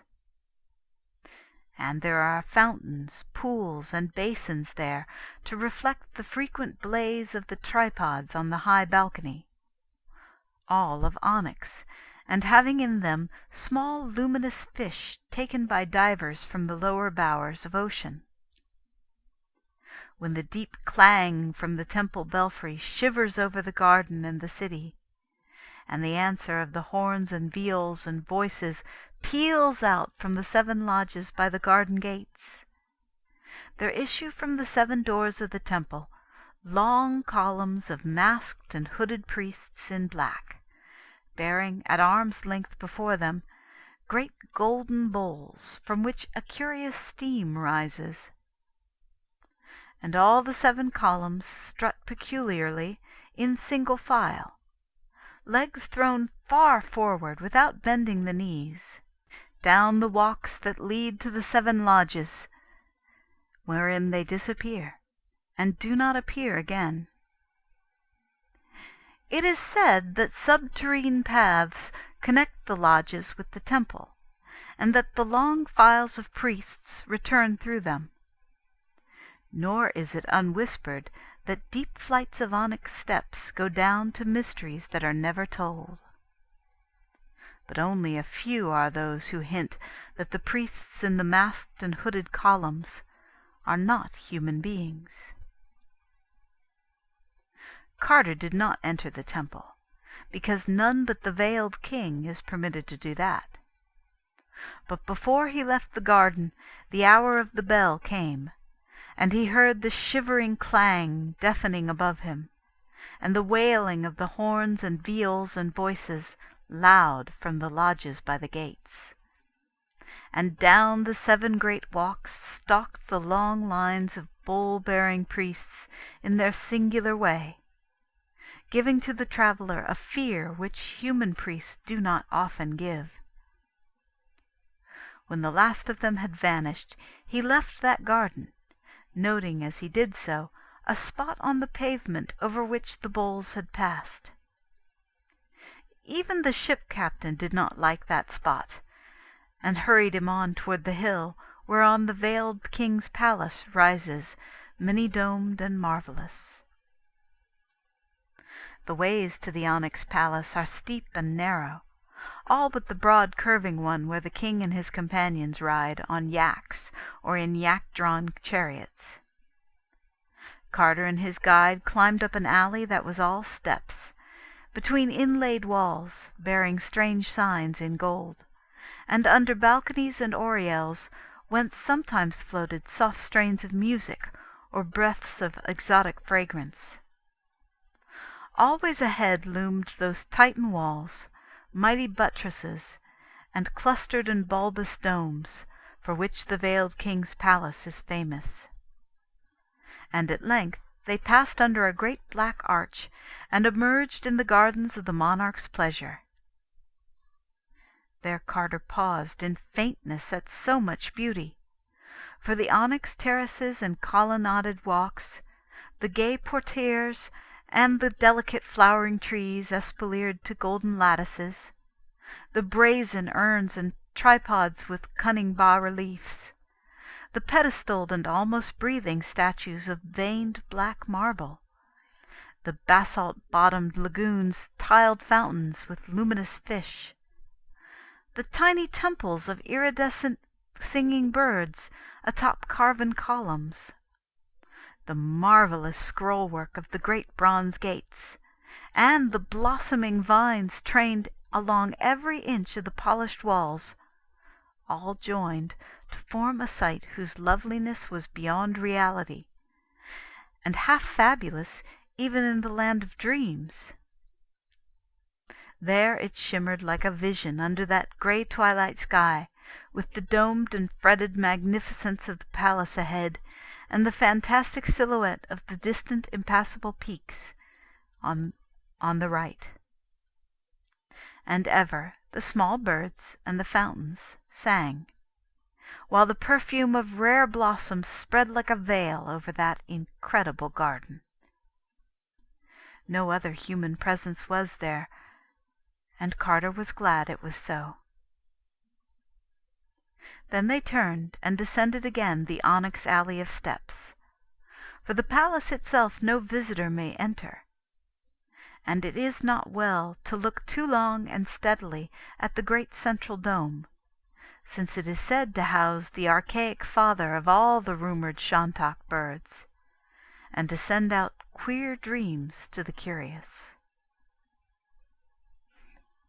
After that the captain took Carter to the north quarter of the town, near the gate of the caravans, where are the taverns of the yak merchants and the onyx miners. And there, in a low-ceiled inn of quarrymen, they said farewell, for business called the captain, whilst Carter was eager to talk with miners about the north. There were many men in that inn, and the traveller was not long in speaking to some of them, saying that he was an old miner of onyx, and anxious to know somewhat of Inquannock's quarries. But all that he learned was not much more than he knew before, for the miners were timid and evasive about the cold desert to the north, and the quarry that no man visits. They had fears of fabled emissaries from around the mountains where Leng is said to lie, and of evil presences and nameless sentinels far north among the scattered rocks. And they whispered also that the rumoured Shantak birds are no wholesome things, it being indeed for the best that no man has ever truly seen one, for that fabled father of Shantaks in the king's dome is fed in the dark.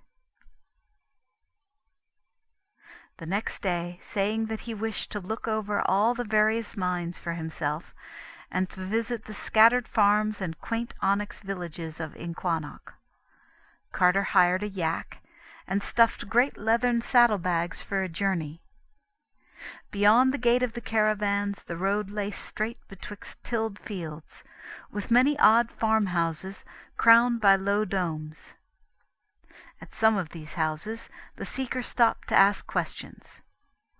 Once finding a host so austere and reticent and so full of an unplaced majesty, like to that in the huge features on Ngranek, that he felt certain he had come at last upon one of the great ones themselves, or upon one with full 9/10 of their blood, dwelling amongst men.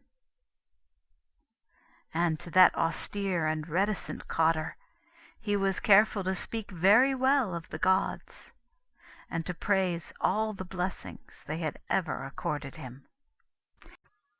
Part 8. That night Carter camped in a roadside meadow beneath a great ligath tree to which he tied his yak, and in the morning resumed his northward pilgrimage. At about 10 o'clock he reached the small domed village of Urg, where traders rest and miners tell their tales, and paused in its taverns till noon. It is here that the great caravan road turns west towards Salarn, but Carter kept on north by the quarry road. All the afternoon he followed that rising road, which was somewhat narrower than the great highway, and which now led through a region with more rocks than tilled fields. And by evening the low hills on his left had risen into sizable black cliffs, so that he knew he was close to the mining country.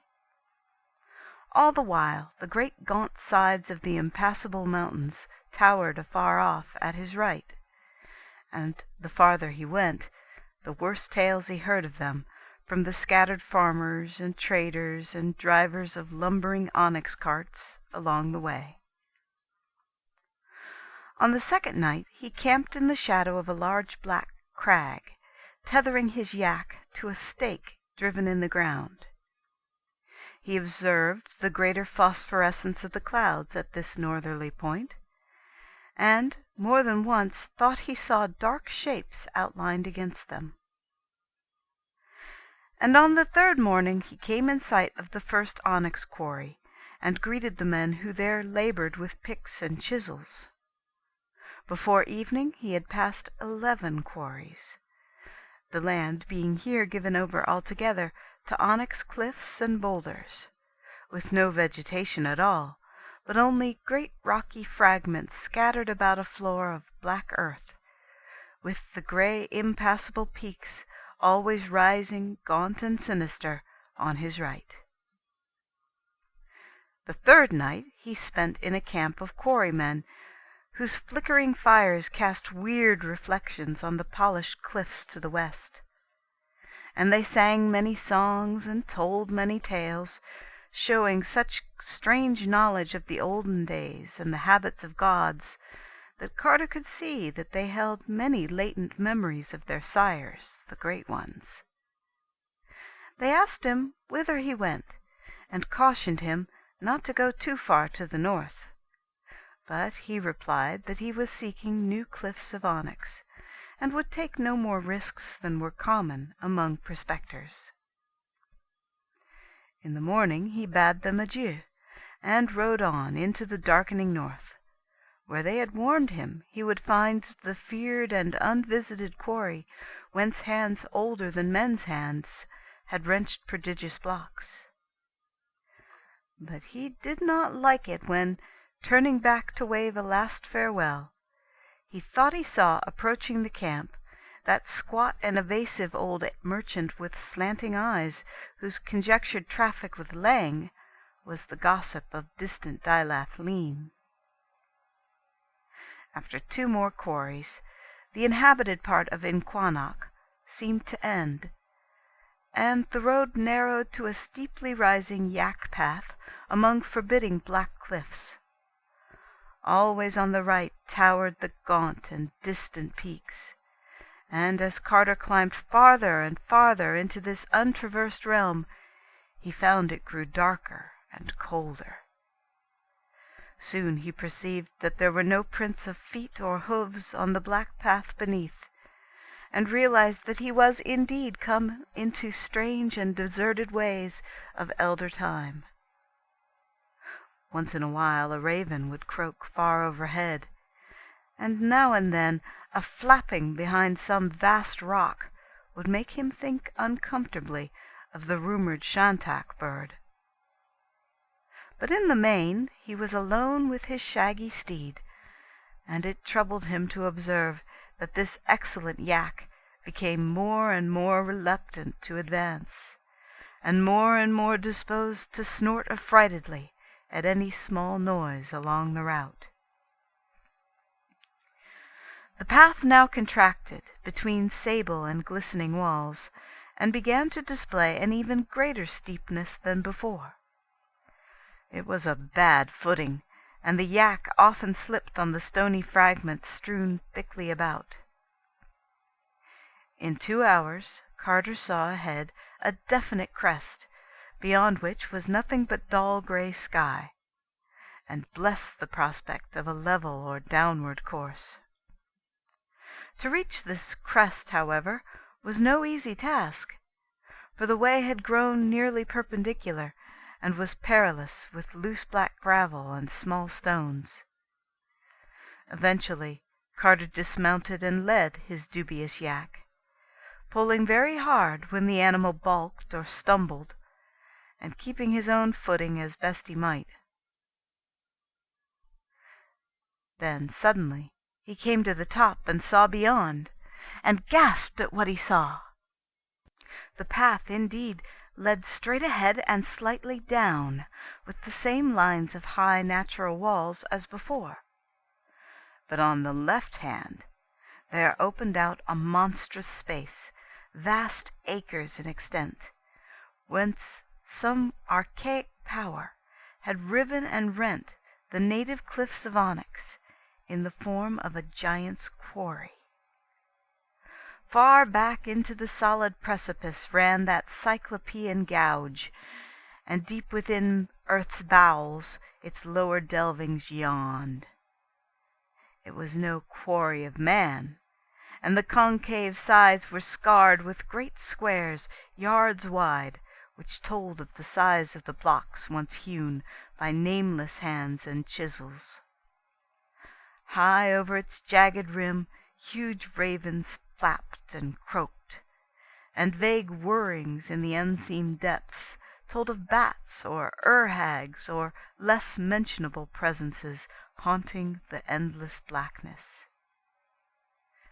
There Carter stood in the narrow way amidst the twilight, with the rocky path sloping down before him.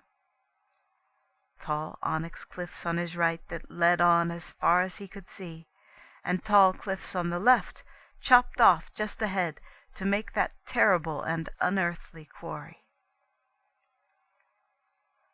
All at once the yak uttered a cry and burst from his control, leaping past him and darting on in a panic till it vanished down the narrow slope toward the north. Stones kicked by its flying hoofs fell over the brink of the quarry and lost themselves in the dark without any sound of striking bottom. But Carter ignored the perils of that scanty path as he raced breathlessly after the flying steed. Soon the left-behind cliffs resumed their course, making the way once more a narrow lane, and still the traveller leaped on after the yak, whose great wide prints told of its desperate flight. Once he thought he heard the hoof-beats of the frightened beasts, and doubled his speed from this encouragement. He was covering miles, and little by little the way was broadening in front, till he knew he must soon emerge on the cold and dreaded desert to the north. The gaunt grey flanks of the distant impassable peaks were again visible above the right-hand crags, and ahead were the rocks and boulders of an open space which was clearly a foretaste of the dark and limitless plain. And once more those hoof-beats sounded in his ears, plainer than before, but this time giving terror instead of encouragement, because he realized they were not the frightened hoof-beats of his fleeing yak. The beats were ruthless and purposeful, and they were behind him. Carter's pursuit of the yak became now a flight from an unseen thing, for though he dared not glance over his shoulder, he felt that the presence behind him could be nothing wholesome or mentionable. His yak must have heard or felt it first, and he did not like to ask himself whether it had followed him from the haunts of men, or had floundered up out of that black quarry pit. Meanwhile the cliffs had been left behind, so that the oncoming night fell over a great waste of sand and spectral rocks wherein all paths were lost. He could not see the hoof-prints of his yak, but always from behind him there came that detestable clopping, mingled now and then with what he fancied were titanic flappings and whirrings. That he was losing ground seemed unhappily clear to him, and he knew he was hopelessly lost in this broken and blasted desert of meaningless rocks and untravelled sands. Only those remote and impassable peaks on the right gave him any sense of direction, and even they were less clear as the grey twilight waned and the sickly phosphorescence of the clouds took its place. Then, dim and misty in the darkling north before him, he glimpsed a terrible thing. He had thought it for some moments a range of black mountains, but now he saw it was something more. The phosphorescence of the brooding clouds showed it plainly, and even silhouetted parts of it as vapors glowed behind. How distant it was he could not tell, but it must have been very far. It was thousands of feet high, stretching in a great concave arc from the grey impassable peaks to the unimagined westward spaces, and had once indeed been a ridge of mighty onyx hills. But now these hills were hills no more, for some hand greater than man's had touched them.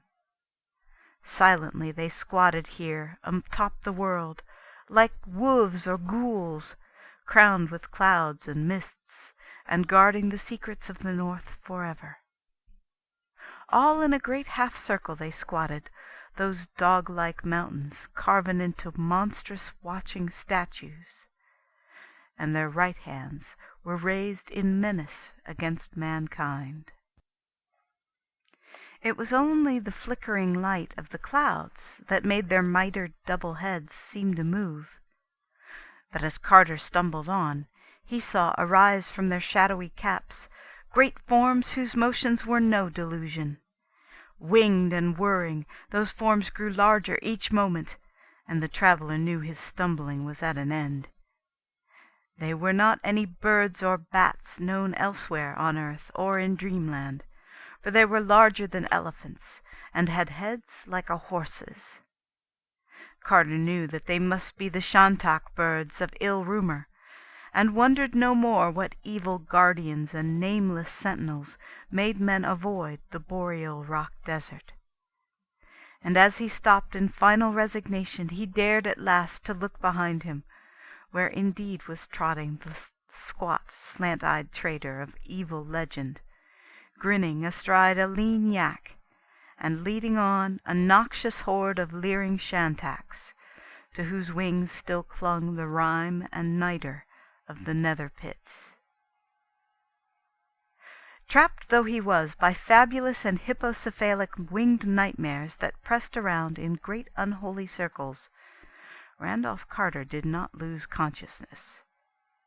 Lofty and horrible those Titan gargoyles towered above him, while the slant-eyed merchant leapt down from his yak and stood grinning before the captive. Then the man motioned Carter to mount one of the repugnant shantaks, helping him up as his judgment struggled with his loathing. It was hard work ascending, for the shantak bird has scales instead of feathers, and those scales are very slippery. Once he was seated, the slant-eyed man hopped up behind him, leaving the lean yak to be led away northward toward the ring of carven mountains by one of the incredible bird colossi. There now followed a hideous whirl through frigid space, endlessly up and eastward toward the gaunt grey flanks of those impassable mountains beyond which Leng was said to be. Far above the clouds they flew, till at last there lay beneath them those fabled summits which the folk of Inquannock have never seen, and which lie always in high vortices of gleaming mist. Carter beheld them very plainly as they passed below, and saw upon their topmost peaks strange caves which made him think of those on Ngronic. But he did not question his captor about these things, when he noticed that both the man and the horse-headed Shantak appeared oddly fearful of them, hurrying past nervously and showing great tension until they were left far in the rear. The Shantak now flew lower, revealing beneath the canopy of cloud a grey barren plain, whereon at great distances shone little feeble fires. As they descended there appeared at intervals lone huts of granite and bleak stone villages, whose tiny windows glowed with pallid light. And there came, from those huts and villages, a shrill droning of pipes and a nauseous rattle of crotala, which proved at once that Inquanok's people are right in their geographic rumors. For travelers have heard such sounds before, and know that they float only from the cold desert plateau which healthy folk never visit, that haunted place of evil and mystery, which is Leng. Around the feeble fires dark forms were dancing, and Carter was curious as to what manner of beings they might be. For no healthy folk have ever been to Leng, and the place is known only by its fires and stone huts, as seen from afar. Very slowly and awkwardly did those forms leap, and with an insane twisting and bending not good to behold, so that Carter did not wonder at the monstrous evil imputed to them by vague legend, or the fear in which all dreamland holds their abhorrent frozen plateau. As the Shantak flew lower, the repulsiveness of the dancers became tinged with a certain hellish familiarity, and the prisoner kept straining his eyes and racking his memory for clues to where he had seen such creatures before. They leapt as though they had hooves instead of feet, and seemed to wear a sort of wig or headpiece with small horns. Of other clothing they had none, but most of them were quite furry. Behind they had dwarfish tails, and when they glanced upward he saw the excessive width of their mouths. Then he knew what they were, and that they did not wear any wigs or headpieces after all. For the cryptic folk of Leng were of one race with the uncomfortable merchants of the black galleys that traded rubies at Dilath Leen, those not quite human merchants who are the slaves of the monstrous moon things.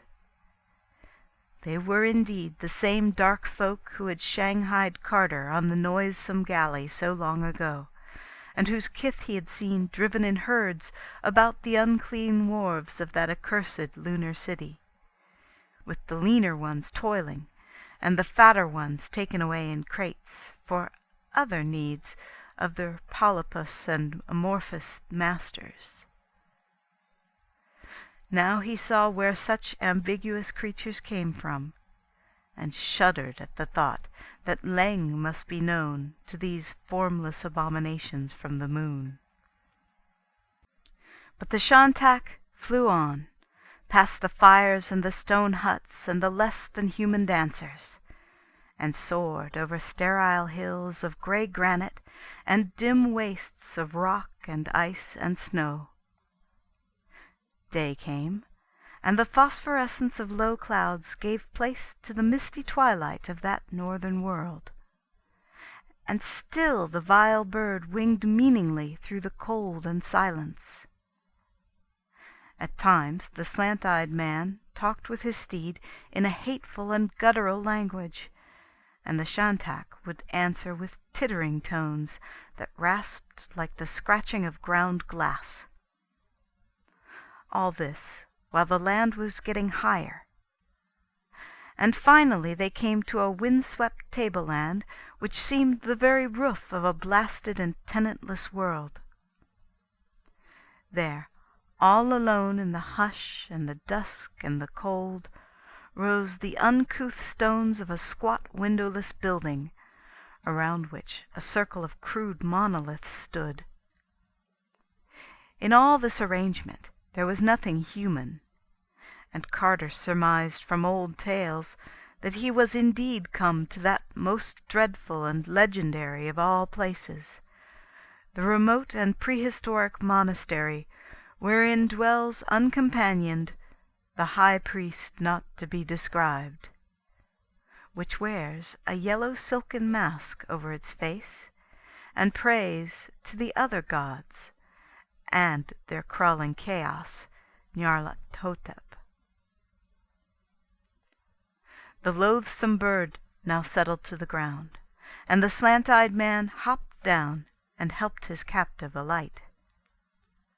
Of the purpose of his seizure Carter now felt very sure, for clearly the slant-eyed merchant was an agent of the darker powers, eager to drag before his masters a mortal whose presumption had aimed at the finding of unknown Kadath, and the saying of a prayer before the faces of the great ones in their onyx castle.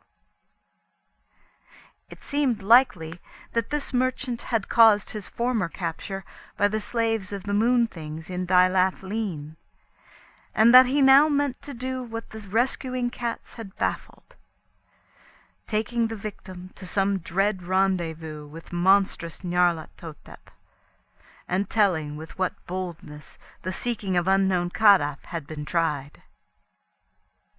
Leng and the cold waste north of Inquanok must be close to the other gods, and there the passes to Kadath are well guarded. The slant-eyed man was small, but the great hippocephalic bird was there to see he was obeyed. So Carter followed where he led, and passed within the circle of standing rocks, and into the low arched doorway of that windowless stone monastery.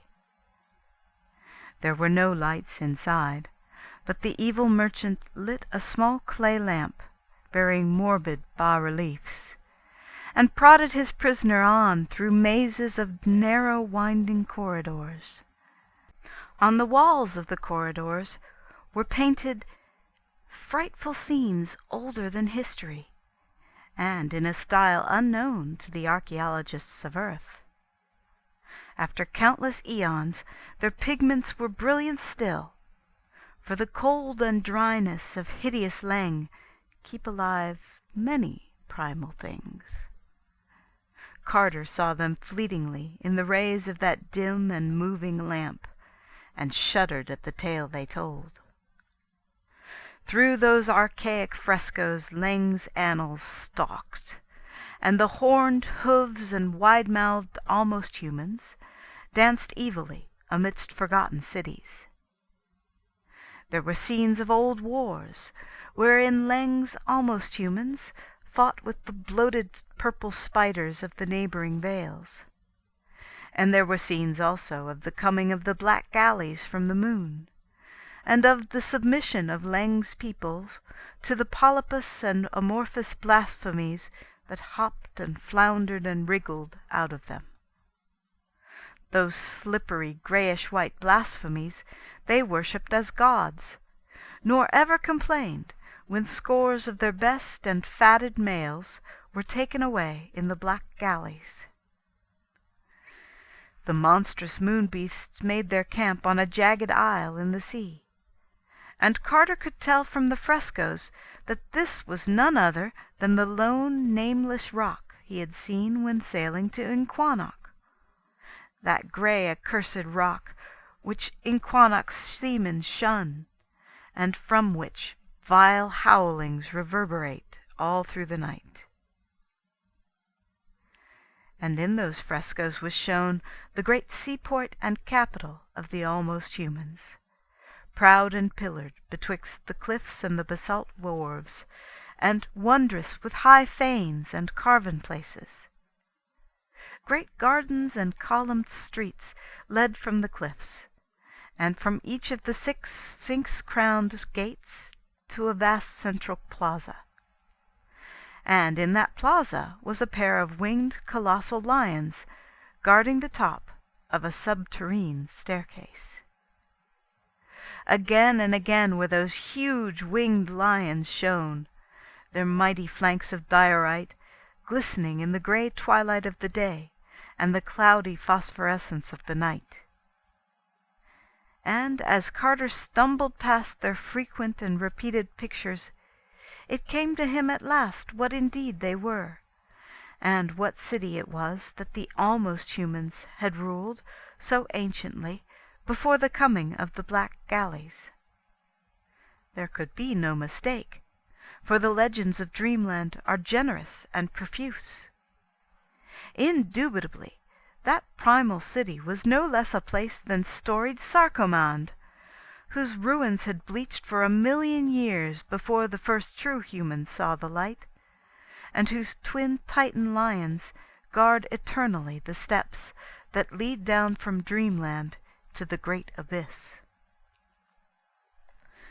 Other views showed the gaunt grey peaks dividing Leng from Inquanok, and the monstrous Shantak birds that build nests on the ledges halfway up.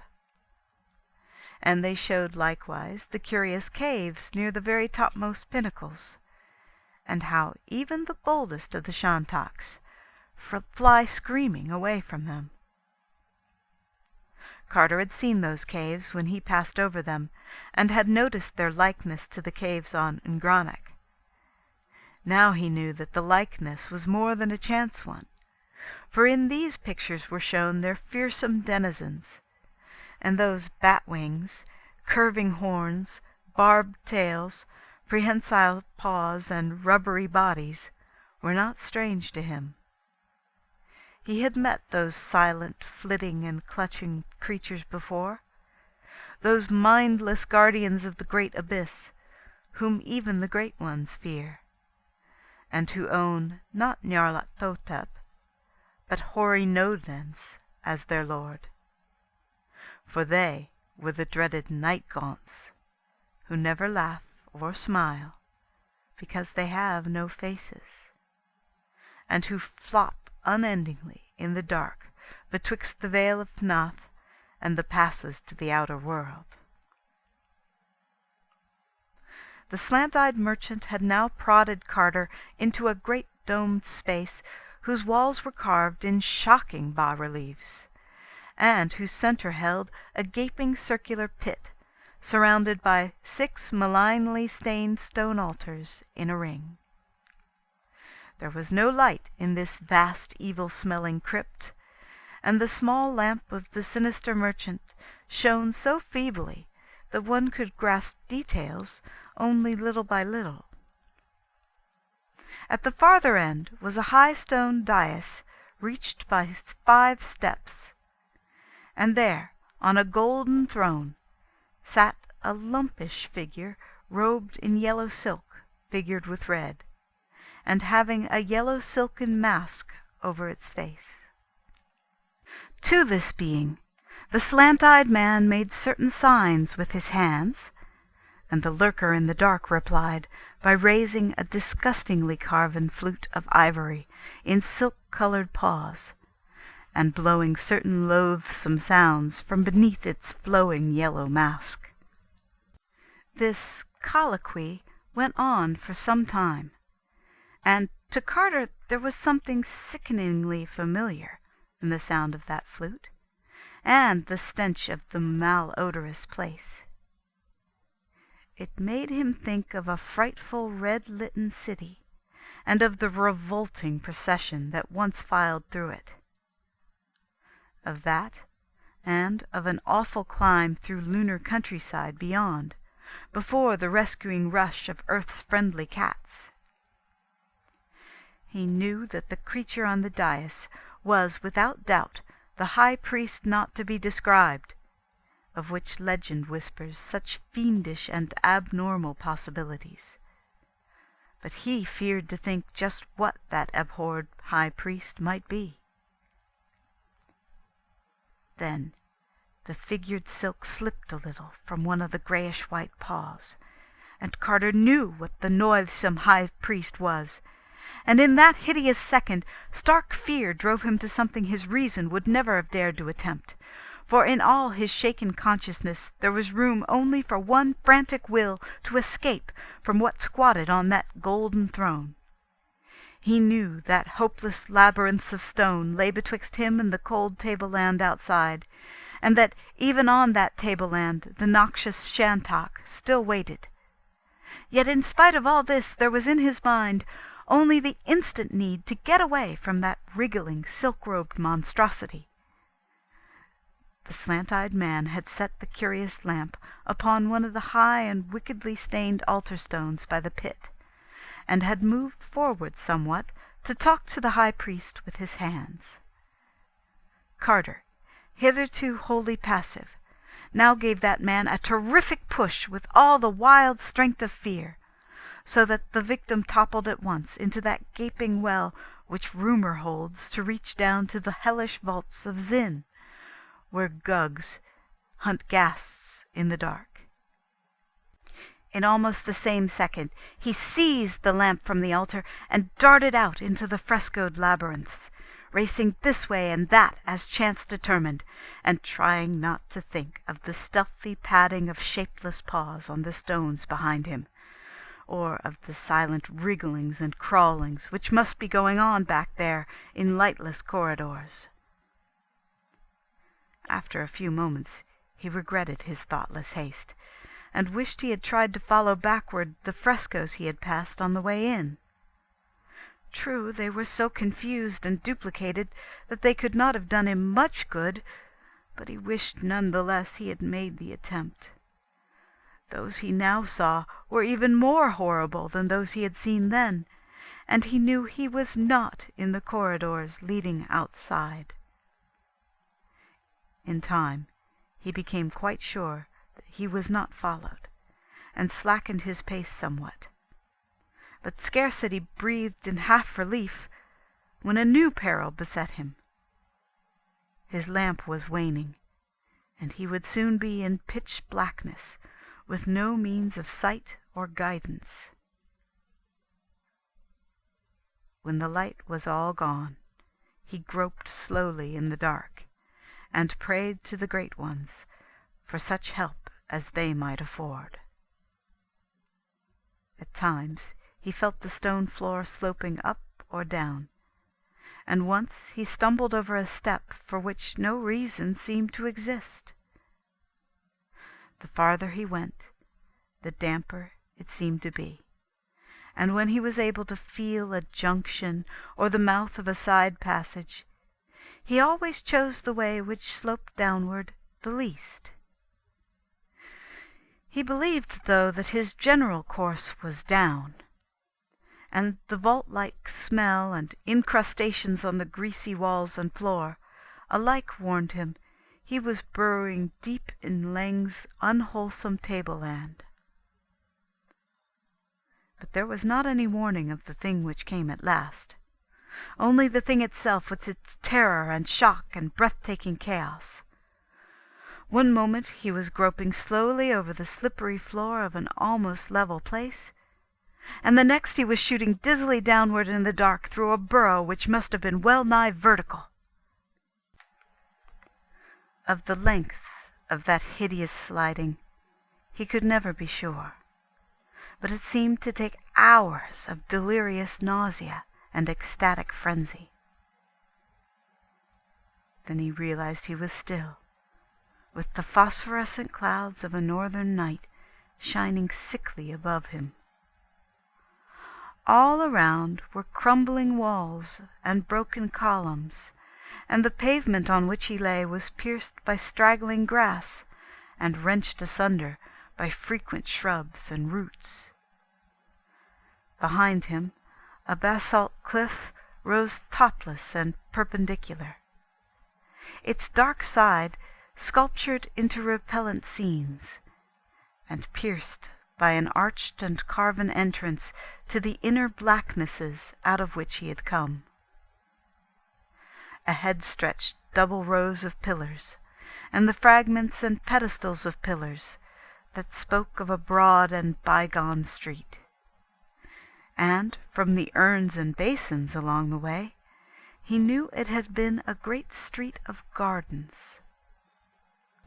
far off at its end, the pillars spread to mark a vast round plaza, and in that open circle there loomed, gigantic under the lurid night clouds, a pair of monstrous things. Huge winged lions of diorite they were, with blackness and shadow between them. Full 20 feet they reared their grotesque and unbroken heads, and snarled derisive on the ruins around them. And Carter knew right well what they must be, for legend tells of only one such twain. They were the changeless guardians of the great abyss, and these dark ruins were in truth primordial Sarcommand. Part 9. Carter's first act was to close and barricade the archway in the cliff with fallen blocks and odd debris that lay around. He wished no follower from Leng's hateful monastery, for along the way ahead would lurk enough of other dangers. Of how to get from Sarcommand to the peopled parts of Dreamland he knew nothing at all, nor could he gain much by descending to the grottos of the ghouls, since he knew they were no better informed than he. The 3 ghouls that had helped him through the city of Gugs to the outer world had not known how to reach Sarcommand in their journey back, but had planned to ask old traders in Dilathleen. He did not like to think of going again to the subterrene world of Gugs, and risking once more that hellish tower of Koth with its cyclopean steps leading to the enchanted wood. Yet he felt he might have to try this course, if all else failed. Over Leng's plateau, past the lone monastery, he dared not go unaided, for the high priest's emissaries must be many, while at the journey's end there would no doubt be the Shantax, and perhaps other things to deal with. If he could get a boat, he might sail back to Inquanok, past the jagged and hideous rock in the sea, for the primal frescoes in the monastery labyrinth had shown that this frightful place lies not far from Sarcommand's basalt quays. But to find a boat in this eon-deserted city was no probable thing, and it did not appear likely that he could ever make one. Such were the thoughts of Randolph Carter when a new impression began beating upon his mind. All this while there had stretched before him the great corpse-like width of fabled Sarcommand, with its black broken pillars and crumbling sphinx-crowned gates, and Titan stones and monstrous winged lions against the sickly glow of those luminous night clouds. Now he saw far ahead and on the right a glow that no clouds could account for, and knew he was not alone in the silence of that dead city. The glow rose and fell fitfully, flickering with a greenish tinge which did not reassure the watcher. And when he crept closer, down the littered street and through some narrow gaps between tumbled walls, he perceived that it was a campfire near the wharves, with many vague forms clustered darkly around it, and a lethal odor hanging heavily over all. Beyond was the oily lapping of the harbor water, with a great ship riding at anchor, and Carter paused in stark terror when he saw that the ship was indeed one of the dreaded black galleys from the moon. Then, just as he was about to creep back from that detestable flame, he saw a stirring among the vague dark forms, and heard a peculiar and unmistakable sound. It was the frightened meeping of a ghoul, and in a moment it had swelled to a veritable chorus of anguish. Secure as he was in the shadow of monstrous ruins, Carter allowed his curiosity to conquer his fear, and crept forward again instead of retreating. Once, in crossing an open street, He wriggled worm-like on his stomach, and in another place he had to rise to his feet to avoid making a noise among heaps of fallen marble. But always he succeeded in avoiding discovery, so that in a short time he had found a spot behind a tightened pillar where he could watch the whole green-lit scene of action. There, around a hideous fire fed by the obnoxious stems of lunar fungi, there squatted a stinking circle of the toad-like moon beasts and their almost human slaves. Some of these slaves were heating curious iron spears in the leaping flames, and at intervals applying their white-hot points to 3 tightly trussed prisoners that lay writhing before the leaders of the party. From the motions of their tentacles, Carter could see that the blunt-snouted moon beasts were enjoying the spectacle hugely, and vast was his horror when he suddenly recognized the frantic meeping, and knew that the tortured ghouls were none other than the faithful trio which had guided him safely from the abyss, and had thereafter set out from the enchanted wood to find Sarcomand and the gate to their native deeps. The number of malodorous moon beasts about that greenish fire was very great, and Carter saw that he could do nothing now to save his former allies. Of how the ghouls had been captured he could not guess, but fancied that the grey toad-like blasphemies had heard them inquire in Dilathleen concerning the way to Sarcomand, and had not wished them to approach so closely the hateful plateau of Leng, and the high priest not to be described. For a moment he pondered on what he ought to do, and recalled how near he was to the gate of the ghouls' black kingdom. Clearly it was wisest to creep east to the Plaza of Twin Lions, and descend at once to the gulf, where assuredly he would meet no horrors worse than those above, and where he might soon find ghouls eager to rescue their brethren, and perhaps to wipe out the moon beasts from the black galley. It occurred to him that the portal, like other gates to the abyss, might be guarded by flocks of night gaunts, but he did not fear these faceless creatures now. He had learned that they are bound by solemn treaties with the ghouls, and the ghoul which was Pickman had taught him how to glibber a password they understood.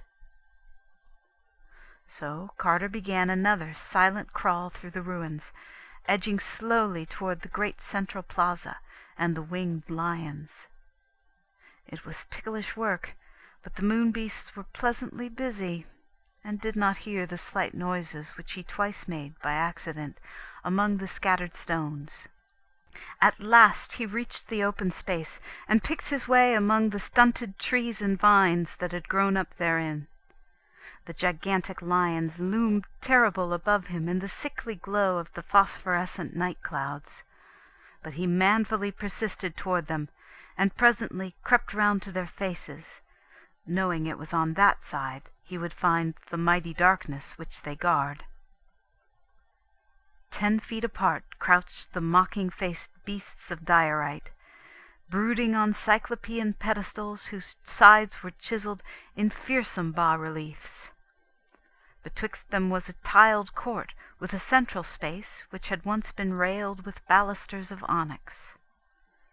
Midway in this space a black well opened, and Carter soon saw that he had indeed reached the yawning gulf whose crusted and mouldy stone steps lead down to the crypts of nightmare. Terrible is the memory of that dark descent, in which hours wore themselves away, whilst Carter wound sightlessly round and round down a fathomless spiral of steep and slippery stairs. So worn and narrow were the steps, and so greasy with the ooze of inner earth, that the climber never quite knew when to expect a breathless fall and hurtling down to the ultimate pits. And he was likewise uncertain just when or how the guardian night gaunts would suddenly pounce upon him, if indeed there were any stationed in this primeval passage. All about him was a stifling odor of nether gulfs, and he felt that the air of these choking depths was not made for mankind. In time he became very numb and somnolent, moving more from automatic impulse than from reasoned will. Nor did he realize any change when he stopped moving altogether, as something quietly seized him from behind. He was flying very rapidly through the air before a malevolent tickling told him that the rubbery night gaunts had performed their duty.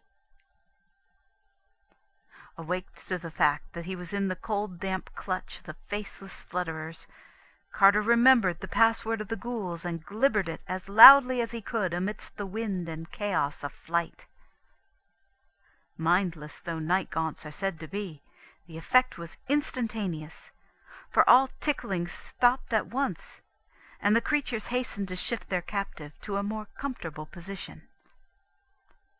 Thus encouraged, Carter ventured some explanations, telling of the seizure and torture of 3 ghouls by the moon beasts, and of the need of assembling a party to rescue them. The night gaunts, though inarticulate, seemed to understand what was said, and showed greater haste and purpose in their flight. Suddenly the dense blackness gave place to the grey twilight of inner earth, and there opened up ahead one of those flat sterile plains on which ghouls love to squat and gnaw. Scattered tombstones and osseous fragments told of the denizens of that place, and as Carter gave a loud meep of urgent summons, a score of burrows emptied forth their leathery, dog-like tenants. The night gaunts now flew low and set their passenger upon his feet, afterward withdrawing a little and forming a hunched semicircle on the ground, while the ghouls greeted the newcomer. Carter glibbered his message rapidly and explicitly to the grotesque company, and 4 of them at once departed through different burrows to spread the news to others and gather such troops as might be available for a rescue. After a long wait, a ghoul of some importance appeared, and made significant signs to the night gaunts, causing 2 of the latter to fly off into the dark. Thereafter there were constant accessions to the hunched flock of night gaunts on the plain, till at length the slimy soil was fairly black with them. Meanwhile fresh ghouls crawled out of the burrows one by one, all glibbering excitedly, and forming in crude battle array, not far from the huddled night gaunts. In time there appeared that proud and influential ghoul which was once the artist Richard Pickman of Boston, and to him Carter glibbered a very full account of what had occurred. The erstwhile Pickman, pleased to greet his ancient friend again, seemed very much impressed, and held a conference with other chiefs a little apart from the growing throng. Finally, after scanning the ranks with care, the assembled chiefs all meeped in unison and began glibbering orders to the crowds of ghouls and night gaunts. A large detachment of the horned flyers vanished at once, while the rest grouped themselves 2 by 2 on their knees with extended forelegs, awaiting the approach of the ghouls one by one. As each ghoul reached the pair of night gaunts to which he was assigned, he was taken up and borne away into the darkness, till at last the whole throng had vanished save for Carter, Pickman, and the other chiefs, and a few pairs of night gaunts. Pickman explained that night gaunts are the advance guard and battle steeds of the ghouls, and that the army was issuing forth to Sarkomand to deal with the moon beasts. Then Carter and the ghoulish chiefs approached the waiting bearers and were taken up by the damp, slippery paws. Another moment, and all were whirling in wind and darkness, endlessly up, up, up, to the gate of the winged lions and the spectral ruins of primal Sarkomand. When, after a great interval, Carter saw again the sickly light of Sarkomand's nocturnal sky, it was to behold the great central plaza swarming with militant ghouls and night-gaunts. Day, he felt sure, must be almost due, but so strong was the army that no surprise of the enemy would be needed. The greenish flare near the wharves still glimmered faintly, though the absence of ghoulish meeping showed that the torture of the prisoners was over for the nonce. Softly glibbering directions to their steeds and to the flock of riderless night-gaunts ahead, the ghouls presently rose in wide whirring columns and swept on over the bleak ruins toward the evil flame. Carter was now beside Pickman in the front rank of ghouls, and saw as they approached the noisome camp that the moon-beasts were totally unprepared. The 3 prisoners lay bound and inert beside the fire, while their toad-like captors slumped drowsily about in no certain order. The almost human slaves were asleep, even the sentinels shirking a duty which in this realm must have seemed to them merely perfunctory. The final swoop of the night-gaunts and mounted ghouls was very sudden. Each of the greyish toad-like blasphemies and their almost human slaves being seized by a group of night-gaunts before a sound was made. The moon-beasts, of course, were voiceless, and even the slaves had little chance to scream before rubbery paws choked them into silence. Horrible were the writhings of those great jellyfish abnormalities as the sardonic night-gaunts clutched them, but nothing availed against the strength of those black prehensile talons. When a moon-beast writhed too violently, a night-gaunt would seize and pull its quivering pink tentacles, which seemed to hurt so much that the victim would cease its struggles. Carter expected to see much slaughter, but found that the ghouls were far subtler in their plans. They glibbered certain simple orders to the night-gaunts which held the captives, trusting the rest to instinct. And soon the hapless creatures were borne silently away into the great abyss, to be distributed impartially amongst the doles, gugs, ghasts, and other dwellers in darkness, whose modes of nourishment are not painless to their chosen victims. Meanwhile, the 3 bound ghouls had been released and consoled by their conquering kinsfolk, whilst various parties searched the neighbourhood for possible remaining moon-beasts, and boarded the evil-smelling black galley at the wharf to make sure that nothing had escaped the general defeat. Surely enough, the capture had been thorough, for not a sign of further life could the victors detect. Carter, anxious to preserve a means of access to the rest of Dreamland, urged them not to sink the anchored galley, and this request was freely granted, out of gratitude for his act in reporting the plight of the captured trio. On the ship were found some very curious objects and decorations, some of which Carter cast at once into the sea.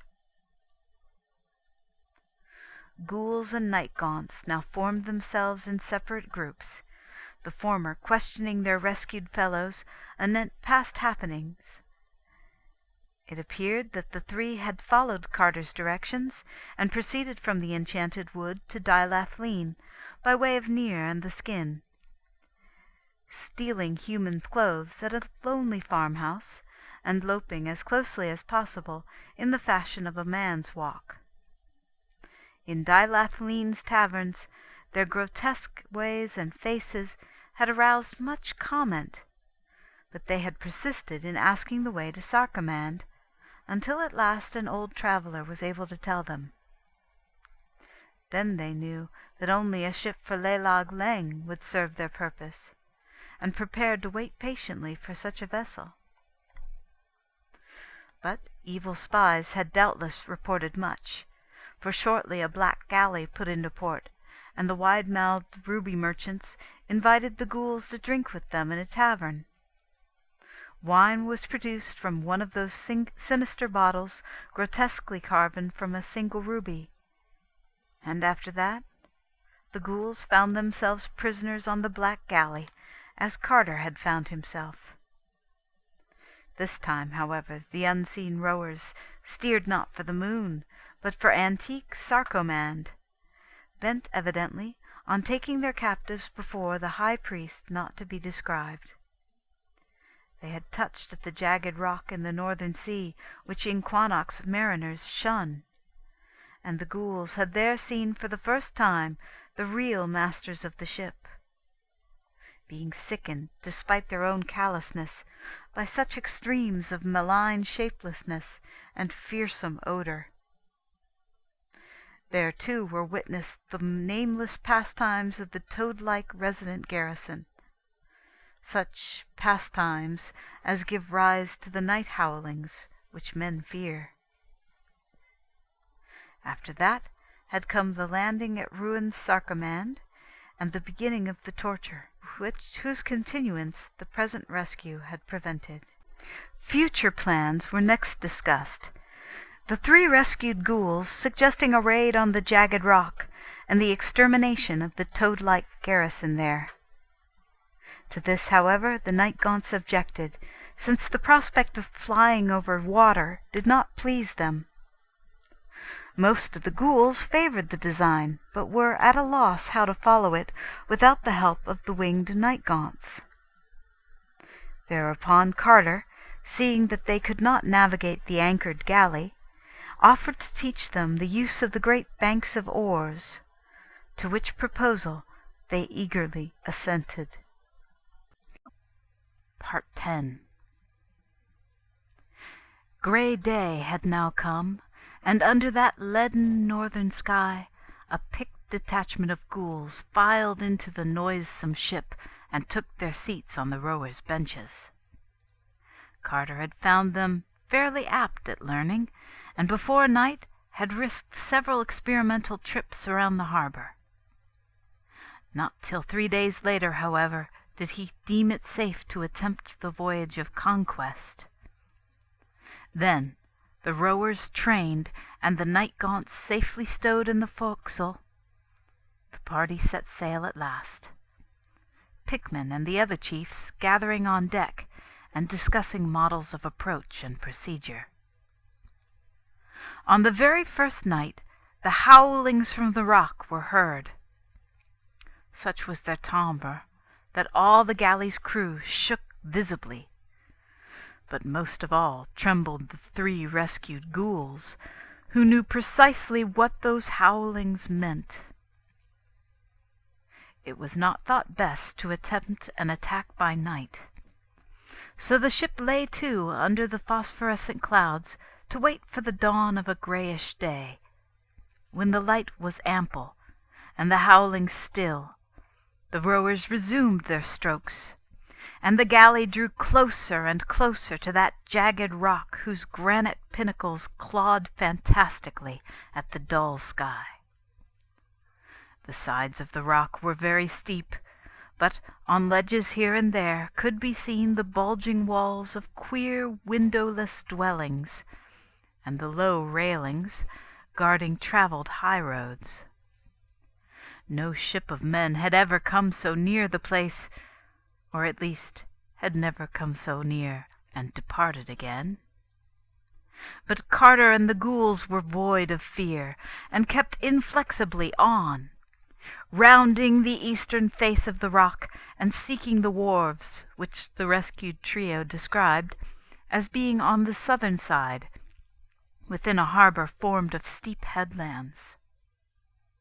The headlands were prolongations of the island proper, and came so closely together that only one ship at a time might pass between them. There seemed to be no watchers on the outside, so the galley was steered boldly through the flume-like strait and into the stagnant, putrid harbor beyond. Here, however, all was bustle and activity, with several ships lying at anchor along a forbidding stone quay, and scores of almost human slaves and moon beasts by the waterfront, handling crates and boxes, or driving nameless and fabulous horrors hitched to lumbering lorries. There was a small stone town hewn out of the vertical cliff above the wharves, with the start of a winding road that spiraled out of sight toward higher ledges of the rock. Of what lay inside that prodigious peak of granite none might say, but the things one saw on the outside were far from encouraging. At sight of the incoming galley, the crowds on the wharves displayed much eagerness, those with eyes staring intently, and those without eyes wriggling their pink tentacles expectantly. They did not, of course, realize that the black ship had changed hands, for ghouls look much like the horned and hooved almost humans, and the night gaunts were all out of sight below. By this time the leaders had fully formed a plan, which was to loose the night gaunts as soon as the wharf was touched, and then to sail directly away, leaving matters wholly to the instincts of those almost mindless creatures. Marooned on the rock, the horned flyers would first of all seize whatever living things they found there, and afterward, quite helpless to think except in terms of the homing instinct, would forget their fears of water and fly swiftly back to the abyss, bearing their noisome prey to appropriate destinations in the dark, from which not much would emerge alive. The ghoul that was Pickman now went below and gave the night gaunts their simple instructions, while the ship drew very near to the ominous and malodorous wharves. Presently a fresh stir arose along the waterfront, and Carter saw that the motions of the galley had begun to excite suspicion. Evidently the steersman was not making for the right dock, and probably the watchers had noticed the difference between the hideous ghouls and the almost human slaves whose places they were taking. Some silent alarm must have been given, for almost at once a horde of the mephitic moon beasts began to pour from the little black doorways of the windowless houses and down the winding road at the right. A rain of curious javelins struck the galley as the prow hit the wharf, felling 2 ghouls and slightly wounding another. But at this point all the hatches were thrown open to emit a black cloud of whirring night gaunts, which swarmed over the town like a flock of horned and cyclopean bats. The jellyish moon beasts had procured a great pole, and were trying to push off the invading ship. But when the night gaunts struck them, they thought of such things no more. It was a very terrible spectacle to see those faceless and rubbery ticklers at their pastime, and tremendously impressive to watch the dense cloud of them spreading through the town and up the winding roadway to the reaches above. Sometimes a group of the black flutterers would drop a toad-like prisoner from aloft by mistake, and the manner in which the victim would burst was highly offensive to the sight and smell. When the last of the night gaunts had left the galley, the ghoulish leaders glibbered an order of withdrawal, and the rowers pulled quietly out of the harbor between the grey headlands, while still the town was a chaos of battle and conquest. The Pickman ghoul allowed several hours for the night gaunts to make up their rudimentary minds and overcome their fear of flying over the sea, and kept the galley standing about a mile off the jagged rock while he waited, and dressed the wounds of the injured men.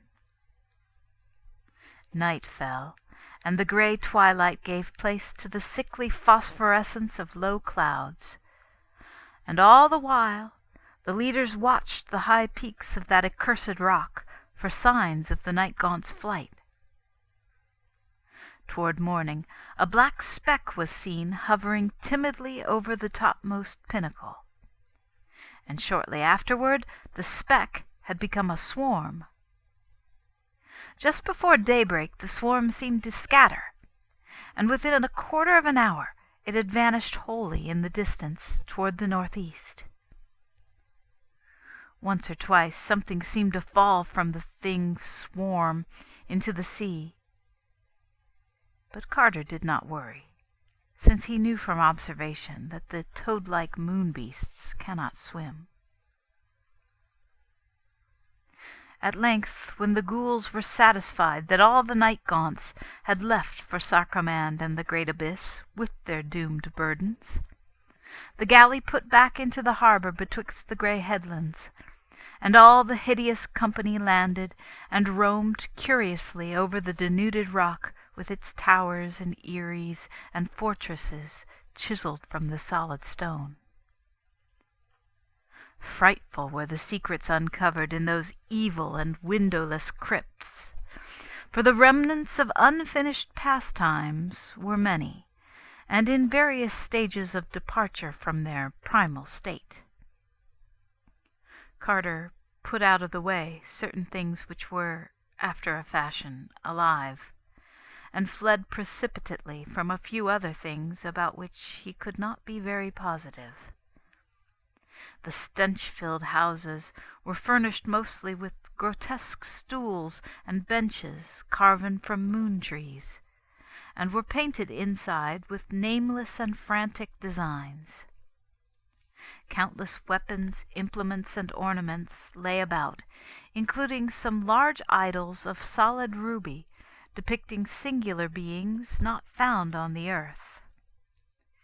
These latter did not, despite their material, invite either appropriation or long inspection, and Carter took the trouble to hammer 5 of them into very small pieces. The scattered spears and javelins he collected, and with Pickman's approval distributed among the ghouls. Such devices were new to the dog-like lopers, but their relative simplicity made them easy to master after a few concise hints. The upper parts of the rock held more temples than private homes, and in numerous hewn chambers were found terrible carven altars and doubtfully stained fonts and shrines for the worship of things more monstrous than the wild gods atop Kadath. From the rear of one great temple stretched a low black passage, which Carter followed far into the rock with a torch, till he came to a lightless domed hall of vast proportions, whose vaultings were covered with demoniac carvings, and in whose centre yawned a foul and bottomless well, like that in the hideous monastery of Leng, where broods alone the high priest not to be described. On the distant shadowy side, beyond the noisome well, he thought he discerned a small door of strangely wrought bronze. But for some reason he felt an unaccountable dread of opening it or even approaching it, and hastened back through the cavern to his unlovely allies, as they shambled about with an ease and abandon he could scarcely feel. The ghouls had observed the unfinished pastimes of the moon beasts, and had profited in their fashion. They had also found a hogshead of potent moon wine, and were rolling it down to the wharves for removal and later use in diplomatic dealings, though the rescued trio, remembering its effect on them in Dilath Leen, had warned their company to taste none of it. Of rubies from lunar mines there was a great store, both rough and polished, in one of the vaults near the water. But when the ghouls found they were not good to eat, they lost all interest in them. Carter did not try to carry any away, since he knew too much about those which had mined them. Suddenly there came an excited meeping from the sentries on the wharves, and all the loathsome foragers turned from their tasks to stare seaward and cluster round the waterfront. Betwixt the grey headlands a fresh black galley was rapidly advancing, and it would be but a moment before the almost humans on deck would perceive the invasion of the town, and give the alarm to the monstrous things below. Fortunately, the ghouls still bore the spears and javelins which Carter had distributed amongst them, and at his command, sustained by the being that was Pickman, they now formed a line of battle, and prepared to prevent the landing of the ship. Presently a burst of excitement on the galley told of the crew's discovery of the changed state of things, and the instant stoppage of the vessel proved that the superior numbers of the ghouls had been noted and taken into account. After a moment of hesitation, the newcomers silently turned and passed out between the headlands again. But not for an instant did the ghouls imagine that the conflict was averted. Either the dark ship would seek reinforcements, or the crew would try to land elsewhere on the island. Hence a party of scouts was at once sent up toward the pinnacle, to see what the enemy's course would be. In a very few minutes the ghoul returned, breathless, to say that the moon beasts and almost humans were landing on the outside of the more easterly of the rugged grey headlands, and ascending by hidden paths and ledges which a goat could scarcely tread in safety.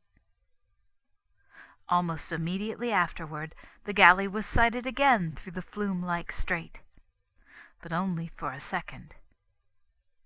Then a few moments later a second messenger panted down from aloft to say that another party was landing on the other headland, both being much more numerous than the size of the galley would seem to allow for.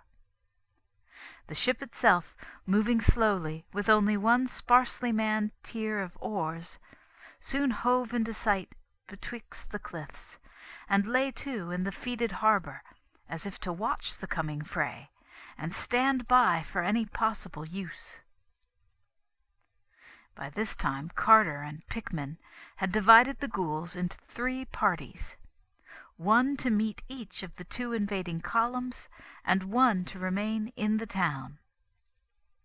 The first 2 at once scrambled up the rocks in their respective directions, while the third was subdivided into a land party and a sea party. The sea party, commanded by Carter, boarded the anchored galley and rowed out to meet the undermanned galley of the newcomers, whereat the latter retreated through the strait to the open sea. Carter did not at once pursue it, for he knew he might be needed more acutely near the town. Meanwhile the frightful detachments of the moon beasts and almost humans had lumbered up to the top of the headlands, and were shockingly silhouetted on either side against the grey twilight sky.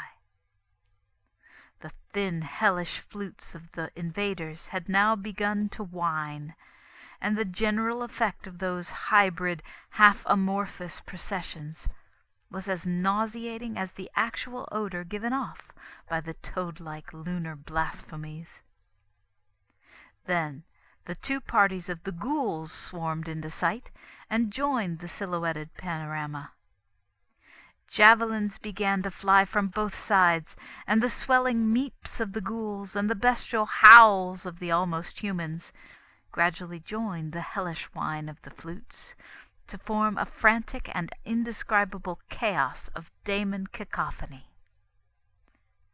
Now and then bodies fell from the narrow ridges of the headlands into the sea outside or the harbour inside, in the latter case being sucked quickly under by certain submarine lurkers whose presence was indicated only by prodigious bubbles. For half an hour this dual battle raged in the sky, till upon the west cliff the invaders were completely annihilated. On the east cliff, however, where the leader of the moon beast party appeared to be present, the ghouls had not fared so well, and were slowly retreating to the slopes of the pinnacle proper. Pickman had quickly ordered reinforcements for this front from the party in the town, and these had helped greatly in the earlier stages of the combat. Then, when the western battle was over, the victorious survivors hastened across to the aid of their hard-pressed fellows, turning the tide and forcing the invaders back again along the narrow ridge of the headland. The almost humans were by this time all slain, but the last of the toad-like horrors fought desperately, with the great spears clutched in their powerful and disgusting paws. The time for javelins was now nearly past, and the fight became a hand-to-hand contest of what few spearmen could meet upon that narrow ledge. As fury and recklessness increased, the number falling into the sea became very great. Those striking the harbor met nameless extinction from the unseen bubblers. But of those striking the open sea, some were able to swim to the foot of the cliffs and land on tidal rocks, while the hovering galley of the enemy rescued several moon-beasts. The cliffs were unscalable except where the monsters had debarked, so that none of the ghouls on the rocks could rejoin their battle line. Some were killed by javelins from the hostile galley or from the moon-beasts above, but a few survived to be rescued. When the security of the land parties seemed assured, Carter's galley sallied forth between the headlands and drove the hostile ship far out to sea, pausing to rescue such ghouls as were on the rocks or still swimming in the ocean. Several moon-beasts washed on rocks or reefs were speedily put out of the way. Finally, the moon-beast galley being safely in the distance, and the invading land army concentrated in one place, Carter landed a considerable force on the eastern headland in the enemy's rear, after which the fight was short-lived indeed. Attacked from both sides, the noisome flounderers were rapidly cut to pieces or pushed into the sea, till by evening the ghoulish chiefs agreed that the island was again clear of them. The hostile galley, meanwhile, had disappeared, and it was decided that the evil jagged rock had better be evacuated before any overwhelming horde of lunar horrors might be assembled and brought against the victors. So by night Pickman and Carter assembled all the ghouls and counted them with care, finding that over a fourth had been lost in the day's battles.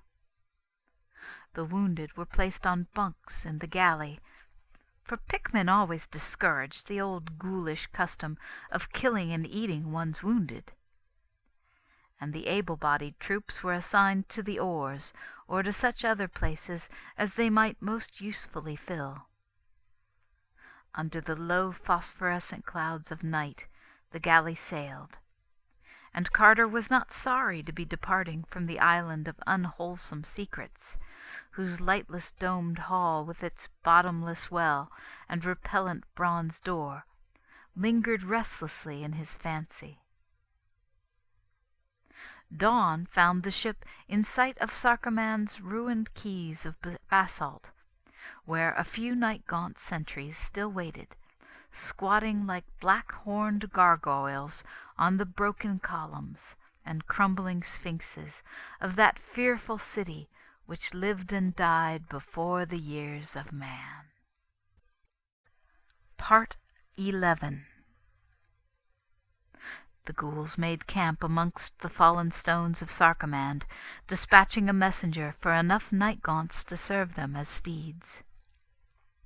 Pickman and the other chiefs were effusive in their gratitude for the aid Carter had lent them. Carter now began to feel that his plans were indeed maturing well, and that he would be able to command the help of these fearsome allies, not only in quitting this part of Dreamland, but in pursuing his ultimate quest for the gods atop unknown Kadath, and the marvelous sunset city they so strangely withheld from his slumbers. Accordingly he spoke of these things to the ghoulish leaders, telling what he knew of the cold waste wherein Kadath stands, and of the monstrous Shantax, and the mountain carven into double-headed images which guard it. He spoke of the fear of Shantax for night gaunts, and of how the vast hippocephalic birds fly screaming from the black burrows high up on the gaunt grey peaks that divide Inquannock from hateful Leng. He spoke, too, of the things he had learned concerning night gaunts from the frescoes in the windowless monastery of the high priest not to be described. How even the great ones fear them, and how their ruler is not the crawling chaos Nyarlathotep at all, but hoary and immemorial Nodens, lord of the great abyss. All these things Carter glibbered to the assembled ghouls, and presently outlined that request which he had in mind, and which he did not think extravagant, considering the services he had so lately rendered the rubbery dog-like lopers. He wished very much, he said, for the services of enough night gaunts to bear him safely through the air past the realm of Shantax and carven mountains, and up into the old waste beyond the returning tracks of any other mortal. He desired to fly to the onyx castle atop unknown Kadath in the cold waste, to plead with the great ones for the sunset city they denied him, and felt sure that the night gaunts could take him thither without trouble. High above the perils of the plain, and over the hideous double heads of those carven sentinel mountains that squat eternally in the grey dusk. For the horned and faceless creatures there could be no danger from aught of earth, since the great ones themselves dread them. And even were unexpected things to come from the other gods, who are prone to oversee the affairs of earth's milder gods, the night gaunts need not fear. For the outer hells are indifferent matters to such silent and slippery flyers as own not Nyarlathotep for their master, but bow only to potent and archaic Nodens. A flock of 10 or 15 night gaunts, Carter glibbered, would surely be enough to keep any combination of Shantax at a distance, though perhaps it might be well to have some ghouls in the party to manage the creatures, their ways being better known to their ghoulish allies than to men. The party could land him at some convenient point within whatever walls that fabulous onyx citadel might have, waiting in the shadows for his return or his signal whilst he ventured inside the castle to give prayer to the gods of earth. If any ghouls chose to escort him into the throne room of the great ones, he would be thankful, for their presence would add weight and importance to his plea. He would not, however, insist upon this, but merely wished transportation to and from the castle atop unknown Kadath, the final journey being either to the marvelous sunset city itself, in case of gods proved favorable, or back to the earthward gate of deeper slumber in the enchanted wood, in case his prayers were fruitless. Whilst Carter was speaking, all the ghouls listened with great attention, and as the moments advanced, the sky became black with clouds of those night gaunts for which messengers had been sent. The winged steeds settled in a semicircle around the ghoulish army, waiting respectfully as the dog-like chieftains considered the wish of the earthly traveller. The ghoul that was Pickman glibbered gravely with his fellows, and in the end Carter was offered far more than he had at most expected. As he had aided the ghouls in their conquest of the moon beasts, so would they aid him in his daring voyage to realms whence none had ever returned, lending him not merely a few of their allied night gaunts, but their entire army as then encamped, veteran fighting ghouls and newly assembled night-gaunts alike, save only a small garrison for the captured Black Galley, and such spoils as had come from the jagged rock in the sea. They would set out through the air whenever he might wish, and once arrived on Kadath, a suitable train of ghouls would attend him in state as he placed his petition before Earth's gods in their onyx castle. Moved by a gratitude and satisfaction beyond words, Carter made plans with the ghoulish leaders for his audacious voyage. The army would fly high, they decided, over hideous Leng with its nameless monastery and wicked stone villages, stopping only at the vast grey peaks to confer with the Shantak frightening night-gaunts whose burrows honeycombed their summits. They would then, according to what advice they might receive from those denizens, choose their final course, approaching unknown Kadath either through the desert of carven mountains north of Inquanok, or through the more northerly reaches of repulsive Leng itself. Dog-like and soulless as they are, the ghouls and night-gaunts had no dread of what those untrodden deserts might reveal. Nor did they feel any deterring awe at the thought of Kadath, towering lone with its onyx castle of mystery. About midday, the ghouls and night-gaunts prepared for flight, each ghoul selecting a suitable pair of horned steeds to bear him. Carter was placed well up toward the head of the column beside Pickman, and in the front of the whole a double line of riderless night-gaunts was provided as a vanguard. At a brisk meep from Pickman, the whole shocking army rose in a nightmare cloud above the broken columns and crumbling sphinxes of primordial Sarkomand. Higher and higher, till even the great basalt cliff behind the town was cleared, and the cold, sterile tableland of Leng's outskirts lay open to sight. Still higher flew the black host, till even this tableland grew small beneath them. And as they worked northward over the wind-swept plateau of horror, Carter saw once again, with a shudder, the circle of crude monoliths and the squat windowless building which he knew held that frightful silken-masked blasphemy from whose clutches he had so narrowly escaped. This time no descent was made, as the army swept bat-like over the sterile landscape, passing the feeble fires of the unwholesome stone villages at a great altitude, and pausing not at all to mark the morbid twistings of the hooved, horned, almost humans that dance and pipe eternally therein.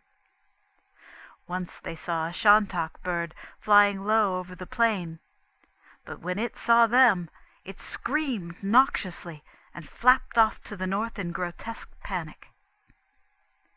At dusk they reached the jagged grey peaks that formed the barrier of Inquanok, and hovered about these strange caves near the summits, which Carter recalled as so frightful to the Shantaks.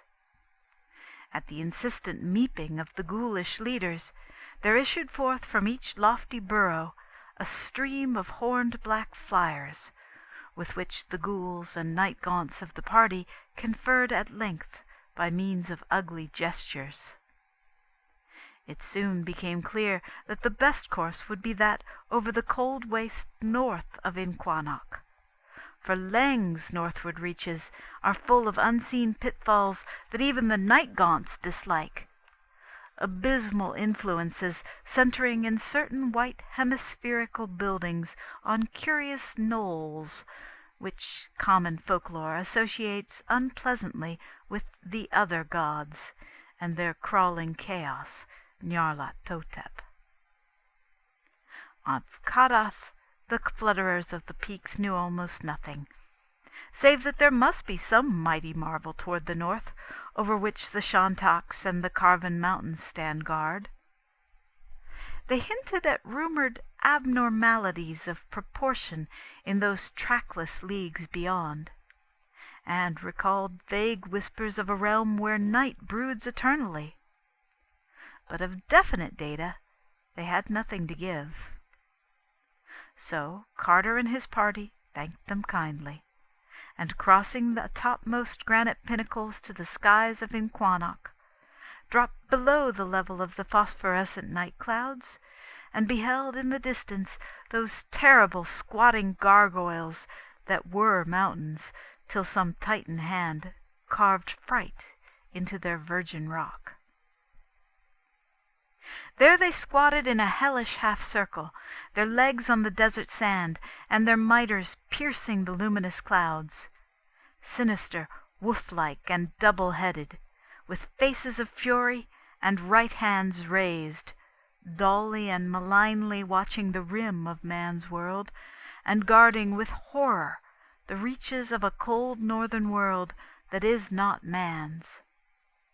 From their hideous laps rose evil Shantaks of elephantine bulk. But these all fled with insane titters as the vanguard of night gaunts was sighted in the misty sky. Northward above those gargoyle mountains the army flew, and over leagues of dim desert where never a landmark rose. Less and less luminous grew the clouds, till at length Carter could see only blackness around him. But never did the winged steeds falter, bred as they were in earth's darkest crypts, and seeing not with any eyes, but with the whole dank surface of their slippery forms. On and on they flew, past winds of dubious scent and sounds of dubious import, ever in thickest darkness, and covering such prodigious spaces that Carter wondered whether or not they could still be within Earth's dreamland. Then suddenly the clouds thinned, and the stars shone spectrally above. All below was still black, but those pallid beacons in the sky seemed alive with a meaning and directiveness they had never possessed elsewhere. It was not that the figures of the constellations were different, but that the same familiar shapes now revealed a significance they had formerly failed to make plain. Everything focused toward the north. Every curve and asterism of the glittering sky became part of a vast design, whose function was to hurry first the eye, and then the whole observer, onward, to some secret and terrible goal of convergence beyond the frozen waste that stretched endlessly ahead. Carter looked toward the east, where the great ridge of barrier peaks had towered along all the length of Inquannock, and saw against the stars a jagged silhouette which told of its continued presence. It was more broken now, with yawning clefts and fantastically erratic pinnacles. And Carter studied closely the suggestive turnings and inclinations of that grotesque outline, which seemed to share with the stars some subtle northward urge.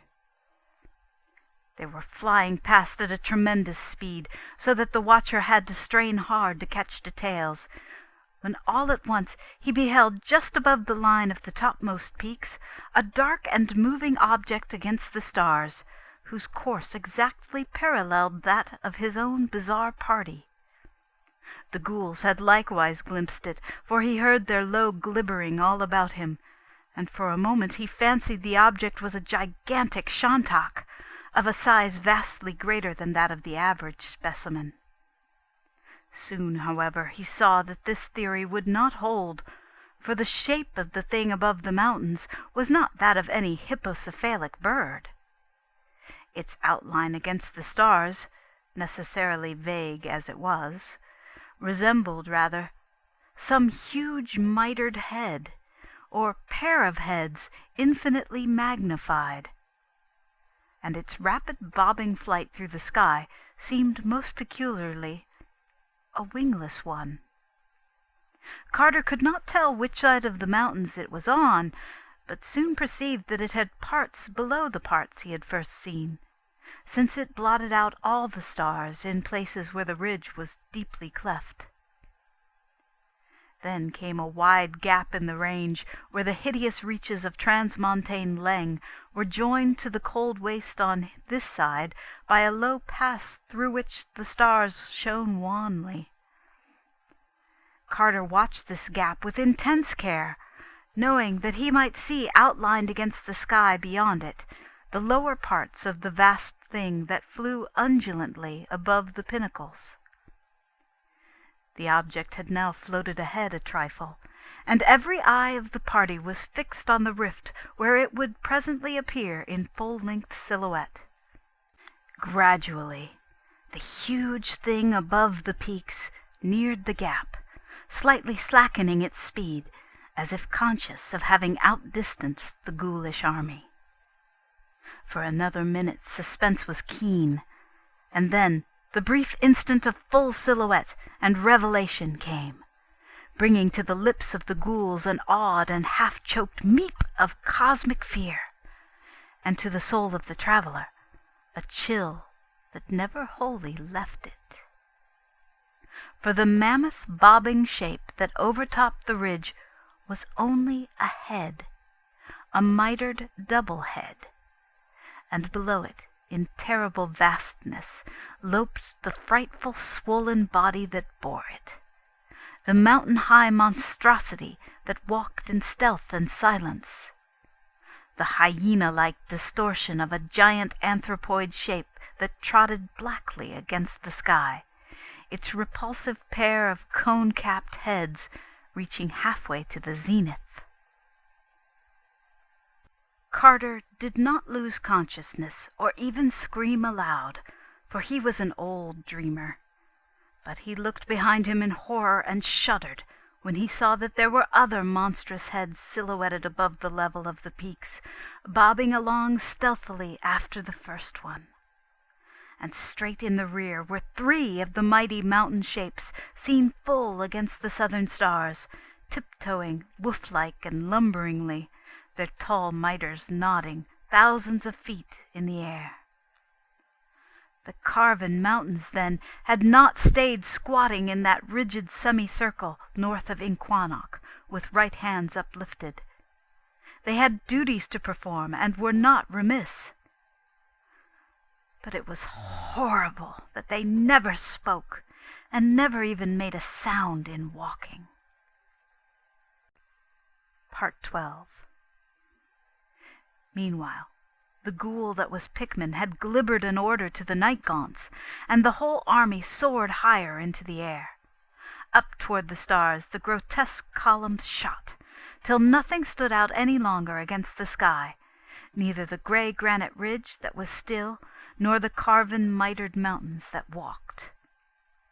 All was blackness beneath, as the fluttering legion surged northward amidst rushing winds and invisible laughter in the ether. And never a Shantak or less mentionable entity rose from the haunted wastes to pursue them. The farther they went, the faster they flew, till soon their dizzying speed seemed to pass that of a rifle ball and approach that of a planet in its orbit.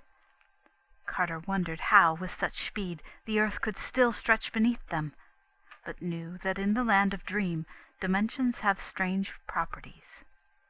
That they were in a realm of eternal night he felt certain, and he fancied that the constellations overhead had subtly emphasized their northward focus, gathering themselves up, as it were, to cast the flying army into the void of the boreal pole, as the folds of a bag are gathered up to cast out the last bits of substance therein.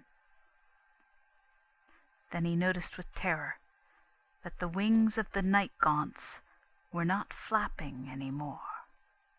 The horned and faceless steeds had folded their membranous appendages, and were resting quite passive in the chaos of wind that whirled and chuckled as it bore them on. A force not of earth had seized on the army, and ghouls and night gaunts alike were powerless before a current which pulled madly and relentlessly into the north, whence no mortal had ever returned.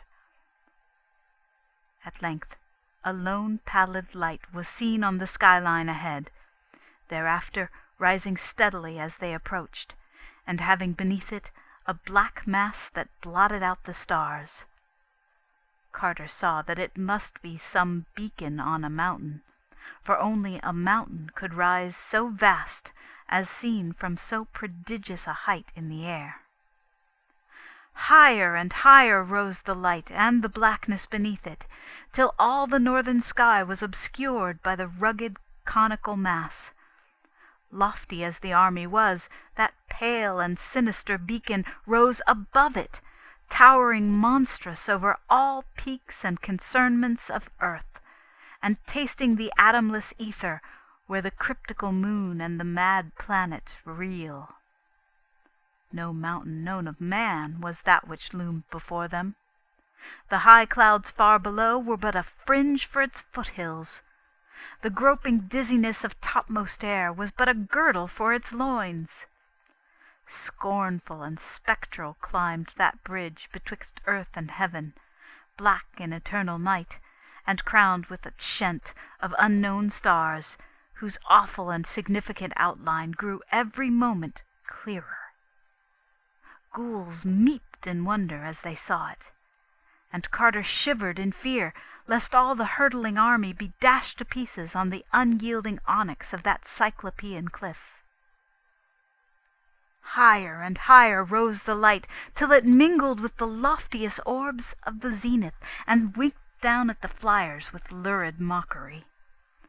All the north beneath it was dark blackness now, dread stony blackness from infinite depths to infinite heights, with only that pale winking beacon perched unreachably at the top of all vision. Carter studied the light more closely, and saw at last what lines its inky background made against the stars. There were towers on that Titan mountain top, horrible domed towers in noxious and incalculable tiers and clusters beyond any dreamable workmanship of man, battlements and terraces of wonder and menace, all limbed tiny and black and distant against the starry shent that glowed malevolently at the uppermost rim of sight.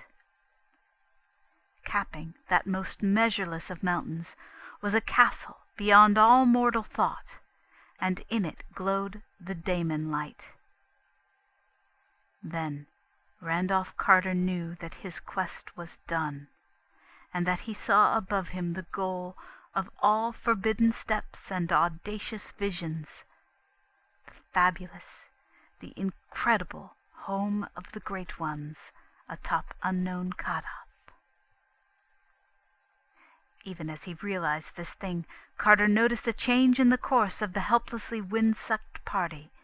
They were rising abruptly now, and it was plain that the focus of their flight was the onyx castle where the pale light shone.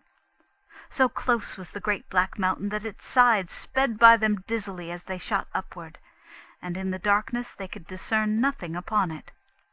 Vaster and vaster loomed the tenebrous towers of the nighted castle above, and Carter could see that it was well-nigh blasphemous in its immensity. Well might its stones have been quarried by nameless workmen in that horrible gulf rent out of the rock in the hill pass north of Inquannock, for such was its size that a man on its threshold stood even as air out on the steps of earth's loftiest fortress. The shent of unknown stars above the myriad domed turrets glowed with a sallow, sickly flare, so that a kind of twilight hung about the murky walls of slippery onyx. The pallid beacon was now seen to be a single shining window high up in one of the loftiest towers, and as the helpless army neared the top of the mountain, Carter thought he detected unpleasant shadows flitting across the feebly luminous expanse. It was a strangely arched window, of a design wholly alien to earth. The solid rock now gave place to the giant foundations of the monstrous castle, and it seemed that the speed of the party was somewhat abated. Vast walls shot up, and there was a glimpse of a great gate through which the voyagers were swept. All was night in the Titan courtyard, and then came the deeper blackness of inmost things, as a huge arched portal engulfed the column. Vortices of cold wind surged dankly through sightless labyrinths of onyx, and Carter could never tell what cyclopean stairs and corridors lay silent along the route of his endless aerial twisting. Always upward led the terrible plunge in darkness, and never a sound, touch, or glimpse broke the dense pall of mystery. Large as the army of ghouls and night-gaunts was, it was lost in the prodigious voids of that more than earthly castle. And when at last there suddenly dawned around him the lurid light of that single tower room whose lofty window had served as a beacon, it took Carter long to discern the far walls and high distant ceiling, and to realize that he was indeed not again in the boundless air outside. Randolph Carter had hoped to come into the throne room of the Great Ones with poise and dignity, flanked and followed by impressive lines of ghouls in ceremonial order, and offering his prayer as a free and potent master among dreamers. He had known that the Great Ones themselves are not beyond a mortal's power to cope with, and had trusted to luck that the other gods and their crawling chaos, Nyarlathotep, would not happen to come to their aid at the crucial moment, as they had so often done before when men sought out Earth's gods in their home or on their mountains. And with his hideous escort he had half hoped to defy even the other gods, if need were, knowing as he did that ghouls have no masters, and that night-gaunts own not Nyarlathotep, but only archaic Nodens for their lord. But now he saw that supernal Kadath in its cold waste is indeed girt with dark wonders and nameless sentinels, and that the other gods are of a surety vigilant in guarding the mild, feeble gods of earth. Void as they are of lordship over ghouls and night-gaunts, the mindless, shapeless blasphemies of outer space can yet control them when they must. So that it was not in state, as a free and potent master of dreamers, that Randolph Carter came into the Great One's throne room with his ghouls. Swept and herded by nightmare tempests from the stars, and dogged by unseen horrors of the northern waste, all that army floated captive and helpless in the lurid light, dropping numbly to the onyx floor when, by some voiceless order, the winds of fright dissolved. Before no golden dais had Randolph Carter come, nor was there any august circle of crowned and haloed beings with narrow eyes, long-lobed ears, thin nose, and pointed chin, whose kinship to the carven face on Ngranek might stamp them as those to whom a dreamer might pray. Save for the one tower room, the onyx castle atop Kadath was dark, and the masters were not there. Carter had come to unknown Kadath in the cold waste, but he had not found the gods.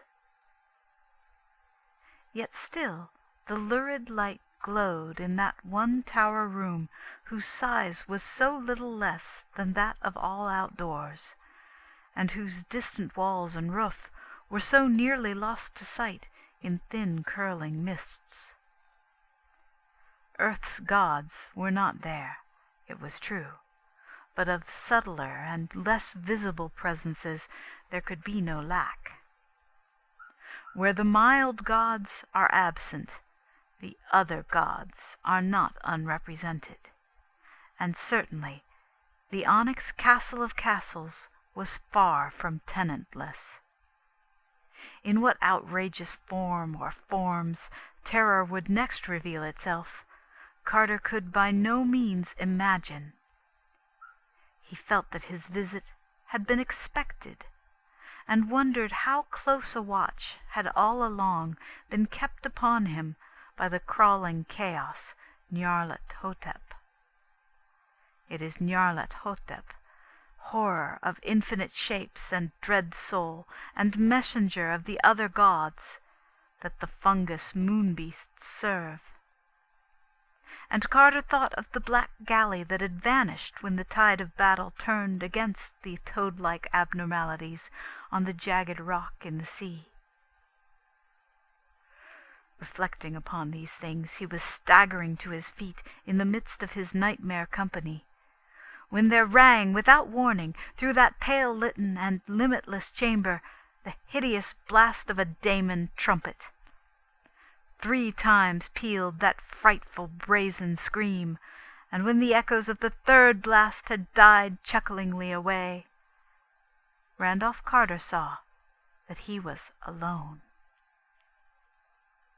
Whither, why, and how the ghouls and night-gaunts had been snatched from sight was not for him to divine.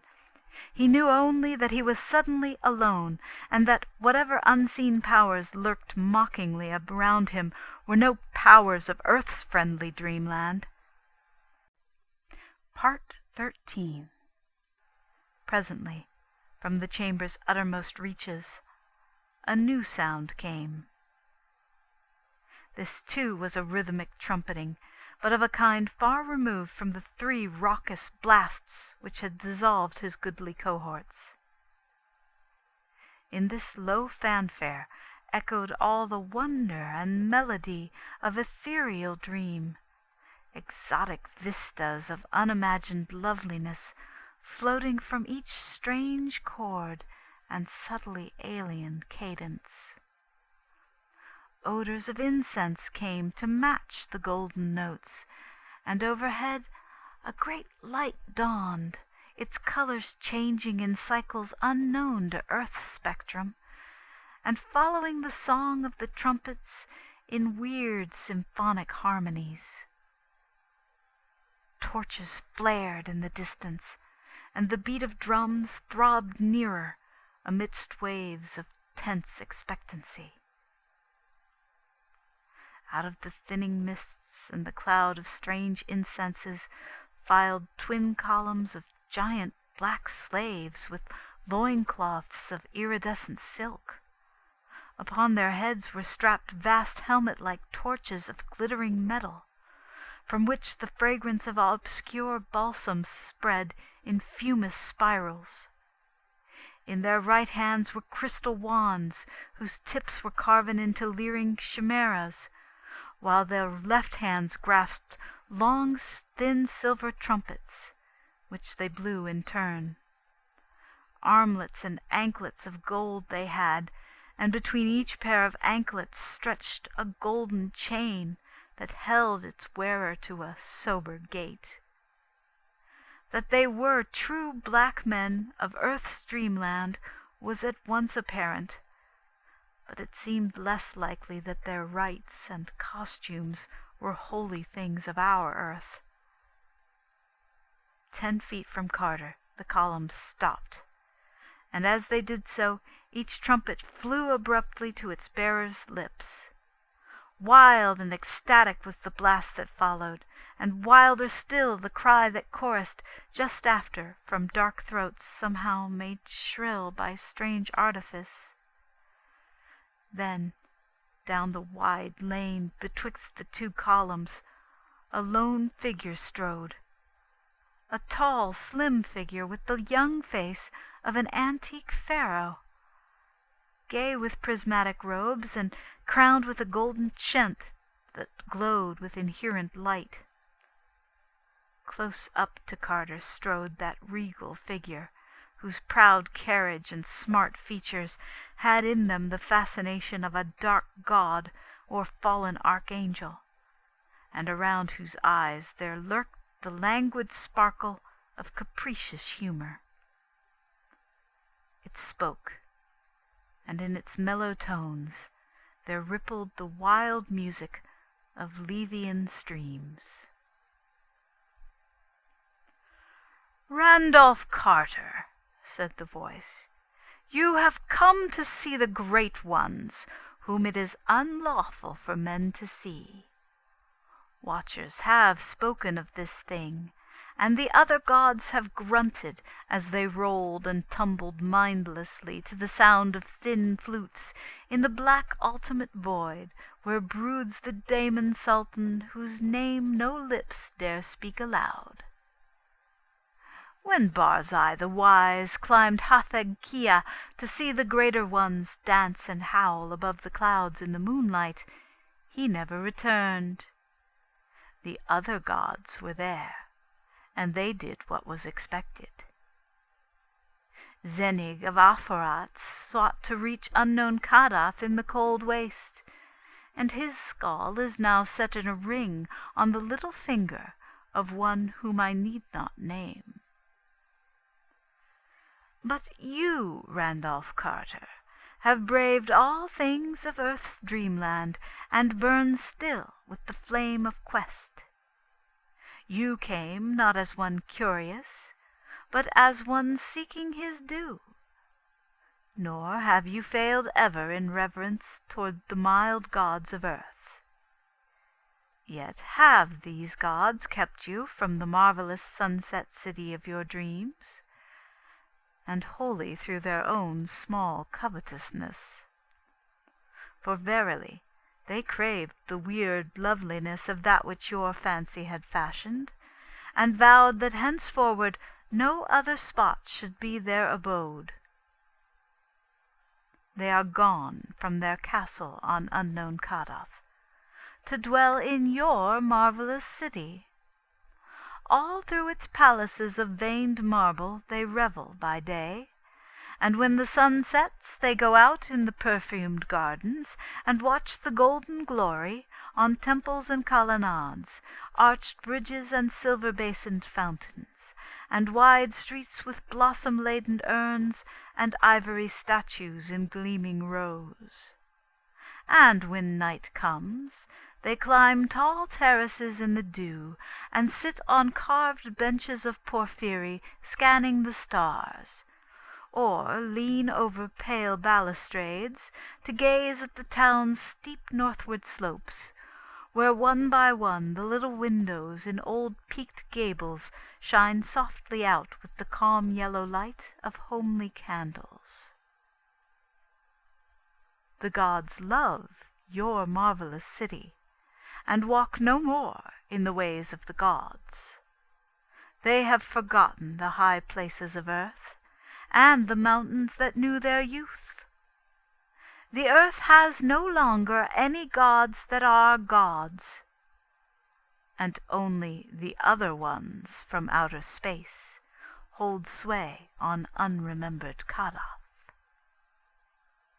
Far away, in a valley of your own childhood, Randolph Carter, play the heedless great ones.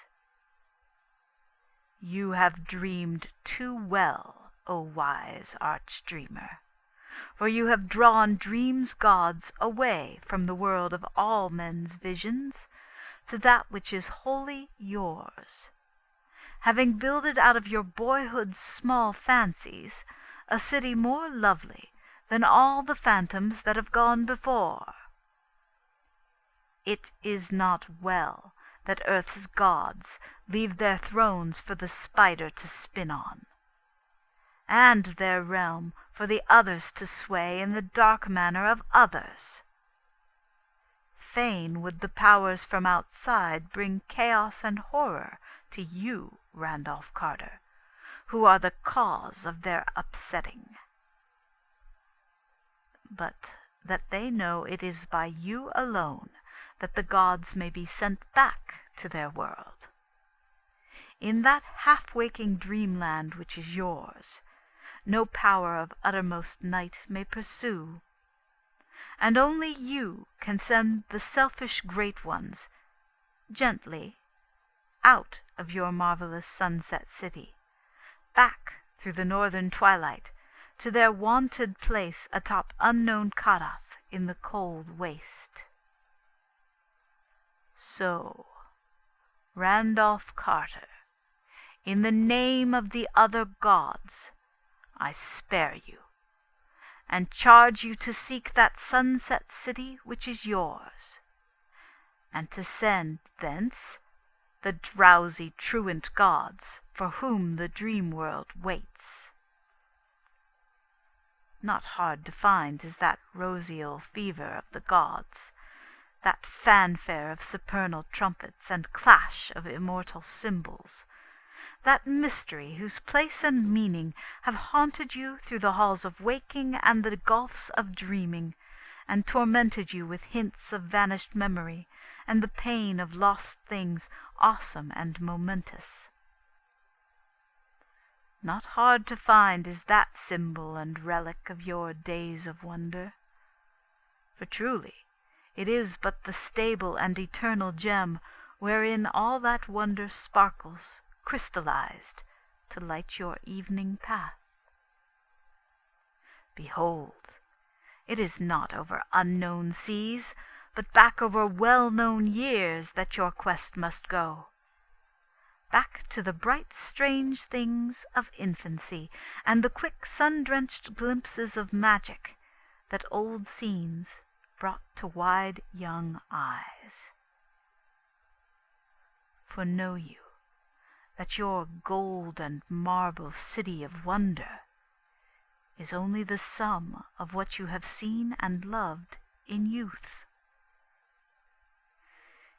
It is the glory of Boston's hillside roofs and western windows aflame with sunset, of the flower-fragrant common and the great dome on the hill, and the tangle of gables and chimneys in the violet valley where the many-bridged Charles flows drowsily.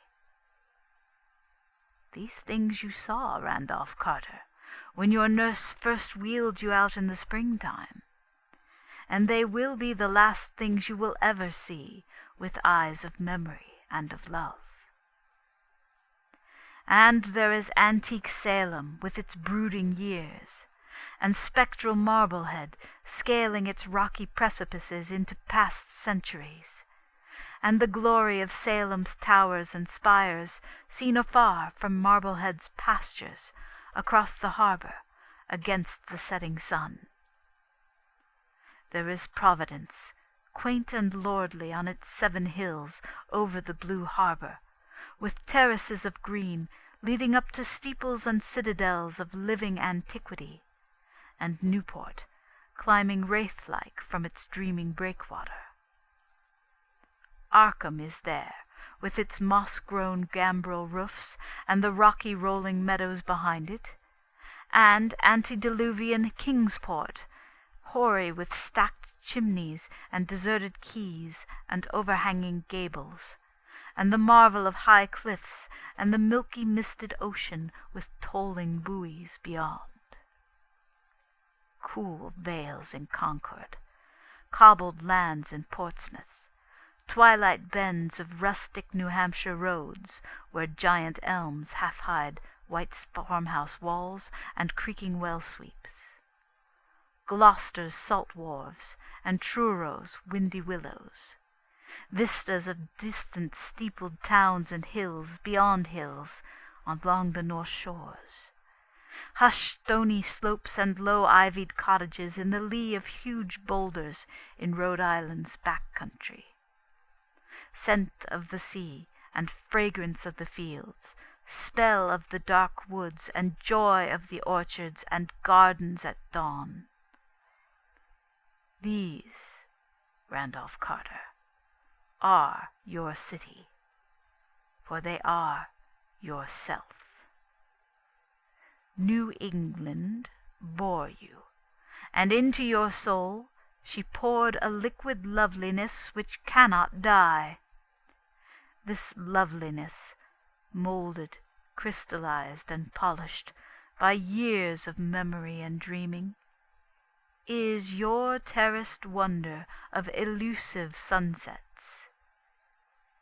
And to find that marble parapet with curious urns and carven rail, and descend at last these endless balustraded steps to the city of broad squares and prismatic fountains, you need only to turn back to the thoughts and visions of your wistful boyhood.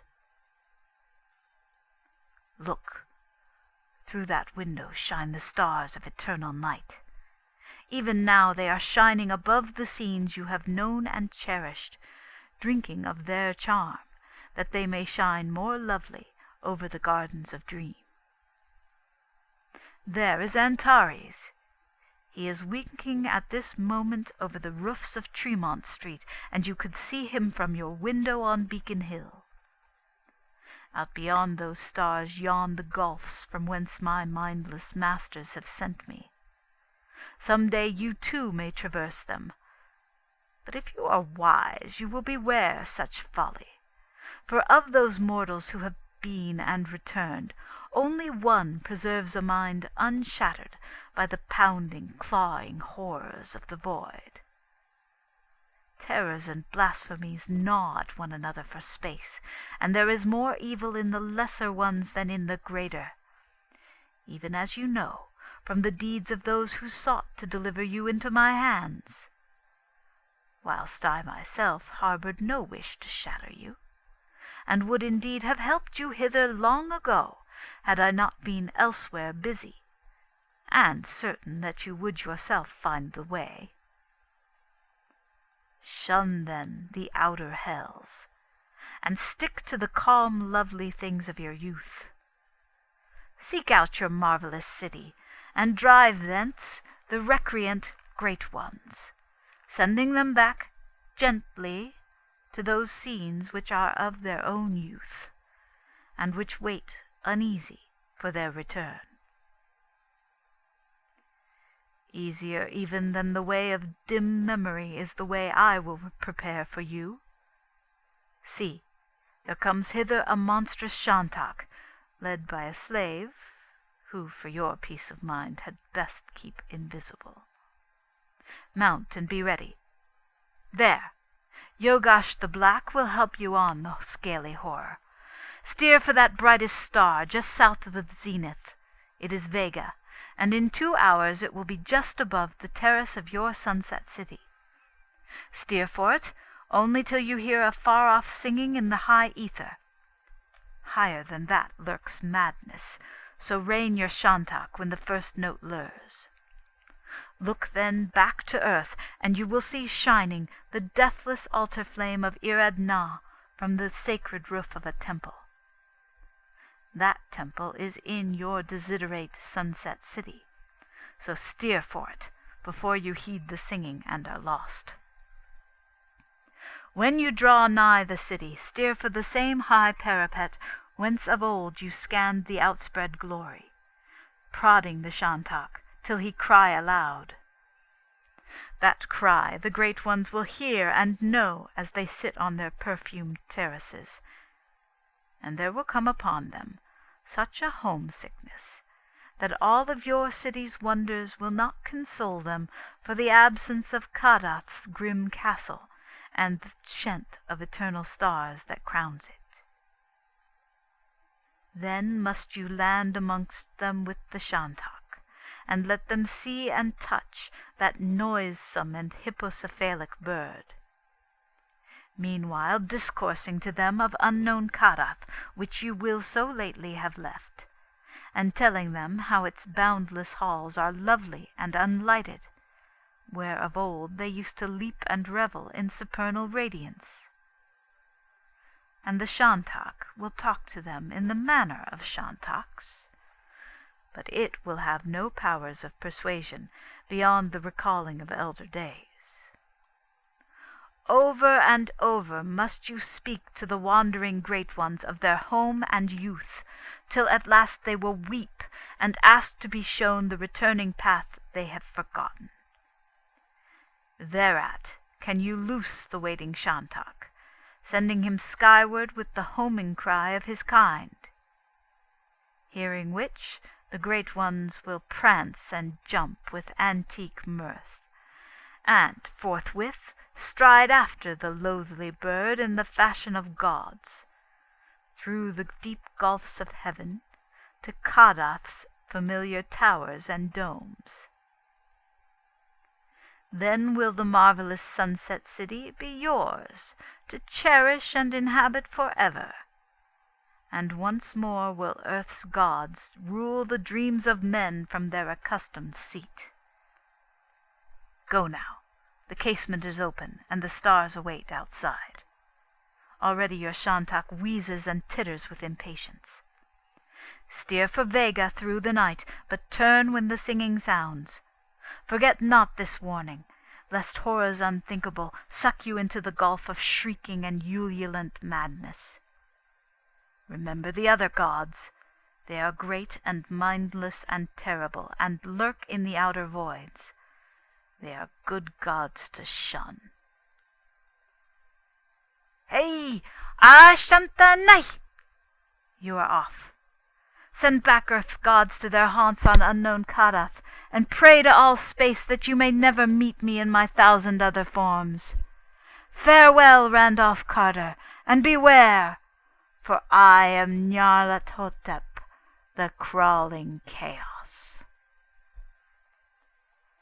And Randolph Carter, gasping and dizzy on his hideous Shantak, shot screamingly into space toward the cold blue glare of boreal Vega, looking but once behind him at the clustered and chaotic turrets of the onyx nightmare, wherein still glowed the lone lurid light of that window above the air and the clouds of Earth's dreamland. Part 14. Great polypus horrors slid darkly past, and unseen bat wings beat multitudinous around him, but still he clung to the unwholesome mane of that loathly and hippocephalic scaled bird. The stars danced mockingly, almost shifting now and then to form pale signs of doom that one might wonder one had not seen and feared before.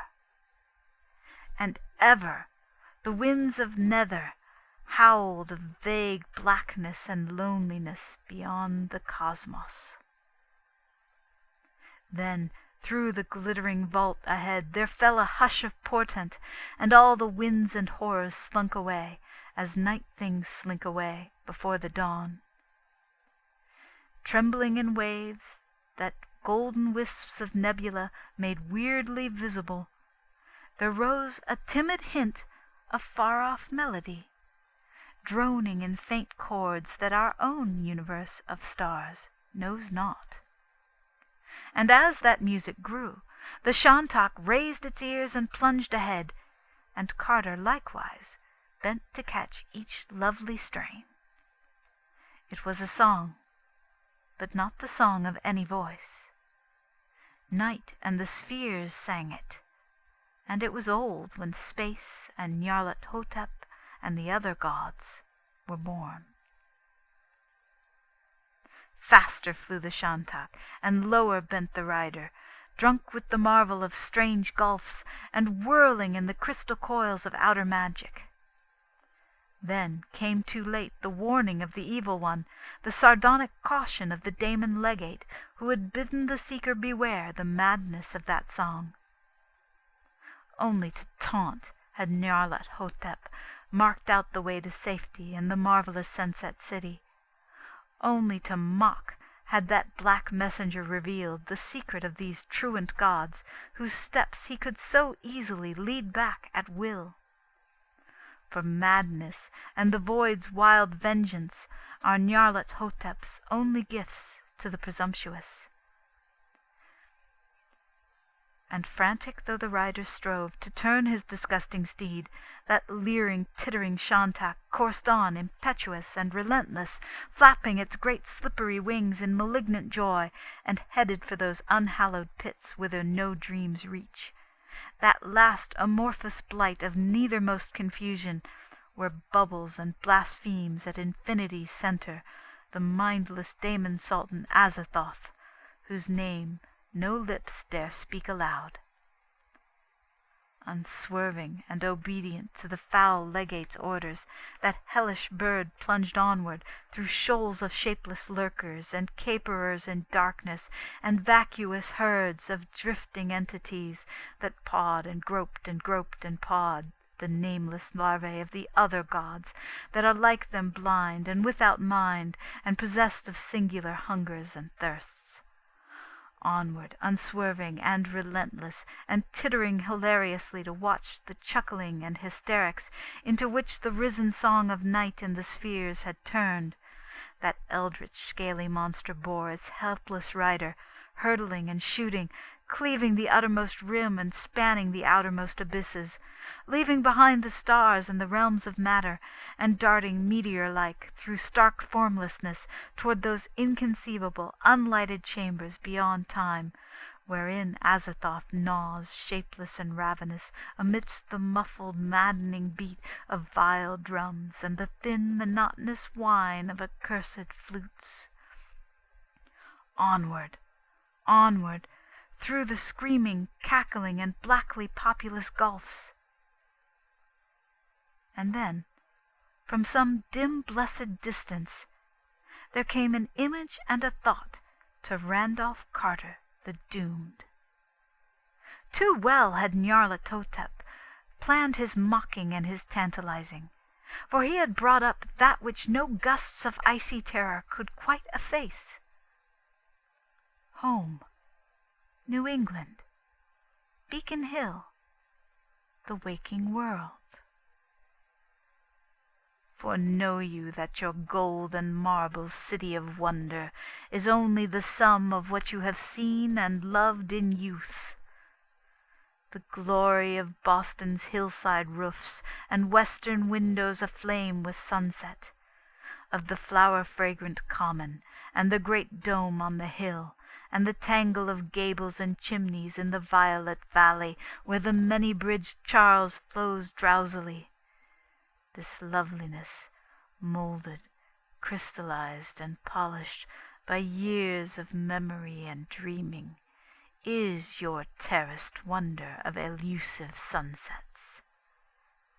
And to find that marble parapet with curious urns and carven rail, and descend at last those endless balustraded steps to the city of broad squares and prismatic fountains, you need only to turn back to the thoughts and visions of your wistful boyhood.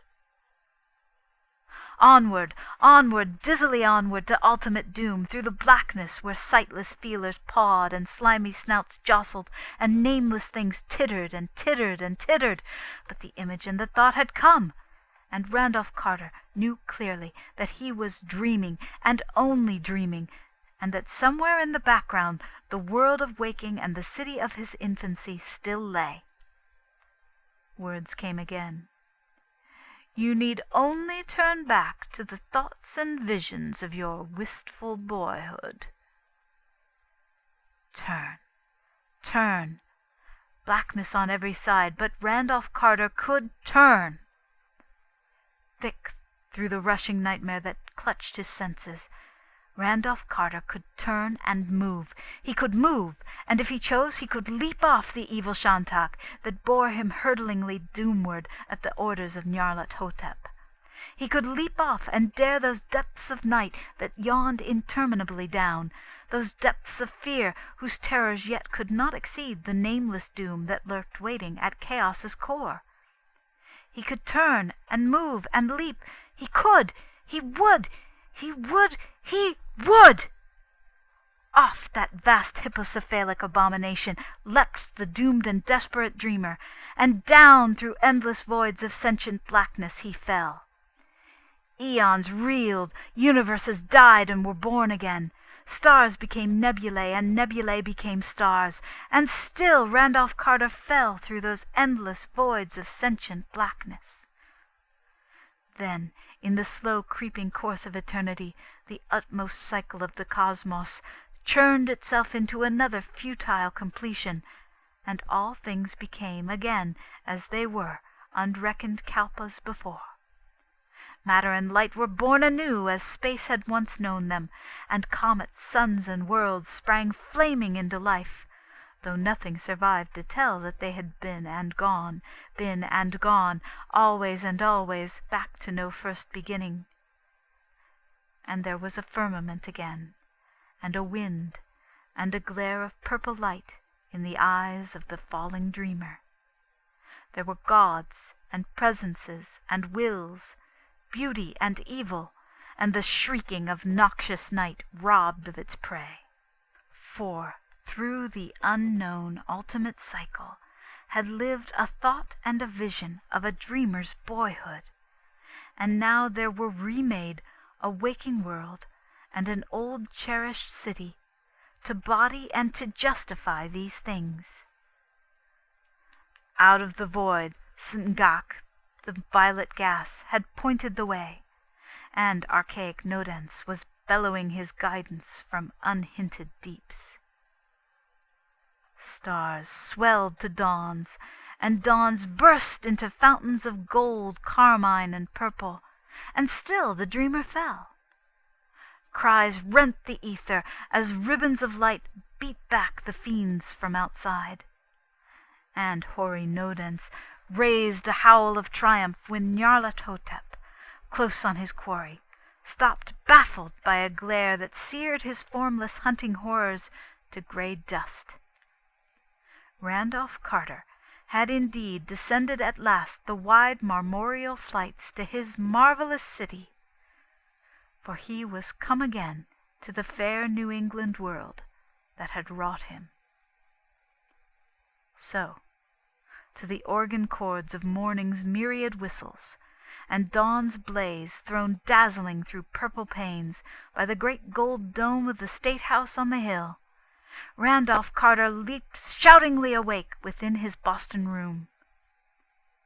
Birds sang in hidden gardens, and the perfume of trellised vines came wistful from arbors his grandfather had reared. Beauty and light glowed from classic mantel and carven cornice and walls grotesquely figured, while a sleek black cat rose yawning from hearthside sleep that his master's start and shriek had disturbed.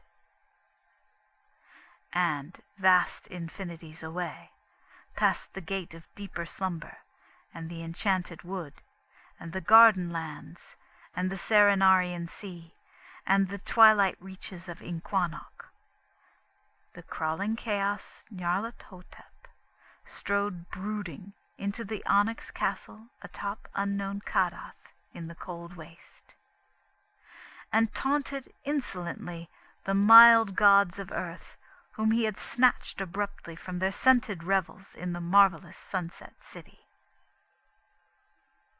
End of Part 14.